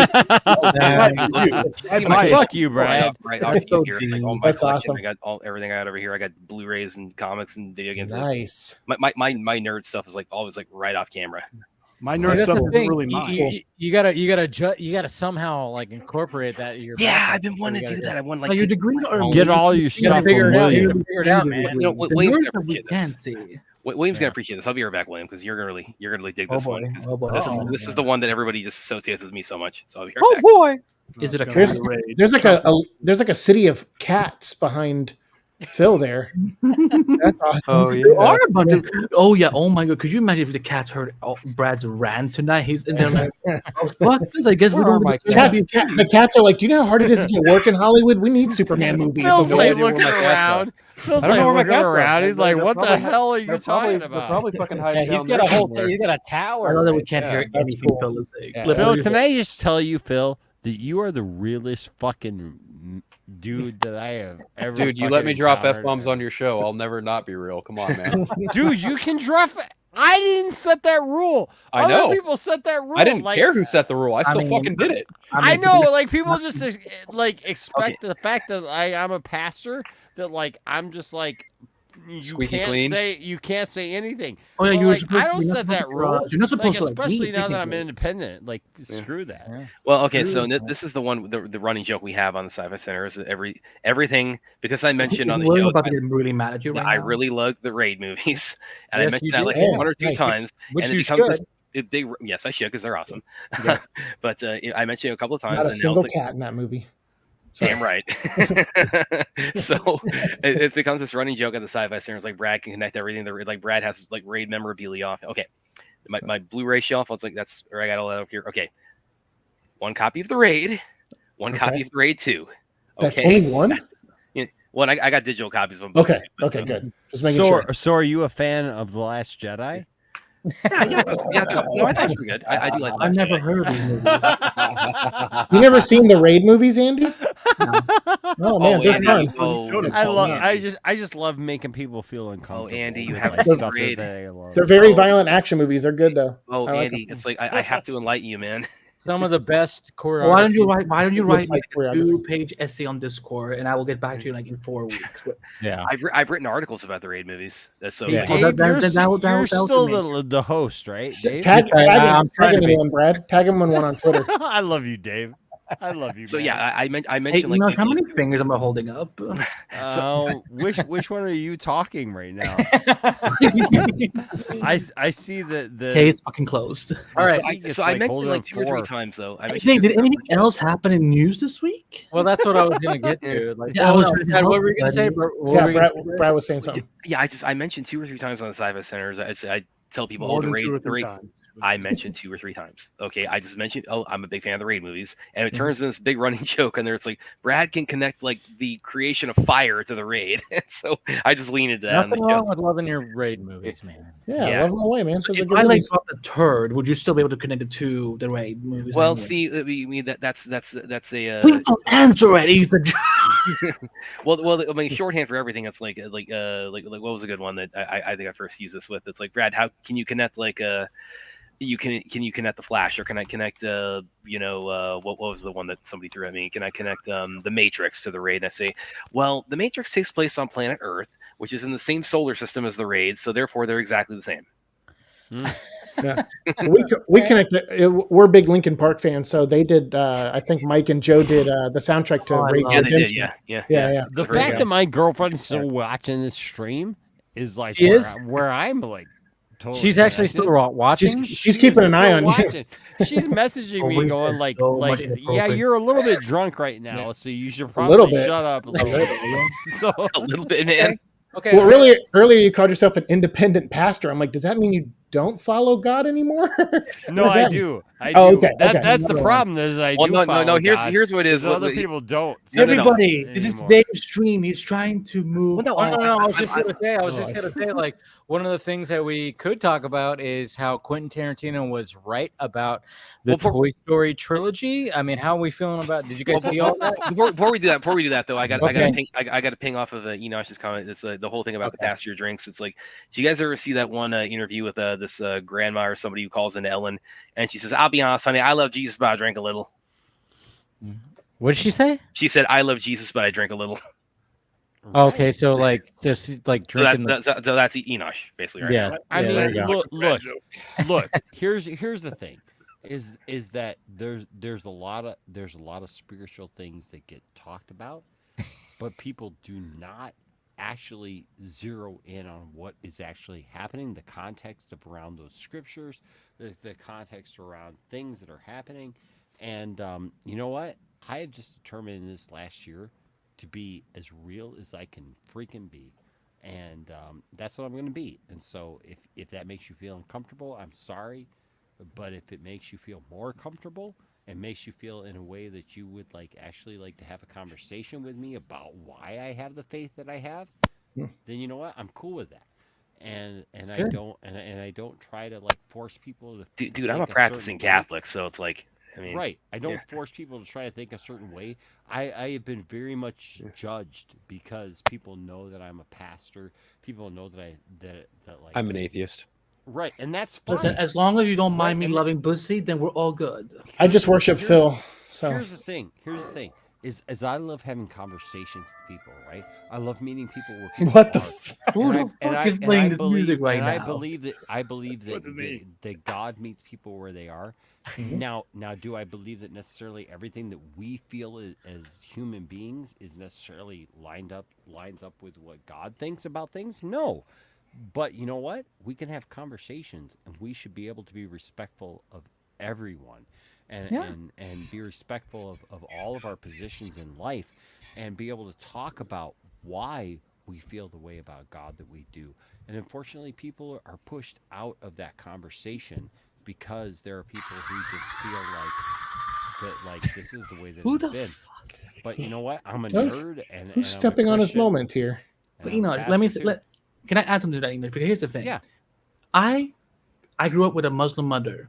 And my dad he was on and off Muslim. So, that's, I kid you not, that's really what he was. Like, we would take, every time he would try to go to Iran and come back, we would take bets, how long he would stick to his religion before he just fuck it. But here's the thing. I don't mind, I think religion is beautiful. But The line I have is when they start telling people that you can't live like this, or you're a sinner for doing this or doing that. That's why I'm like, okay, take your book and shove it up your ass. Like that's why I'm like, no, I don't fuck with that. Right.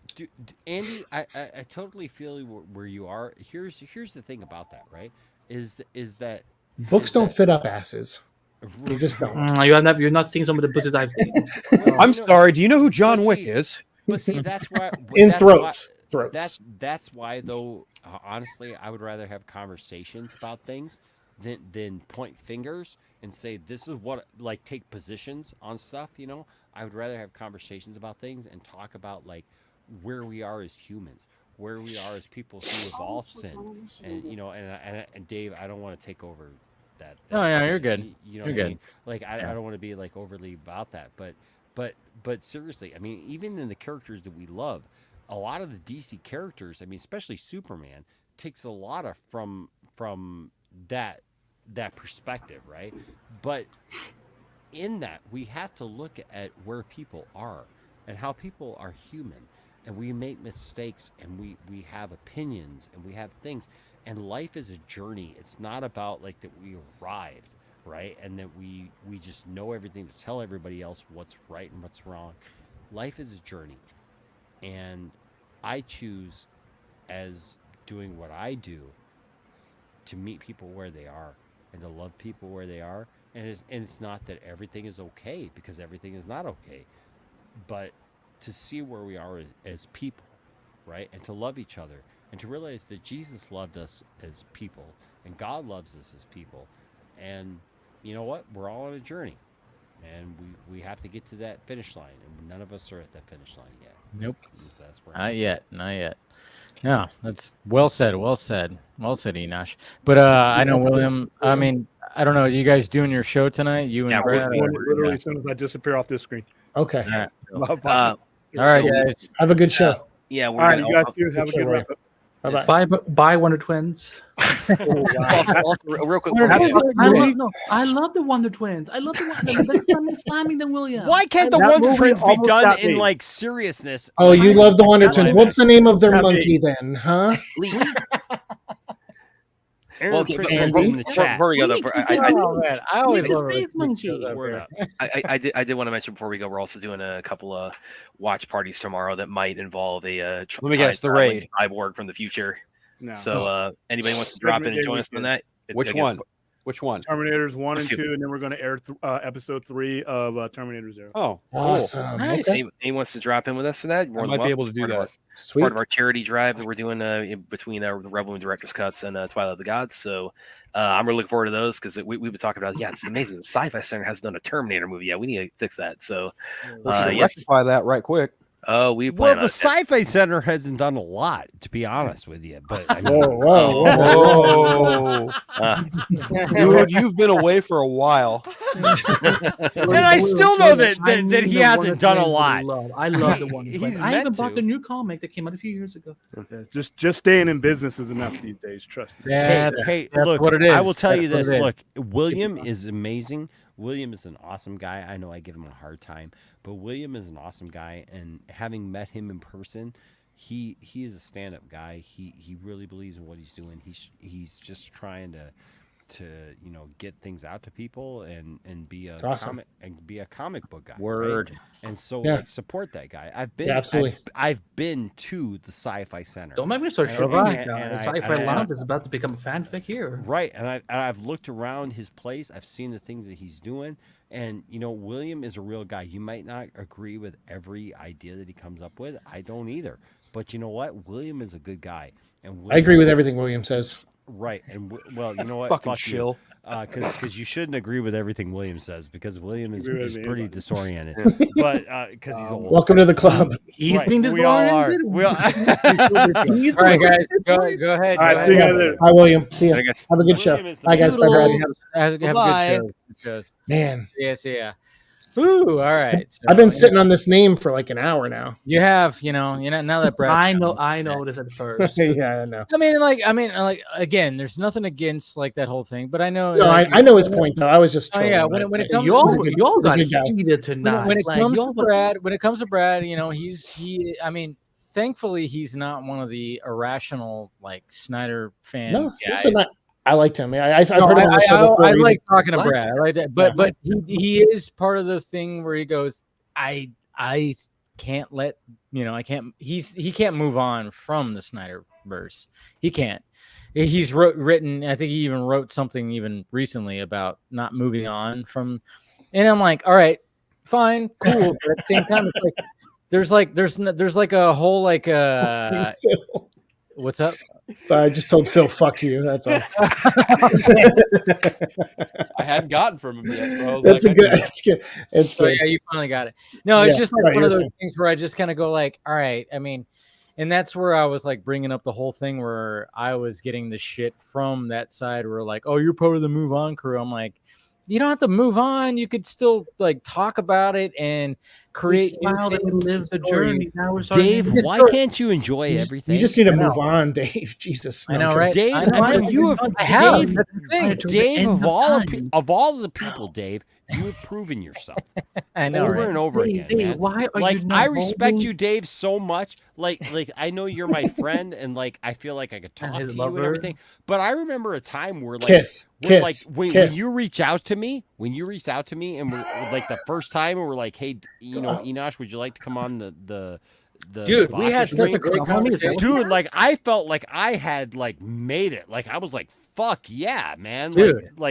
Like this dude is legit. I have said it over and over again, Dave. I have defended you, and you know, man, we've been through like similar stuff, right? Like these idiots who are like, Dave this and Dave that, and Enosh this and Enosh that. But Dave, I have said over and over again, like you have the man's ear. When people talk about Zack Snyder, it always baffles me because, like, if anybody on the internet should fucking listen to anybody, it should be you, Dave. I mean, you know the man. You have the man on. Yes, there are those of us who have come on. We've been on streams. Obviously, Zach knows who certain people are. Yeah. He's had that experience and whatever. But he knows who you are. He feels comfortable coming on your channel. He knows that when he comes on your channel, he knows what to expect. He knows that he's going to be respected. Easy take. He knows that he's going to be treated as he should be, as Zack Snyder, and it's going to be taken with he knows it's a safe space. Exactly. And how anybody could take that, Dave, and interpret it any other way baffles me.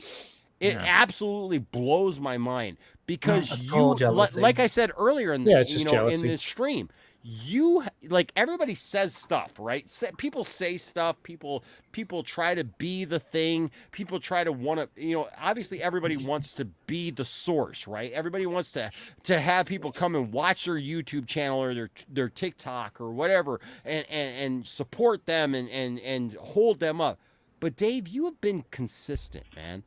And I just got to give you props because you have been consistent. You do what you do. You have taken your hits from people, and honestly, they have not been deserved. Like if people had deserved hits against you and they had like legit things against you, I would be legit and say like, you know what, Dave has done this, this, and this.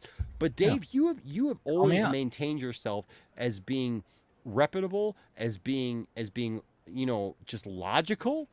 I know we joke about it a lot in this stream, and as many times as I've ever been on this stream, any configuration of people on the stream always talk about how like we're like the rational people, and it's because we are. We're looking at this. We love Zach, but we're not that like crazy fringe people that are just like nothing else can exist besides this thing that we love and that we wanted. And if you don't give us what we wanted, we're going to be pissed off. Yeah, we're not looking for a grift. We're like, okay. It is a grift. Yeah, right. We're like, we wanted this thing. We really, really love Zach's vision. We love Zach's world. I would love nothing more, Dave, and I know that you wouldn't either, than to love to have Zach finish out his Justice League, trilogy, his thing. I mean, I just watched a TikTok video today of a guy finishing out, like, talking just about the Zack Snyder trilogy. Yeah, I've seen those videos too. Yeah. Right, and it just makes me go, oh man, I wish that could have happened. I wish that we could have seen that, and who knows what may happen one day. But the reality is that there are people who have, unfortunately, nothing else, and they have attached to this, and people hate what they don't understand. Right, and I am sorry, and Dave. It's brought us together too. I mean, I wouldn't have met you guys without this kind of thing that absolutely happened. Dave. I love like, you, man. I'm not gonna lie. I didn't know who the fuck you were. You DM me. I was like, okay, some dude. I'm like, who is this Dave guy? Andy, yeah.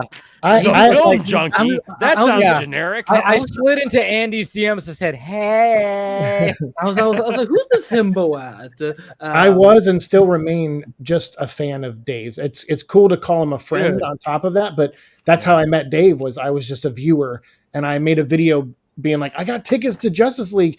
You know, who better to go than you? Like, you deserve it more than me. And little did you know which movie you were about to head into. Little did we know. It was such a cool thing. I mean, it's crazy that was fucking 7 years ago. I know, right, Dave? 7 years ago that I got tagged in your video, and you posted that, and then we reached out, and then we talked to each other, and then obviously I already had like something else going. I had the press screening for Justice League at Warner Brothers, and then I was like, I'll try to make it to the premiere, and I just missed getting into that part. I saw you in the crowd with your Green Lantern stuff and everything. We saw each other, and I was like, dude, I was like. But sadly, I couldn't make it. But obviously, it was just like one of those. It was a crazy day. But obviously, I mean, I just love the fact that even though like just because of that, we're talking now. It's great. Exactly. Yeah. It's wild. I mean, and Dave invites me on here frequently, but sadly, because of things with like my life and health, and I'm just not able to most of the time. Yeah. So he's very patient too. He's like, "Don't worry, man, we'll get you next week or whatever." And And I'm still blown away. I'm like, I can't believe the way I met this guy. Then you were the last person I had lunch with before I left LA too. And that was when the pandemic hit. Yeah, too. It was like the restaurant was empty. The restaurant was empty. We literally we just like talked for like 3 hours. Well, because I was in San Francisco when they were filming Venom 2, and then I came back to LA to say goodbye, and Dave met me for lunch. So we ate lunch. We talked for like 3 hours about all kinds of shit, and then it was just great. Because you're that guy, Dave. Yeah, try to be that guy. You set the bar for how I even run my channel. Like I'm like even to the point where you befriended, like through just sheer force of like willpower and stuff. Like you met Zach. And now I have connections with people that work on these Venom movies that I'm like, so now when I see like Daniel RPK or some of these other people post stuff, I just go like, well, I know what's bullshit and what's not, but I just don't say anything. I just try to do my thing on my channel and just hope that people see a consistency like they do with you. So that's what's cool too, because when you came on here, I didn't know you knew Andy. For longer than you. Yes. I didn't even know I knew myself. But I watched Andy be a guest on your show, and I was in the chat. But no, I don't know if anyone saw my comments. But I was like, "Oh my god, Andy's here! Andy's here!" I didn't even see the private because I was like waiting in the studio. So so I was like, and then Phil and I used to date, so it was like it's so weird, like how it all came together. Hey Phil, do you know that? He was a top at the bottom. Did you know that, Phil? He never let me in his house, but I mean, we were dating. Don't think they know each other. He made me sit at the end of the driveway, but we were totally together.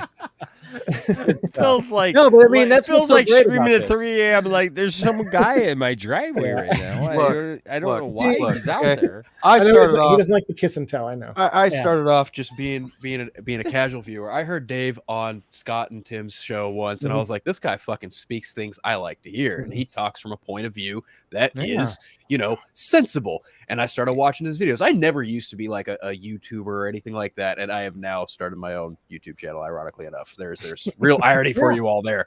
But yeah, like I found Dave to be genuinely insightful, hilarious. In a world of variance, when a movie like Deadpool and Wolverine exists, I like to think that Dave and I, in some form or another in the multiverse, are Deadpool variants to some degree or another. I would agree to that.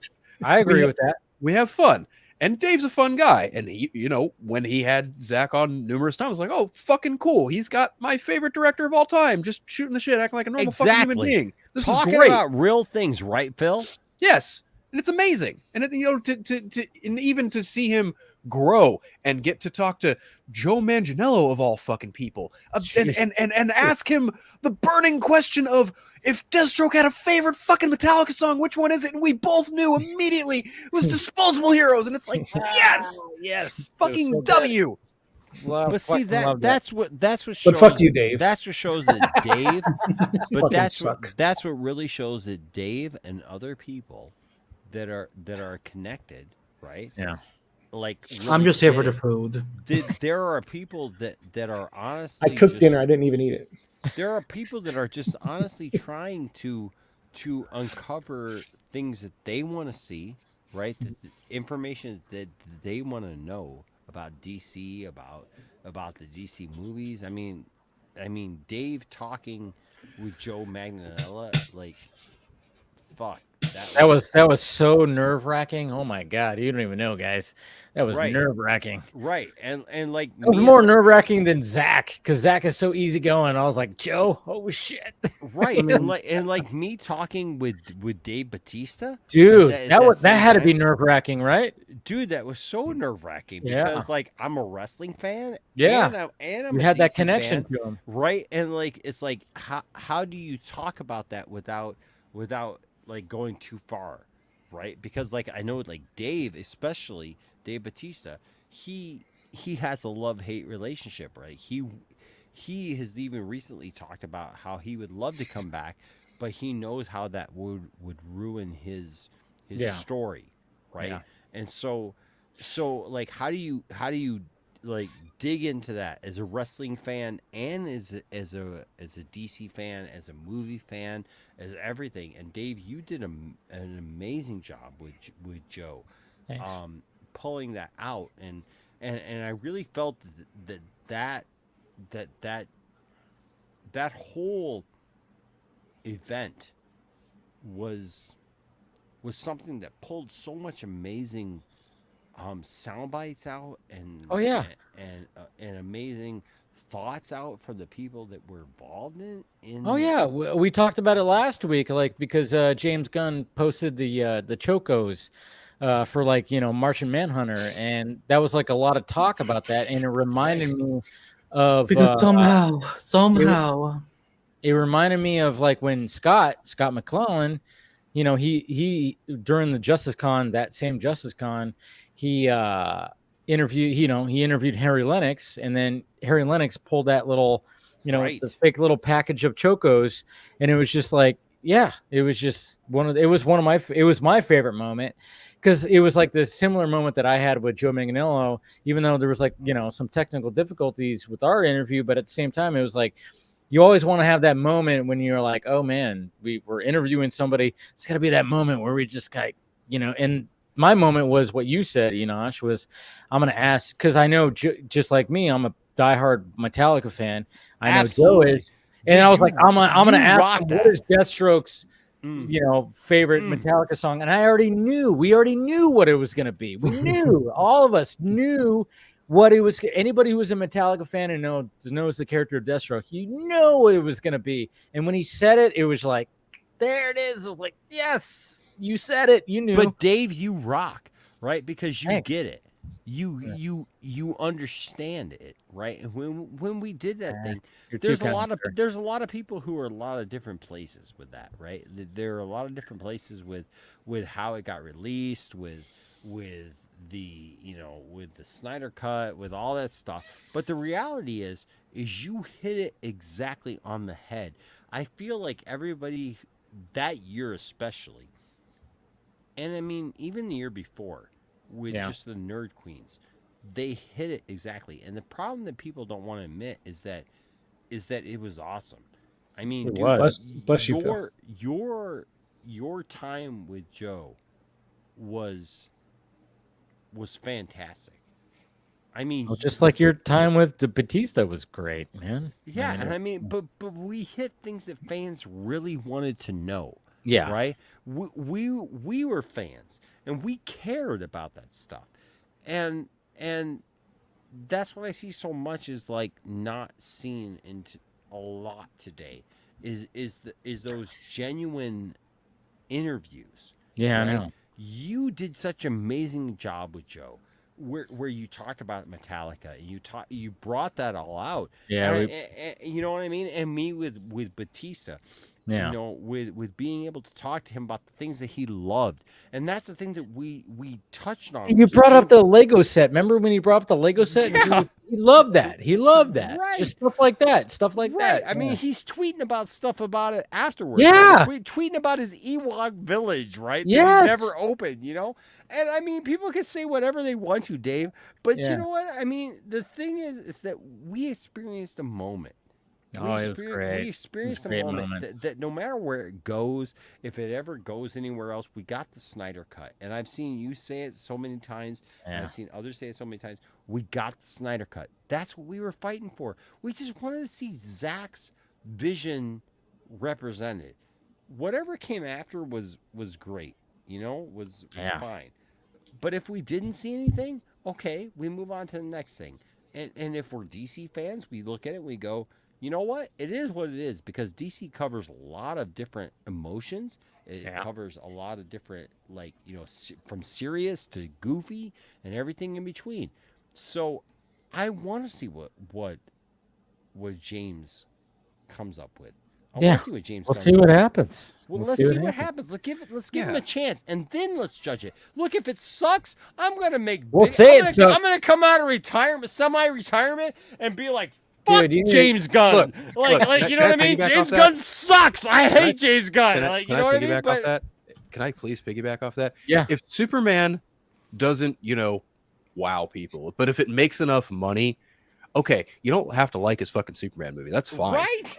Give everything else on the fucking slate a chance, for crying out loud. Yeah, there could be some good shit that happens that might be for you. Yeah. There might be a Batman movie that comes out of that you like. There might be another like low level DC movie that you didn't even know that character that you like. Look at the Green Lantern show and all the talent currently cooperating with that. You got HBO. That's insane. The only thing it's missing is Seek in the writer's room. But what I wanted to ask, but I've been seriously. You all don't know like the things he's talking about, like the way he looks at Green Lantern. I'm like, the fuck is he not over there doing shit? It's like, oh no, dude, you talking about me? We can all agree. We look at it. We look at it and we go. I want to add something. I want to add something to, you know, for people who are watching this right now. If you take anything away from what they just talked about, because again, I'm just a guy on, you know, behind the scene. I just got to enjoy the Snyder Cut and so on coming out. You know, you guys have obviously your own different connections to all of that. But if there's anything for people who are like this, you know, they're just on the move on crowd. No. Like, if they were really on the move on crowd, they would not even be talking about looking back at all these times of how good they had it. It's like, and what an accomplishment, like, to get that movie out there. Like, honestly, as an outsider, I'm blown away. I had friends at Warner Brothers that would tell me there's no way those fans are wasting their time. And I'm like, I don't know, man. Like, it's fucking crazy. Like, you should really listen to what's happening online. And you guys, as much as we're crapping on, you know, the extremists and so on. Like, again, we of course everyone remembers all the good people who's come out of this movement. The fact that, you know, we raised all this money for AFSP for all these years that have come now, and the fact that we you know, every year we keep remembering these dates that are very crucial in this mythology of this whole film series that we've experienced together. So when people like say it, oh, they're haters now, they just want to, you know, they're just telling us to move on. It's like, no, it's like life. This is what life is like. Like, things start, things happen, and things end. Like, that's, you know, at some point in 20 years from now, there's going to be, you know, I mean, who knows? Maybe James Gunn's DC universe, if it's successful, will still continue. But again, there are going to be thousands of more DC storytellers coming in the next couple of years, in the next couple of decades, long when we're all gone. And the thing is, like, I think you will be eternal here. Yeah. Yeah. But all I'm saying is that I just wish that people could, like, look at when I hear the term real DC fan, which again, I'm so sick of this term. But the thing is, like, even Zack Snyder is a real DC fan, because he would not even want to be the only one in charge of just one DC vision.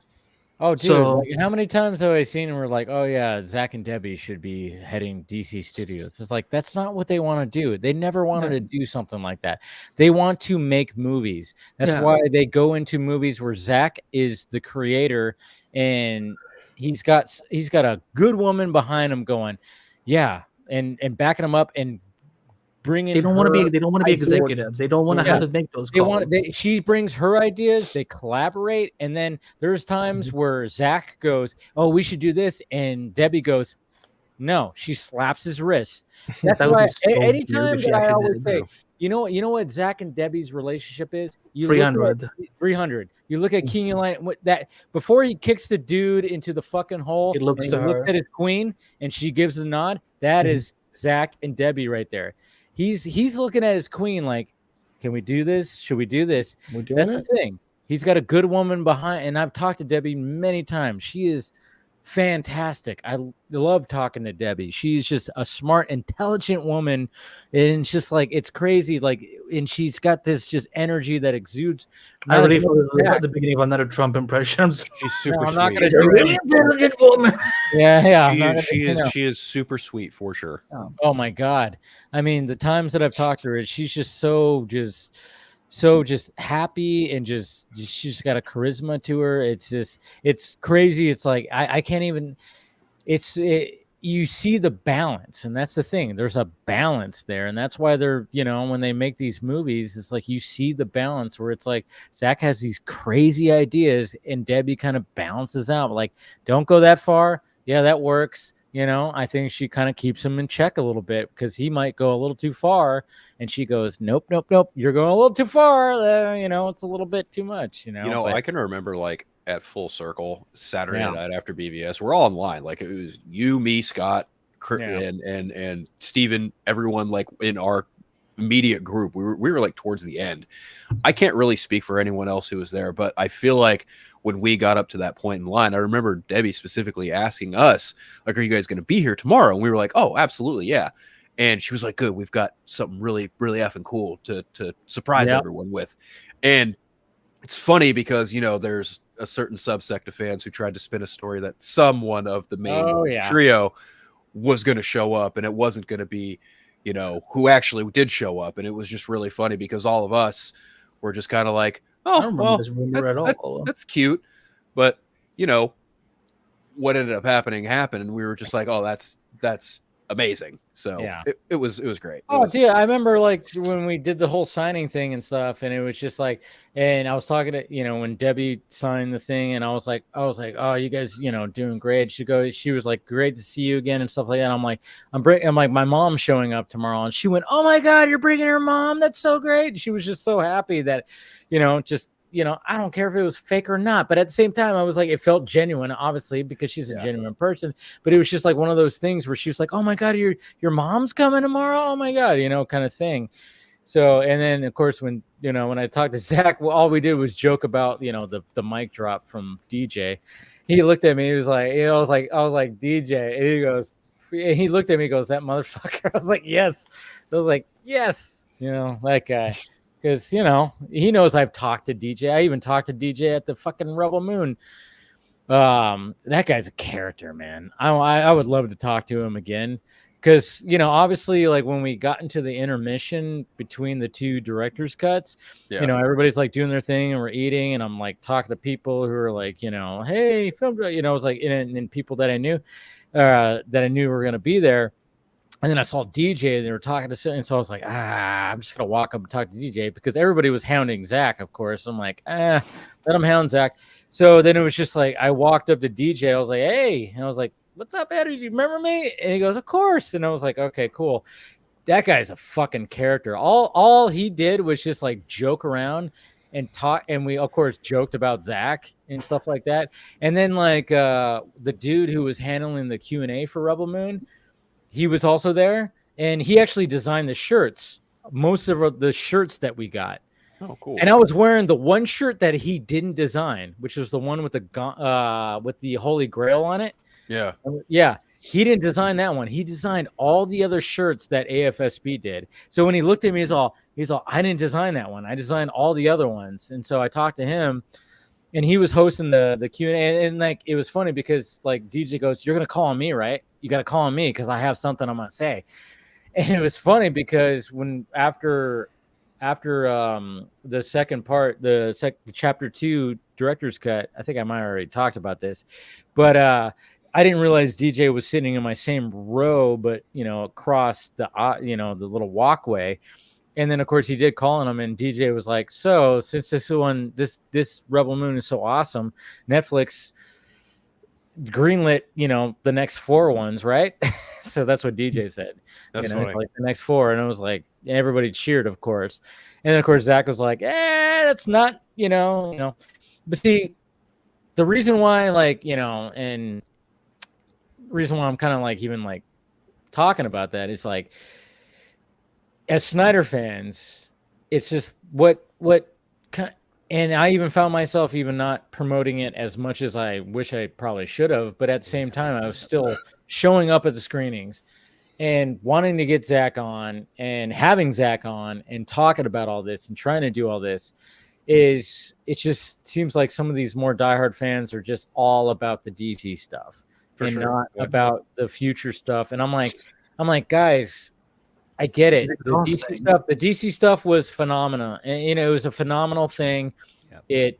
It caused a riff in the whole thing, but man, it's like and then it happened. It happened. I mean, like those of us who are just being normal, Dave, like you and me and others. Yeah. Like the fuck is being normal, right? I mean, right. Well, I get normal it, Andy, in right? our Like, I mean, like I don't even like using that term, but the thing is like being just normal about how movies come out, about how movies are made, about everything. It's like people have gone off the deep end on your expectations were every direction balanced when it comes to Zack Snyder. I said it so many times. Like I said, I was like, the further we get from the releasing of the Snyder Cut, the crazier some of these guys are going to get. And that's what happened. Exactly. And then when I got first mentioned when I was doing like a Film Junkie Live, like probably a year ago or something like that. And somebody mentioned that, how would you feel about them selling the Snyderverse to Netflix? And I was like, that doesn't even make sense, because the DC is the IP, Snyderverse is not the IP. How do they actually do that? That doesn't make sense. And I'm like, why would you even do that? Zach, I mean, Dave, you just hate Zack Snyder. I know, right? That's what it is. But I mean, I said that, and then all of a sudden I was like, oh shit, there's actually a campaign, and there still is a campaign to this day. And I'm like going, look, you guys saw my music video. In the music video, in the time that like the Snyder Cut was released, I was all about release the Snyderverse, right?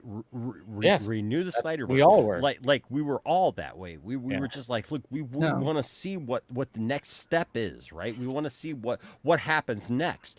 So I even put in my song, in my video, release the Snyder Cut review. What is it? Restore the Snyderverse. Restore the Snyderverse, right? Yeah. And so like I was all about that. And you know what's sad is that even as a diehard Snyder fan, as somebody who like wants nothing more than to see Henry Cavill come back and Ben Affleck come back and all those things come back, for God's sake, I loved it. I was just right there, man. I was enjoying it all right along with you. But reality hits, and I realize I'm an adult in the real world, right? And we're all adults in the real world, and we realize that we don't always get what we want. Right, I can support it. I will always support it. I will always support the idea of a Snyderverse being restored, because I love Zack Snyder. I look, I don't love every one of his movies. There's some movies that I love more than others. Which is perfectly which is okay. Right? Okay. Because that's normal. That's freaking normal. Like, I don't understand what's wrong with you people. It's like, hey guys, even Steven Spielberg has some stinkers. Come on. Right. Like, I mean, come on, for God's sake, right? Just let the normalcy, like, just be a thing. But you know what? Look, I appreciate Zack Snyder. I appreciate the fact that he made the Superman movie I always wanted to see. He made the Justice League movie I had always hoped for. Yeah. If more comes one day because of people like standing up and saying, hey, we want this, great, right? Because I will say at that point, I've always said, use whatever hashtag you want to use. Go for it. You know what? Right. Go but don't harass others. If something comes up, if something comes about, I'm just like, don't get mad at me when I go, well, that's kind of dumb. Right. Like if the studio sees something and they decide to go in that direction, great. If they decide to go back to Zach and they go, hey, we missed on something. Let's do this. If it actually happens, I'll eat the biggest fucking crow. I will love eating that crow. Yeah. Bro, I'll saute that crow up real nice. I will put some salt and butter and pepper, and like that crow will be all that I can think of, dude. Yeah. Because if it actually happens, but guys, there's no crow to eat, because again, it's like, we're not saying that this could never happen. But what we're trying to say that we're still getting pushback on is that if it happens, great. But right now we don't see it happening. We're looking towards the next era of these, because it's okay. Yeah, because if that was the mentality I'm supposed to have, that I should have quit the Flash TV show and all my Arrowverse stuff all these years ago. But it's like, that's the thing. I love the fact that we had these multiple universes all at the same time. And we, like, if, for example, if there were things in the Snyder I didn't like, there could be something in the Arrowverse I could like. If there's something in the Arrowverse I didn't like, I could go to the Snyder and get that instead. And that's what's so great about it. But like, when these people are just like everything has to be just the Zach, then I'm like, that's what I tap out, because I don't want. He doesn't even want that. Exactly, Andy. Zach doesn't even want that. Zach wants, like Zach has said many times, that like, yeah, he would return, right? But how many things in our regular life would we say, oh yeah, you know what? If everything was perfect and everything was on the up and up and everything was not as the way it was before, I would absolutely return. So like, I can absolutely see why Zach would say something like that. But the reality is we all have to look at it in a realistic way. How many of you have been fired from a job? How many of you have like had the situation where an employer has treated you wrong? Dude, like I said, like I was talking to Zach during the time of like the releasing the Snyder, like personally, because we were trying to coordinate all this kind of stuff. You know how many times he even said like I remember when the Ann Sarnoff, like, and the Walter Hamada cul-de-sac, fucking thing came about. Like, I remember him texting me, did you see the fucking article? And I went, oh shit, Zach's gonna probably call me soon, because he's gonna want to bitch about this, and we're gonna talk about this, and like, we're gonna figure out a plan. And sure enough, I remember I was driving home. I was like in a drive-through getting some lunch, and I'm like, and then all of a sudden I'm like, oh fuck, Zach's gonna call me. And sure enough, when I pulled in my parking lot, he calls me, and we talked for like 20 minutes about that article and about how like she fucked up, but then at the same time, he's going like, hey, I'm not trying to fucking take over DC. I'm not trying to like continue stuff. I'm just trying to like, let's just try to get, it was like, yeah, we're trying to get the fucking thing out. And he goes, and he even told me that he goes, I'm pitching something new to Netflix. This was Rebel Moon. He didn't tell me what it was. I heard from somebody else that is associated with them. He actually told me, oh, Zach's got a sci-fi movie that's kind of like Star Wars that he wants to pitch. I already knew what it was, but I didn't want to say it. But he see, Dave, that's why I respect you. That's why like, when in the midst of everything else, right? Like, I respect you. I listen to you. I take what you say with respect. It was crazy. Right. Because I remember it was a Monday, a rainy Monday. And I'm like, I remember I messaged Steven. I'm like, dude, Zach has, he's pitching something to Netflix and blah, blah, blah. I don't know. It's a sci-fi thing. I don't know what it is. It was like one of those things. But Zach even said that. He's like, I just want to get this out. And I'm like, I have pitched something new to Netflix that is not Army of the Dead. And I was like, oh, fuck. Because Army of the Dead, it just came out. Or it was about to come out, and it was just like, he was telling me, he was like, oh, I have this new thing. I'm like, I'm not trying to fucking try to get a Justice League 2. He was telling me this, it's shit like that. It doesn't say that he wants to do his own shit. But isn't that interesting, Dave, how people will literally assault you, will literally come at you nonstop, bro. Well, I hope no one has assaulted him. I was going to say, I don't think anyone literally. I mean, digitally. But look, like people, I know the level Dave has faced, right? Because I have faced. I haven't streamed for like a fucking year. Okay. Yeah. And I still get it. So I know that Dave, my God, has got to be buried in it. And the reality is that like those of us who are just normal, like we just look at it and stand down, Andy. Stand down. Yeah, well, hey, this is what it is. Daddy ring. Right. He knows what you know. This is what's going on, right? Right. This is what's happening, right? Like we're triggering Andy. We're level-headed. We're not getting triggered by things. We're not so obsessed with Justice League and with like the DCEU that my God, if anything changes, we're gonna fucking freak out. You know, like. And that, Dave, that's what I've always respected about you. That's what I respected about you too, man. Thank you, brother. It's been a crazy journey. I appreciate you, man. I appreciate you too, because you get it. You have faced those kind of oppositions, right? You have faced those kind of people that crazy. That like you're sitting there on a Tuesday afternoon, Dave, and all of a sudden like people like all of a sudden are just like, Dave sucks. We hate Dave. Target Dave, right? And so like I understand what that is. And so Dave, like I gotta say, man, like especially you, because you have such a connection, right? Like it still baffles me to this day that anybody can look at Dave the Film Junkie, and I don't say this, like I am not on Dave's payroll at all, like you know what I mean. But like checks in the mail, man. Bullshit. Thank you, I appreciate it, brother.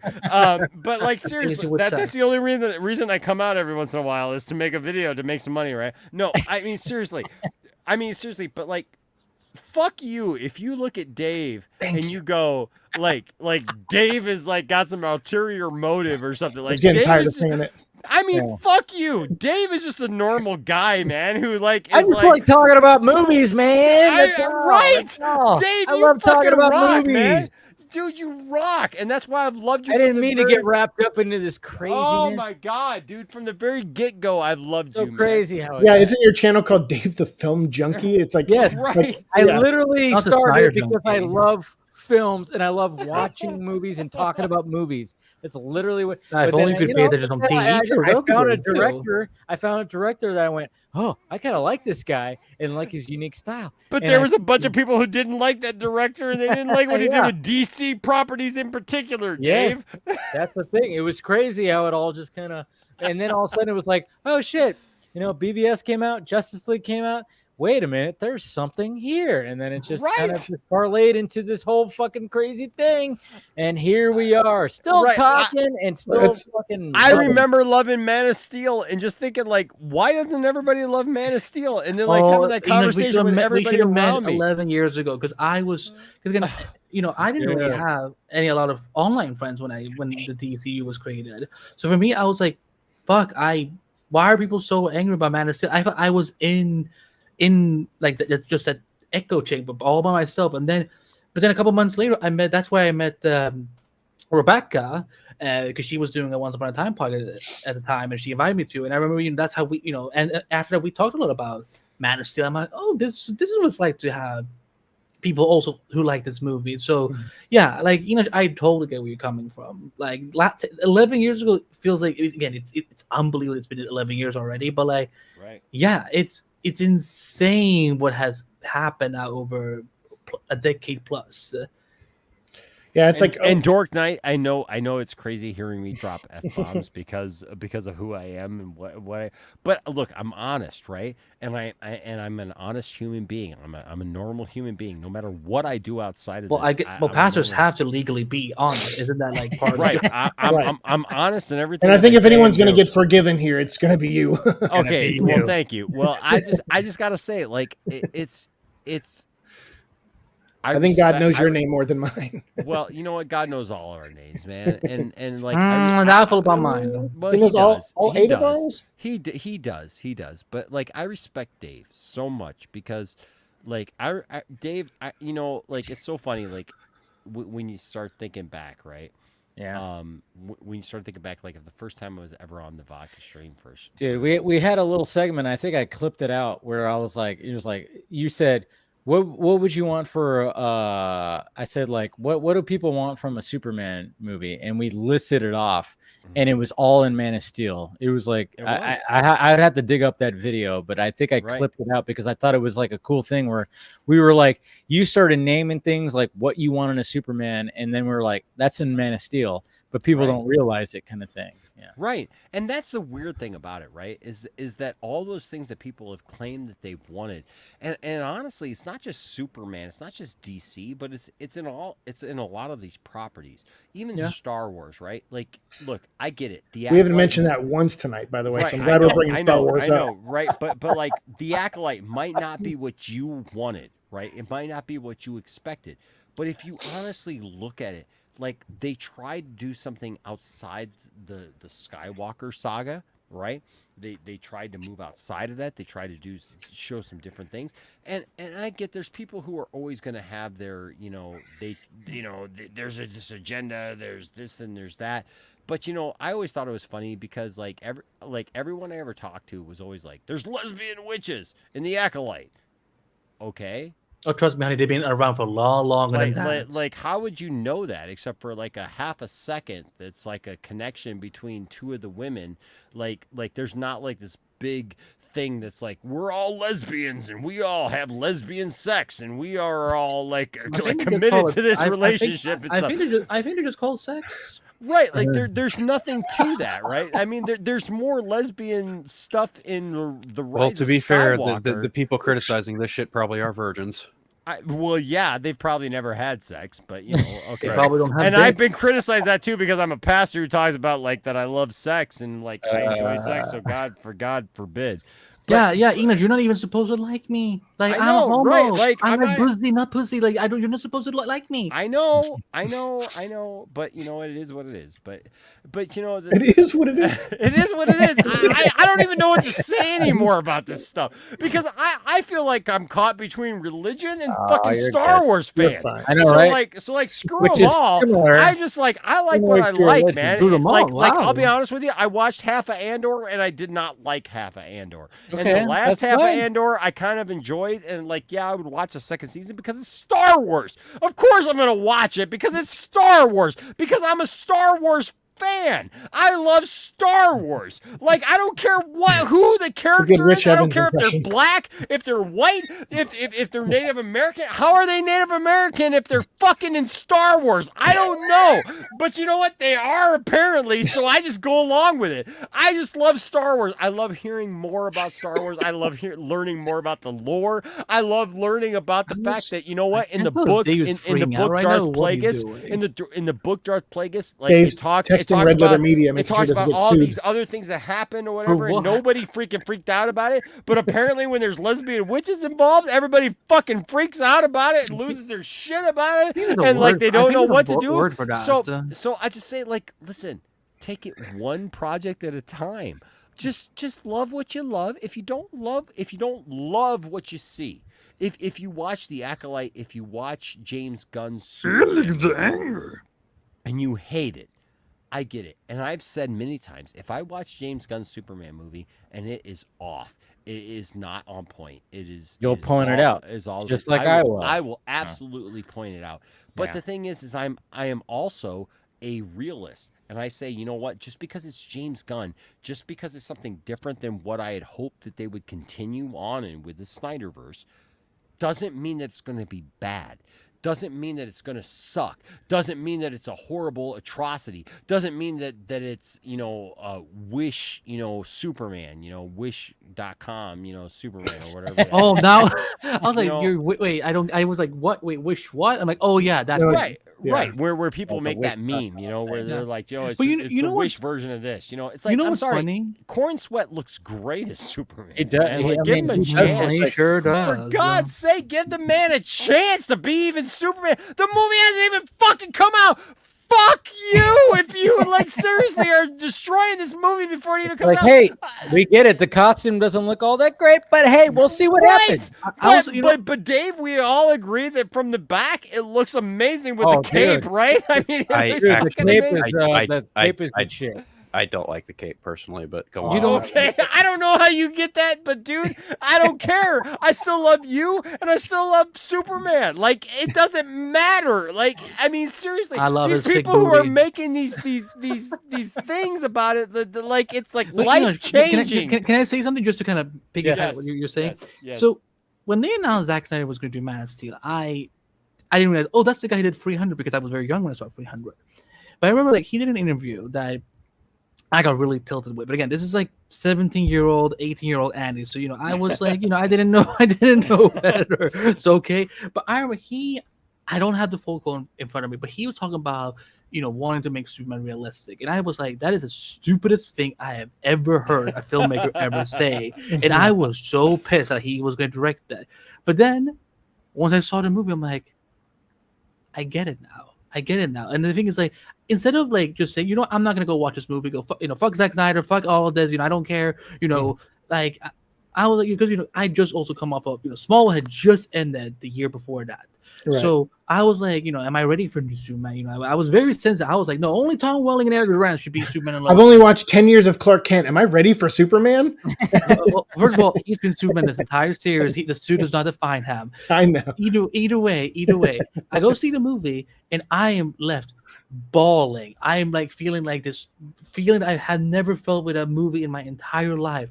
And I'm like, I want more. Like, again, it's like, like I was not even supposed to line up for that Hall H panel for Man of Steel in 2012. But I'm like, you know what? I really want to see what this movie is going to be. And that is one of the most special panels. And just seeing his insight into Superman that I've ever gone to experience. And the fact that I'm glad that I didn't just turn my mind off just because of one interview he gave that I didn't like. But instead I went, okay, let's see what he actually does. But so many of these people right now are like, this looks like Wish Superman. This looks like, you know, AliExpress Superman or whatever you want to call it. I'm just like, I am over it.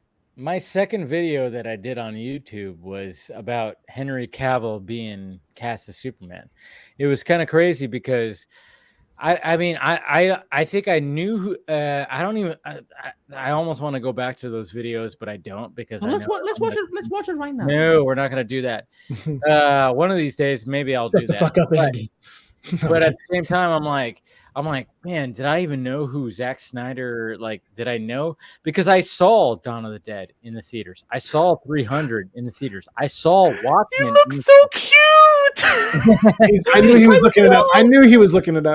He looked it up. I know. I'm not watching the video, but I'm watching like all the thumbnails of all your like Black Swan. I used to do little funny sketches. My love for Twilight gives me a Superman hangover. Yeah.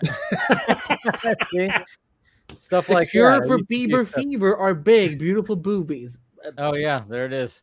Yep. What is this, like show 1, show 2, show like this was like pre-film. This was like the pre. Oh yeah, this was when I was trying to do something, and then I was like, what am I don't even know is this working? Yeah. I did the same thing. I did like 30 episodes or something before I decided to call it the Seek and Destroy show.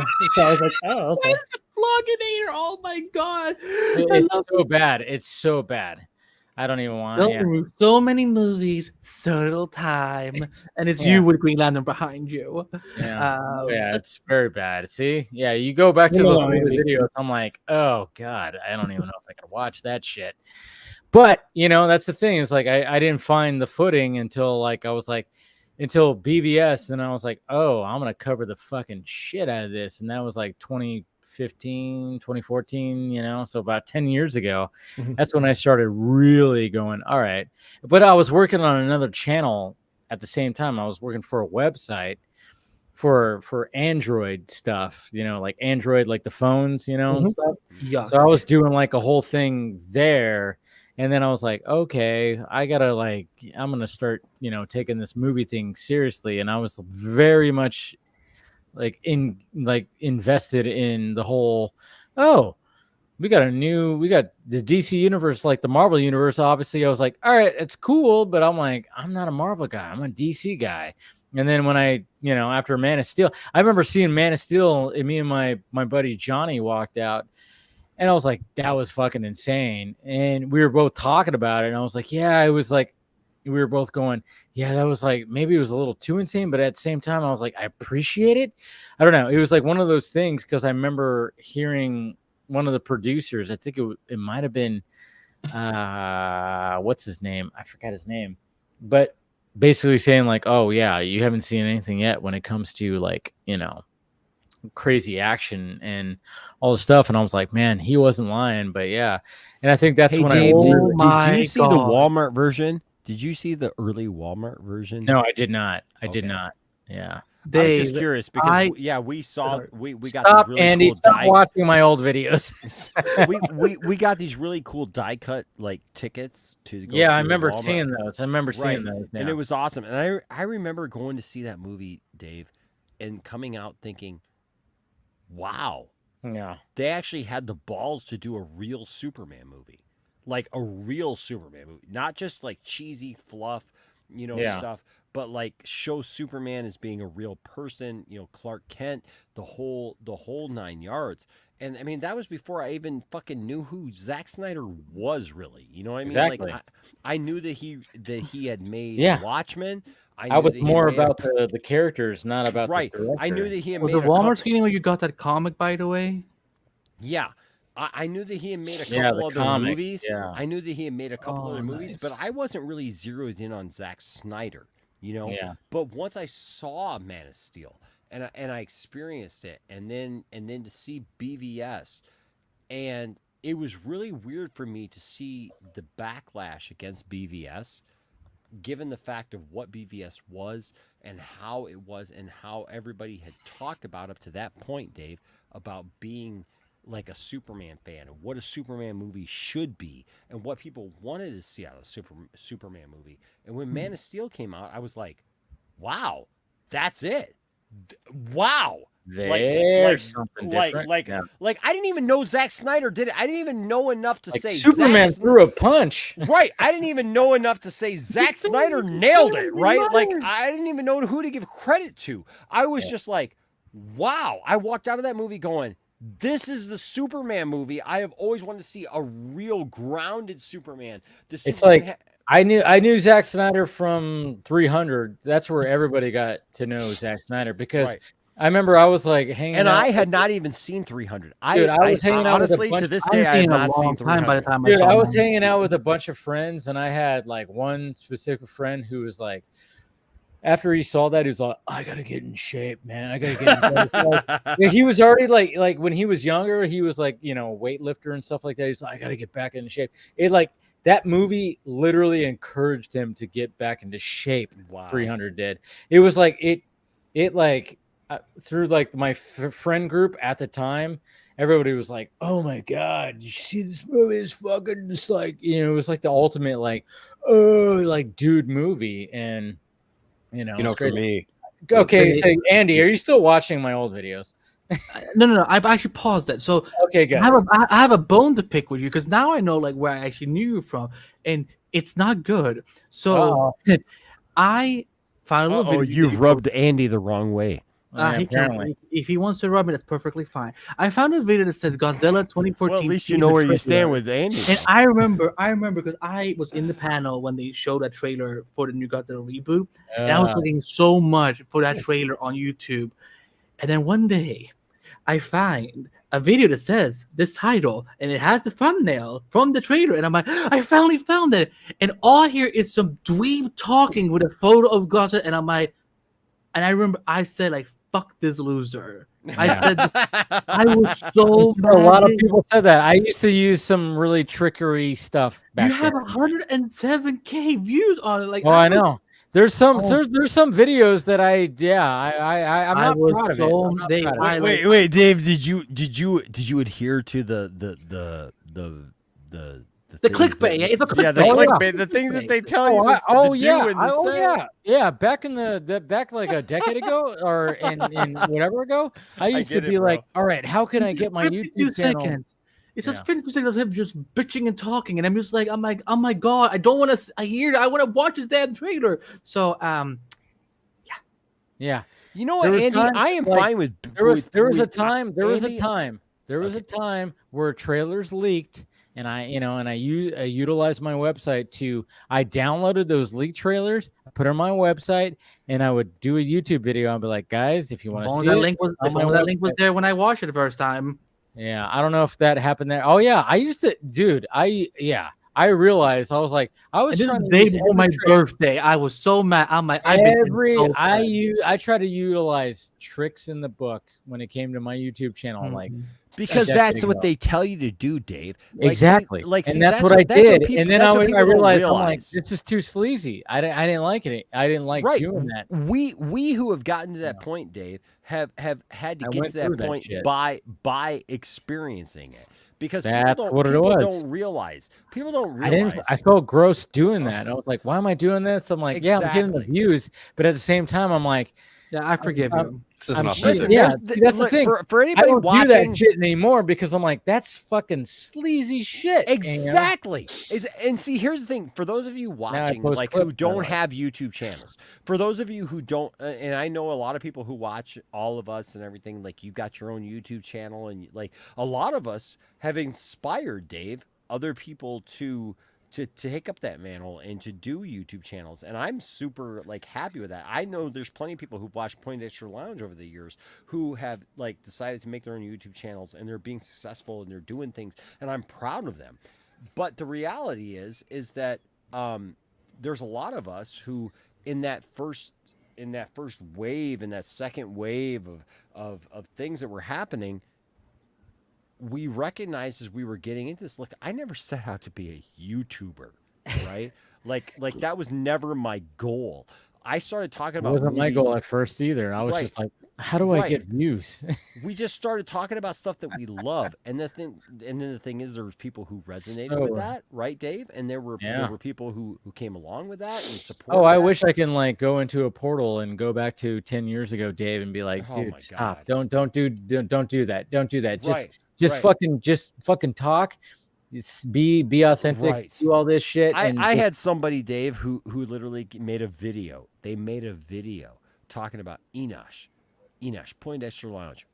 I'm so glad to know that you will never, ever, ever reach 100,000 subscribers, ever. And I'm like, I disappeared for a fucking year. Yeah. Like I didn't even. It's not that deep. Like, do you think that I'm really that do you think that I'm that really concerned about making 100,000 subscribers? Look, there was a time, Dave, where like I was starting to get into it, man. We were making videos, we were doing the whole thing, and I was like, yeah, man, we could like accomplish something, right? Like we could like do something. This could be a thing. And like it still is. But the point is like that was never the focus, right? And I think that's the point that I think some people really need to take a step back, especially where they get their news from. Well, I just got tricked by another Dave video. Fuck. What's the other day? The real leaked BBS Superman teaser trailer featured casual Batman, not real, duh. But the thing was that I only saw like the real. Oh yeah. And then like, I'm like, where is this from? And then it's like it's your face. The thing is, though, I tried to be as transparent as possible when it came to like being parody or something like that. Yeah, especially with casual Batman. I got to bring that guy back. Maybe. I could be your Red Hood. But isn't it weird, Dave, though, like how you can try to do things in a funny way or try to like just like not take yourself too seriously? Like everybody wants to act like, oh my God, Dave the Film Junkie, he takes himself so seriously and he's so like worried about what everybody thinks and what everybody says, right? And people say the same thing about me, and I know there's others that people say that stuff about.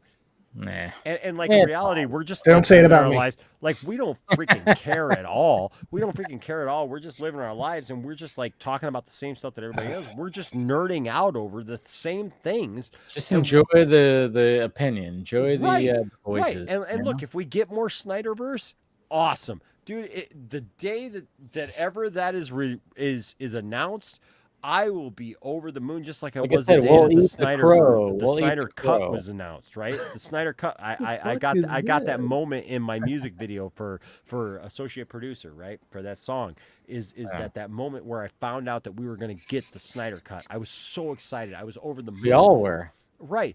But the thing is that, you know, like, look, things change, and those are situations that were specific to that. We also have to look at, like, these are actors. They're older now. There's things that could or could not happen. And we just have to be honest with ourselves and not act like, well, if we never get another Snyder verse thing, we're not going to accept anything DC again. Listen, I've said to people over and over again, DC existed before Zack Snyder, and DC will exist after Zack Snyder. Always. Yes, exactly. Always. Zack will have his imprint on it, and we will either love it or hate it. And I know there's people who hate it, and there's people like you and me. There's more people that are going to find it and actually be like, wow, he actually did something good. People are still talking about Batman v Superman. Of course. That's going to always be. People are not talking about, I mean, and I don't mean to compare the two, right? Because I understand, but like, for example, like Captain America Civil War, which I think is an amazing movie. I think it's fantastic. But is there still the discussion about Civil War that there was about Batman v Superman? No. I think that in itself. But there was nothing polarizing in Civil War, which I know that's kind of the point you're getting at. Like Batman v Superman picked a side of what vision it had for it, and that was just not something that agreed with half. You know what the funny thing is? Fandom. You know what whereas Civil War played it ambiguous to where it kind of tried to help. They did, but at the same time, Seek, I'll be honest with you, like they didn't because Iron Man, honestly, 100% was wrong. Iron Man was trying to kill somebody who had no control over the situation, who had no control over everything, and like literally Marvel tried to spin the same thing that like we should just accept this and this should just be who did Iron Man want to kill? Who did Iron Man want to kill?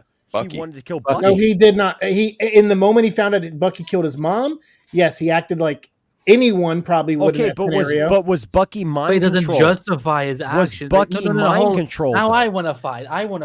Hold on. So, I will fight all day with this. And I love that movie. I love that movie. Here's what my problem goes with Civil War. This is what my hatred towards Tony Stark began. Is that he was willing to be so self-fed and do, again, Bucky was brainwashed. He did it against his will. He had no idea what he was doing.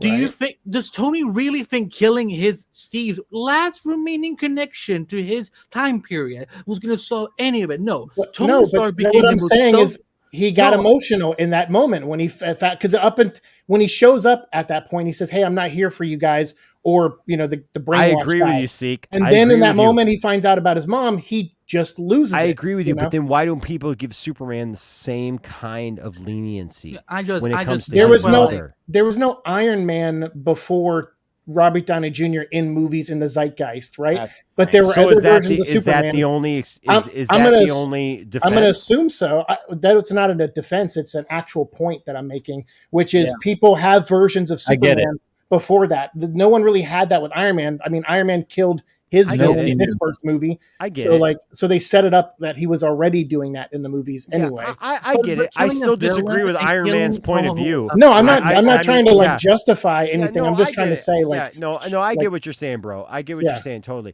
I disagree with Iron Man's point of view, and I think it's really strange that we hold Superman to this high level where it's like Superman cannot be affected by real life things like I agree with that and too. Other things, but that Iron Man is justified and willing to kill somebody in cold blood, right? Who was mind controlled and didn't have any control over his actions. But again, and they acknowledge that in the movie that he knows Bucky's brainwashed. But as soon as he finds out, I watched a video of him kill my parents, something like human snapped in him, and he was like, I don't care now. No, because I'm mad. I get that. And it doesn't justify him. It doesn't make him heroic. None of that. It definitely makes him the wrong guy in that scenario, which is why he loses the fight against Captain America and Bucky in that. He gets knocked down and loses the fight. So can I ask you a question? Can I ask you a question about that? And this is not defensive at all. This is but Andy's getting defensive. My point was that Batman v Superman was a polarizing movie because Zack picked a vision. And all I was saying about Civil War is that they didn't. They were a little bit more ambiguous with some of their stances on things and tried to play both sides. Whereas Zack, ambiguous. I just think it's from a story concept. It feels it's just poorly planned out. Again, it's like I said this to Lip so many times. Someone reacting humanly is poorly planned out. No. Here's the thing. No, because we have to take into consideration what we've seen. At this point, we're in phase what phase was this? It was phase 3, right? Phase 3. 3, yeah. We had followed Iron Man for how many years? The thing was, because I was a huge Civil Iron War Man fan. technically kicked off phase 3. Okay, cool. Yes, right. Yeah. At that point, I'd been a fan of Iron Man for 8 years. I think he was a very rational character. So when I see him suddenly in the third, I turn like this. I'm like, no, this is not my Iron Man. And I felt you thought Tony Stark was rational. I mean, like he literally is dying in the second movie and is dealing with that, and he's not making very rational decisions. He's getting drunk at his parties. He's upsetting people in the first movie. Like he's a flawed. That's what the weird thing is about. But that he's a movie flawed is human so many character. People, From so the many beginning. people resonated with Iron Man, and that's what the weird thing about it is that Iron Man was totally in the wrong. He was totally in the wrong. He was trying to kill somebody in cold blood who had no control over anything. And by default, punishing Steve for it. Because, and then going after Steve, and willing to kill Steve. Willing to kill Steve, even Captain America. And did he succeed? No, but he was willing to do it. I'm just making sure we watch the same whether movie. Whether or not he had the ability to do it is didn't. Another thing. He wanted to do it, and he gave every bit of himself to try to kill Captain America and Bucky. But that's let's not skirt across that. Captain America. But he wasn't going to kill Captain America. He just wanted to kill Bucky. Exactly. And also was he not? No, he not? wasn't. He stated very much. Oh, wait, hold on a second. Wait a second. Hold on. He stated very much so that he was hell bent. Did he blow off Captain America's arm, or Bucky's already blown off arm? Like, was it not that he was defeated that stopped him, or was that he just stopped on his own accord? No, he stopped because he still talked to Steve as Steve was walking away with the shield. He's like, "You can't take that shield." It didn't matter. He tried to kill both Steve and Bucky. He did not try to kill Steve. He did not try to kill Steve. You don't think that he tried to kill Steve? I love you. I'm telling you, he made it. I mean, look. I'm not one to argue about. Yeah, you are. Well, there's that. I will argue my point. I will argue my point. Yeah, like, I mean, but I mean, not to be like, like. I get it. I mean, and again, I'm not trying to say one movie's better than the other. Like, what I took away, and what a lot of people took away from that, is that Steve he was very much Iron Man. Was very hell hell-bent on the fact that Bucky had killed his parents. He didn't care. He didn't care what the circumstances were. He was going to fucking kill Bucky. Right, okay. He was going to kill Bucky. And the fact that Captain America got in the way meant that Steve needed to die as well. No, that's not. Really, no. You don't think that he went off at Steve as well? Steve kept trying to communicate with not only that, Steve did, but Iron Man did not. Yeah, Tony did not. Tony was not coherent at all. Tony was hell bent on killing both of them. Enosh, why are you having this argument with me when all we were trying to talk about was the only point I made was Batman v Superman picked a lane, and it was a lane half the audience didn't like. Civil War did not pick a lane. It did something just more neutral. And so when you're saying like, oh, people still talk about Batman vs Superman, it's like, of course they do, because a very hard stance was made with that movie. So, but isn't it funny though? Because people that put more on Superman in Batman v Superman. People put more negative on Superman than they put on Tony in Civil War, and that always baffles me because Tony was absolutely. I'm sorry, but Tony was absolutely hell bent on killing both of them if needed be. No, he wasn't. But at the end of the movie, he was. He literally stated it. Yeah, please, Phil. He said he was willing to kill them. Listen. No, he did not say that. Batman v Superman was polarizing by the general audience because of the fact that they did not do it in the way the MCU did it. That's why. Yeah. But that's why it's still discussed, is because people have two sides debating it. So, so that's the only point I was making was, of course, that movie still talked about because you have hardcore fans who love it, and then the people who didn't get what they wanted out of it. But Civil War didn't have that kind of reaction to people. Yeah, so there are people that liked it and didn't, sure. But Civil War, I'll be honest with you, look, as much as I love the Spider-Man scene, as much as I love the airport scene for how it looks, the airport scene is fucking shit. I'm sorry, but it's all about a bunch of Marvel characters going, I don't really want to hurt you, so I'm not really going to fight you. And so so that pulls me out of it. And I love Civil War. First of all, I want to say that Civil War is literally one of my favorite Marvel movies. Well, I love Civil War, but I see through the flaws of it. But you know what? Even in all the flaws of it, I still love it. I'm not even defending that movie. I'm just right, and I'm not attacking you for it. I get it, and you get it, right? And so we get it, and so it's like when we look at other movies that are similar, I look at Batman v Superman, and I go, how the hell do people attack that movie? Yeah, like for the things that they attack it for. When we saw Civil it's not War, fair. You're right. At the same time, it's just right. not. It's not relevant. Agree. It's not right. It doesn't match. But I love the fact that it's always part of the discussion still. Right. But that's what I'm saying.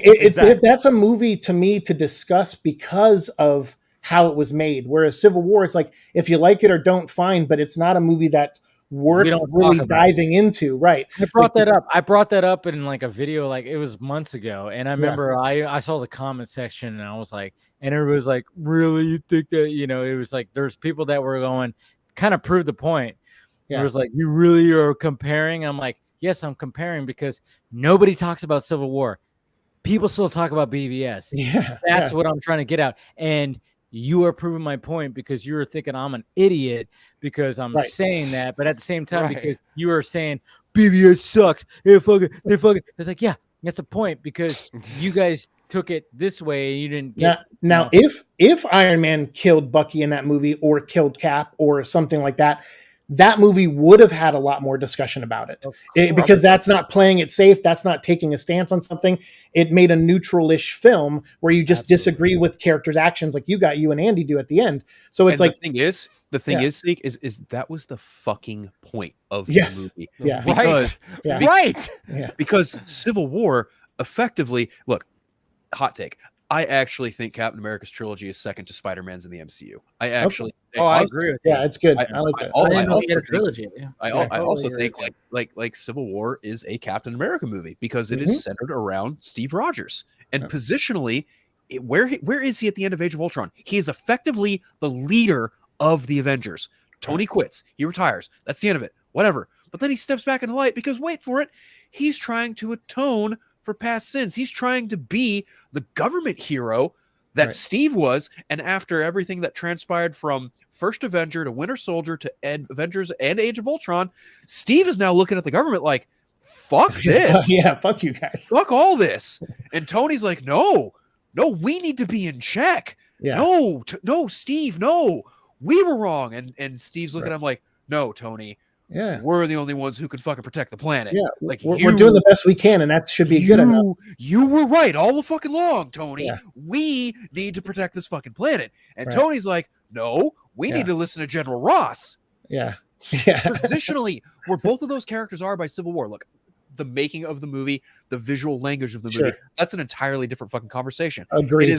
It is leagues and bounds I love the Russo brothers, I do. Yeah. But when you compare a visual language comparatively from them to Zack Snyder, I'm sorry, Zack Snyder has the fucking crown in terms of visuals. They even admitted this on their own fucking podcast. Right. Pete's Film School. But again, this movie, you can dive deep into it, but ultimately the one that gets talked about more, there's a reason why. Because it is polarizing, but at the same time, like it's fucking cultural for many different reasons. Look, I walked out of Man of Steel feeling a lot like you guys, like, holy fuck, that was a Superman movie I want to see. My very first thought, immediately, I shit you not, guys, my first thought was, I want him to meet Batman. And at the end of Man of Steel? Oh, yeah, okay. And luckily they were right across the river from each other, so it worked out perfect. right. And so he only blew up one of its satellites, so it's fine. When I saw Andy's video on YouTube of that fucking announcement, I was like, bless you. Excuse me. Dude, your allergy has been acting up all night. I couldn't have been happier. And then we get a year and a half later. Fucking what is Marvel? I think you guys are allergic to my bullshit. I'm allergic. I mean, I don't have it in the smells. I can't even sneeze it. But I'm with you, Phil. No, I'm with you, and you're right. I mean, like it's just that was the point I thought we were making. I didn't know we were going to debate the ending of Civil War, which I'm like, I don't care. I don't care. Oh, for sure. Like Tony wasn't trying to kill Steve. He was only trying to kill Bucky. I agree. Oh, you fools. Okay. Dude, we're fools because we watched the movie. He wants to kill Bucky because Bucky killed his parents. That's Joe. You did not see. He literally says that to Steve. He goes, he killed my mom. Yeah, he killed my mom. And then he goes, he wasn't in control. He's like, I don't care. Because up until then, he was like, all right, I'm trying to give the guy a benefit of doubt. But then once he saw his parents die, it's like, okay, man, well, what do you fucking want me to do? This guy killed my mom. And the thing is, he was never going to kill Steve. He would incapacitate him. He would make him unconscious, and then he'd probably go after Bucky. And vice versa, because you have that, because Steve could have killed him. He didn't. He was using his shield, and he was like literally just going boom, boom, boom. He did the thing that John Walker did not do. He could have taken his head off with the shield, but he fucking said nope. He's like, I'm not going to do that. I just fucking took you down to make sure he just wants to stop him from killing Winter Soldier, right? I'm making sure you don't kill my fucking brother over here. That's all. And then of course there was that whole, there's like, you don't deserve that shield, and he just dropped it. Yeah, which I thought. But then you're not supposed to agree with Iron Man at the end of that. So that way, when he does get to a point where he's like, all right, I'm going to get back in the game. I'm going to fight, against Thanos and everything. Like it gives him an opportunity for which is actually a very funny scene to give the shield back to Steve, shake his hand and say, look, man, I'm sorry. It's like to have that. It's like it's a funny scene between Tony and Bruce. When we thought it was Rhodey who almost got killed. Now it's kind of funny. Oh, it wasn't Rhodey. But Rhodey got injured by Tony's own creation. But that's exactly. So it's like if they had just never gotten to this argument and this whole political philosophical viewpoint of we should side with the government. Fuck the government, fuck the military, fuck all of that. Well, but Tony's point of view was if we don't agree to this, they'll thrust it on us. And so he was trying to just, like he said, he was trying to find a he was trying to mediate, hoping that would be the best decision. Again, doesn't mean you have to agree with him. It's just he was just. I don't have to agree with him, but I just it's like look like again like, but because by the time we get to Infinity War, they're like or Endgame, whatever, they're like, here's your shield back, shaking hands. So I'm like, but was all of that pain worth it in the end? Like, look what happened in all these years. But Andy, people aren't perfect. Like, people are flawed, and characters should be friends flawed. fight. And friends fight, and friends disagree on political things. I know. Sometimes I know we live in no, but come on, look at online. Anytime someone disagrees on a political thing or even a movie, the venom that comes out is intense. And if so much so that if they were there in person, they probably would hit one another sometimes. So like that's so disingenuous to say that people aren't passionate about their feelings on politics or movies or anything. People take it too far. And in this case, their fictional lives were at stake. Everything they thought. I did not know they were fictional. But the characters in this movie, like their fictional lives were being affected. I still get pissed with Tony in that end when he's like, but you should. You're supposed to. It's a Steve Rogers movie. You're supposed to not really agree with Iron Man. I'm talking about when they get to that moment they're reconciliating. I'm just like, but Tony, none of this was ever worth it. There was no reason for half of these Avengers to be on. Like, Steve is a fucking fugitive when we meet him in Infinity War. That's the only reason why he has a big beard and like why he's been hiding in the subway and stuff like that. Because Tony's action made him a fugitive. Right. Again, that's why I'm like, I never believed these Avengers fucking wanted to. I never bought these Avengers, the type of Avengers being the ones that would be like, we will side with the government. No, I believe they would have pushed back. They would have fought back. And that's why I was like, because again, Tony was, one of my favorite heroes of the MCU. When in Civil War, I'm like, I cannot wait. I cannot wait for this arrogant prick to die. Like, trust me, I was smiling. But then you felt bad when he did die at the end of Endgame.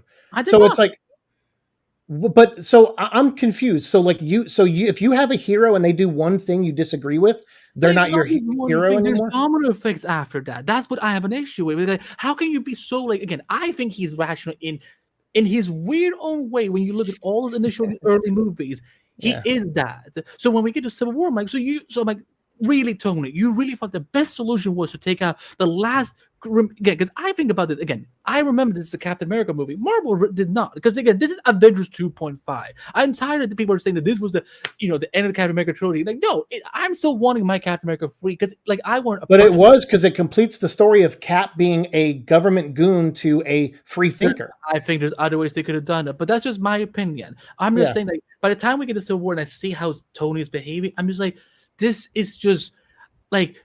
This is not the Tony that's been developed for the last 8 couple of years that we've been following. Whenever Civil War came out, between Iron Man 1 and Civil War, I'm like, this is not the Tony I've been growing up with. My Tony Stark would be more reasonable to that. So that's what I'm saying. If people like Civil War, God bless them all. I don't care. It's perfectly. I love the Spider-Man Black Panther scene. That's about it. Mm-hmm. Yeah, I got you. Okay, so you're just saying like the movie you wrote in your head of where Tony should go was not Civil War. Not what I wrote. Like I'm looking at it because again, I'm a very much of a TV guy. So again, like if I follow if I follow someone like if Barry Allen, for example, in season 9 has started murdering people, I would be like, this is not fucking this is unfucking believable. So for me, I look at Tony as like, okay, like he's gone for 8 years. That's 8 seasons worth of material, in my opinion. Where I'm like, okay, he's grown. There's a reason why. Let's go back to the first Iron Man movie. Prove that Tony Stark has a heart. That's the Tony Stark. Right, but is not the Tony Stark. Tony thought he was displaying it when a woman came up to him and said, "Hey, you killed my son." So he thought, okay, that hurts because I didn't think of that. You know, like I am Tony Stark. I'm in my own world of Iron Man and saving people, and I look at the bigger picture. But here's this woman now telling me and giving me a picture of her son, saying that I dropped a building on him due to my actions. And I think, and she put it on his heart, literally. So to me, I think that was Tony thinking he was doing the right thing, even if he didn't agree with it. So I understand that you don't agree. And I with respect that your decision. opinion. I'm just saying this is how it's not but I guess I don't look at it as my opinion. I look at what the movie gave us. You know, like because I still haven't really given my opinion if I agree or not with Tony Stark, but I just that's the story that the movie gave us. So I guess that's why I just look here's at the it thing about that though is anything, that I, as somebody who is not like a diehard Marvel fan, I watched Civil War and I accepted it. I just want all the Snyder fans that are watching this know that look at what movie we're talking about tonight, and not Batman. That is Tony Stark's reaction, which is right. I didn't read too much into it and go, Tony Stark would not react that way. Yeah. Right. I reacted to it. We should be talking about BVS more. Tony Stark. Here's the thing, though. Tony Stark did react that way in the movie, and I have to accept that. And you know what? I may agree with that or disagree with that. I may be Team Tony or Stark, or I may be Team Captain America. Whatever. But the thing is, at least it gives me the option. The problem with Batman v Superman is that Batman v Superman presented an actual intellectual situation where you had to actually use your brain and think about like what's going on here. Not just a simple thing. Like, it fucking pisses me off every time I see a meme that's like, oh, this like the Step Brothers meme is like, oh, your mom's name is Martha? My mom's name is Martha too. Oh, we're best friends. Okay, shut the fuck up. You don't get the movie. Okay? That's your fault, not the movie's fault. The movie presents itself in a way that you should be able to accept it. The problem is that at the time, people were not and I know this sounds very simplistic, and I know how this sounds, okay, but I am not on that bandwagon. I am just saying at the time it was absolutely something that was happening, and that was the fact that people were literally in this mindset of Marvel is good. DC is bad. No matter what. It didn't matter if DC it's not fair. I get it. The most the biggest comic book movie that ever made an impact on anything. People were just not ready for that, right? Because the situation had switched. It had switched from being DC being the dominant IP among kids and among young people, like, to understand who Batman and Superman was and those characters and Wonder Woman and whatnot. And then all of a sudden it switched and it was legitimate. Marvel did a great job and sold to Disney, and then Disney took it and ran with it and made it the MCU. And you can't take away from that. But the problem is when people go, oh, well, DC just sucks. Well, DC should be like the MCU. Like, that's where I'm like, right, okay, right. So when you see Tony arguing with Cap, about Bucky and things like that, like, it's amazing to me, because I look at that and look, I can break it down and go, oh, Tony is stupid because obviously the situation, but I look at it in the movie that it's in, and I go, oh, I can accept that. The problem was the general audience was not ready to accept literally the fact that there was a DC universe at the same time that there was a Marvel universe. And so everything that the DC universe tried to establish tried to put out, and did a great job with writing, with directors, with the people that they hired to do it. Like, were much better than Marvel ever hoped to be, and it was much less homogenized than Marvel ever hoped to be. They literally put out a different product than Marvel was putting out at the time. Mm-hmm.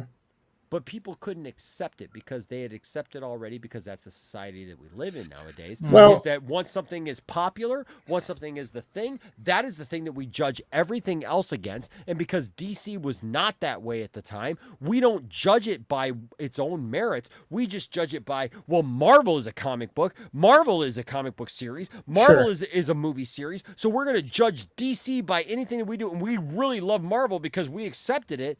Right. But they didn't give DC even a chance to establish themselves as something like different. I know we joke about it a lot, but it's like the fact that we only had the Dark Knight to keep referencing when it came to comparing to other DC movies for like the last 1.5 decades is like it shouldn't have, like, again, film culture has limited itself to how we should view things. And that's why I agree. Like, if things weren't like, but I disagree.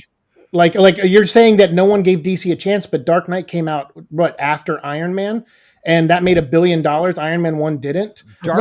Dark Knight is not part of the DCEU. No, but my point is that people love the Dark Knight. People love the Dark Knight, and they So let me finish my point. So exactly, they gave it a chance because Warner Brothers didn't build off the Dark Knight, the good graces that they earned with the audience, and they started a new universe, and it was one that started off controversial. You got to admit, you may love Man of Steel. I walked out. I didn't like that movie, and other people walked out not liking that movie. So when you have that, what didn't you like about that movie? We're not going to get into that because it doesn't fucking matter. You're not going to listen to my points anyway.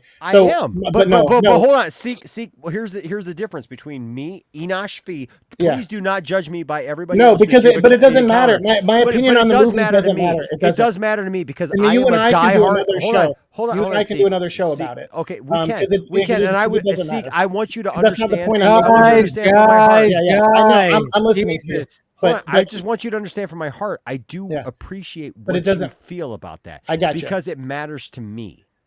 Awesome. I mean, I don't know why I feel that people that it doesn't matter to are not on the up and up. They're not judging things by what they should be judging things by. So I do judge things by what you're saying. Right? All I'm saying, again, my point isn't that what I like about the movie and isn't. My point, again, is just that because not everyone came out liking that movie the way they came out liking Iron Man or Dark Knight or all these other things, that's why, like, when you ask these questions, like, people didn't give, Man of Steel a chance. It's like, I feel like after Dark Knight and, maybe Dark Knight Rises sullied it a little bit to some people, but I feel like it still had, like, I felt like DC didn't lose any footing while Marvel was building, except for when they decided to start Superman as the start of a universe. I think that's where, because they couldn't build off of the Nolan stuff, that probably could have been a hiccup there too. Like, because I think Henry Cavill could have existed in a world with Batman. I mean, I don't know why he couldn't. That Batman, I completely disagree. Why not? Why? Because Christopher Nolan was very adamant about that world being very contained. That's why. Well, that's his opinion. I mean, but if he's not going to make Superman, then it's owned by Warner. I mean, look. If they wanted to, they could have expanded on it. But I agree with Phil in the fact that, like, they set it up in a world where only Batman existed. Right. So Superman shows up now after Dark Knight Rises. Exactly. He was high, like they explained it perfectly. But I'm not saying it's perfect. No, I'm just saying, like, my original point was, you said DC wasn't given a chance, but their movies made $1 billion. Just like before Marvel movies were making $1 billion. So that's all I'm saying. No, I get it, but the problem is that DC is judged differently by Marvel after Man of Steel. Before Man of Steel, even because look at Superman. Look at Superman Returns. Was Green Lantern. Yeah, but Superman Returns. Hold on. Look at Superman Returns. Look at Green Lantern. Look at other DC properties. But look at Elektra. Look at Catwoman. I get that, but those are not true. But those are not true Marvel projects. We know that those are our Fox projects. Those are different projects that were made. So no Spider-Man movies existed. No X-Men movies existed. Listen, fans are okay, fans are savvy enough. Hold on, fans are savvy in. enough. Fans are savvy enough to know the difference, and people know the difference in quality that we got between Sony and the MCU. People absolutely know the difference between the Spider-Man and the things that we got via Marvel and the things that we got via Sony before that. And people are still aware of the items that we are getting from Sony via the Spider-Verse that still suck. Okay? Yeah. So we know that. So people are savvy enough to really understand. For Venom 3 though. I know, but thank you, Andy. No, I thought it looked really, really good. I mean, the horror still freaks me out. But I'm like, but hey, listen, like that's the thing, like I love having fun with these comic book movies. I think that's something we've also lost. Right, we have. Yeah, like for me, it's like definitely. I don't care that the symbiote is able to possess animals. Now I'm like, it's fun. Like 10 years ago, could you imagine if we were back in 2007, and like that's the only Venom we were stuck with for the rest of time. Yeah.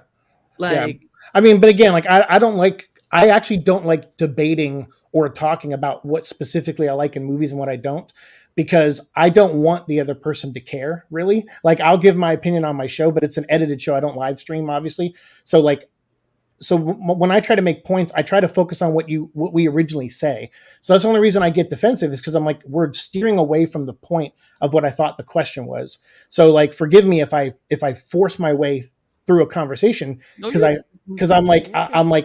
this isn't like Civil War. That's not what we were talking about. Like, I was trying to give praise to BVS as a non-fan. Like, I was like, yeah, I still talk about that movie because there's a lot to discuss in mind from that movie. Absolutely. Like, as someone who doesn't like it, like, whereas Civil War, I'm like, yeah, I saw it. I'm gonna save the weird host thing of this show Seek, talk now for a second. Yeah. The weird thing, you're alive.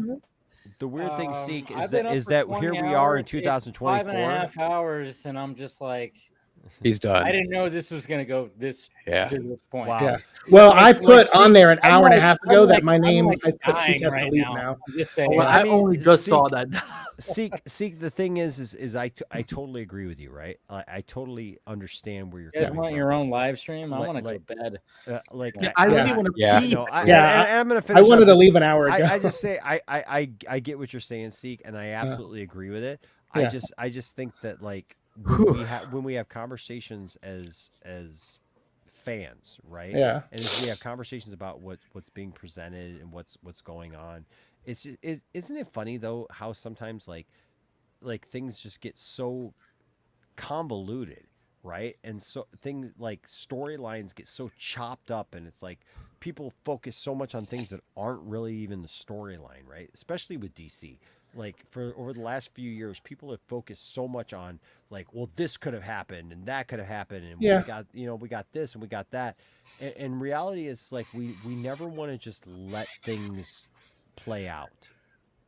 And I think that's where like this whole conversation with everything we've been talking about is sometimes we just need to let things play out and see where things go and see like how the writers are actually answering things, right? I was wondering why you guys were still on. Damn, stop the fighting! It's Christmas. I'm not fighting with anybody. All right, let's go ahead and I'm sorry, guys. I gotta end this. I love your opinion right now. by the way. I did not think it was gonna like end where we were gonna like. What were we really talking about? I'm sorry. Like Quentin Tarantino saying yes. Yeah, that's right. We brought up Quentin. Like I said, 5.5 hours into the stream. I've been up since 4 something in the morning. So we haven't slept in 3 days right now. Yeah. So I was like, we need to end this now. I didn't. So next time when I say bye in the chat, just let me go.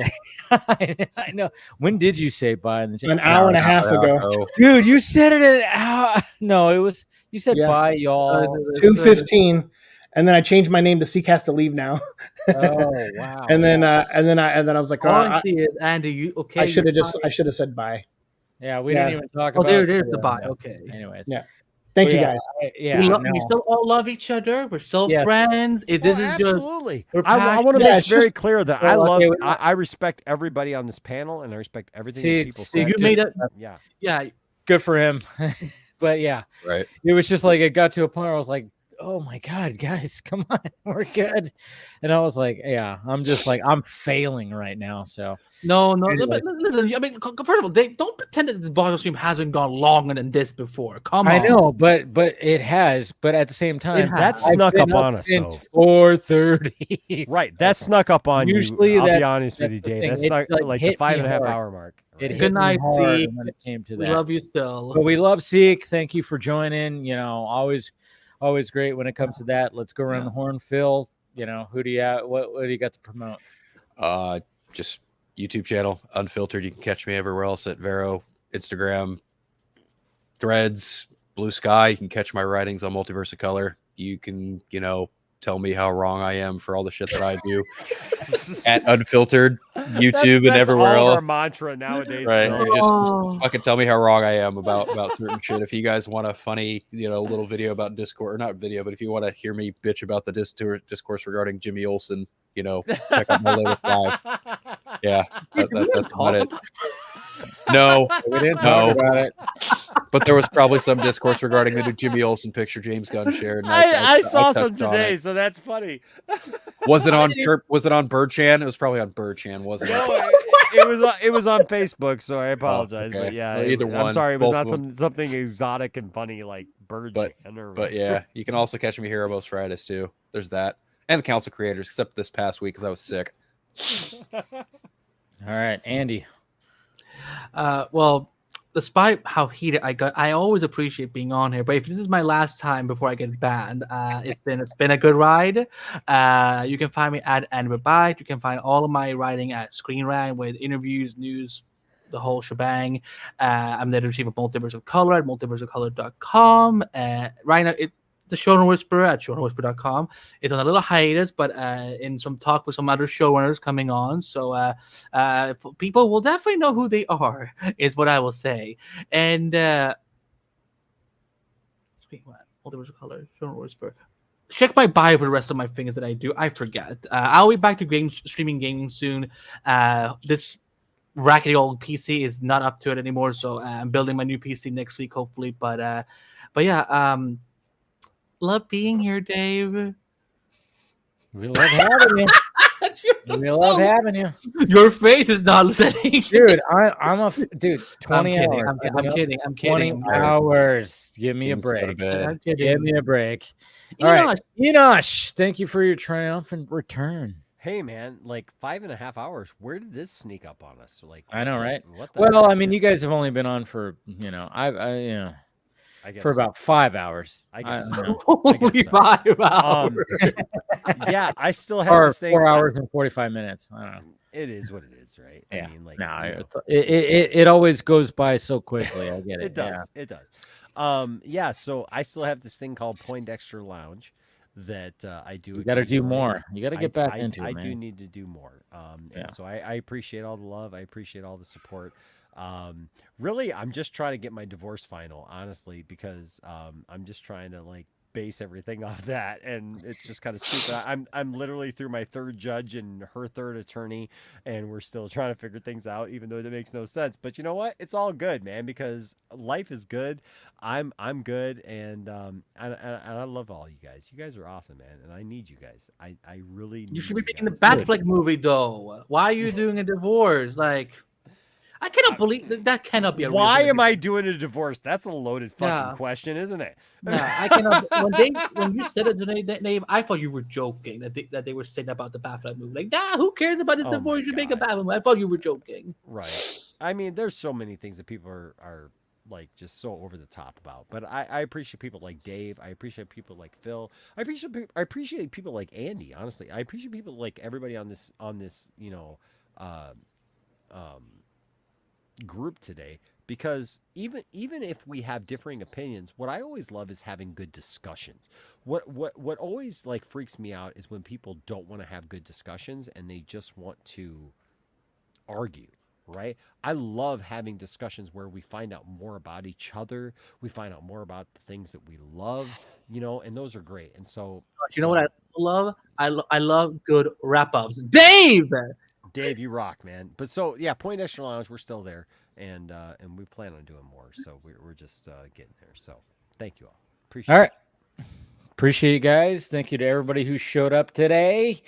And it's been great. And of course, who's remaining right here, Phil, Andy, and Enosh, and everybody who's still sticking around. We love you, and we will talk to you guys later.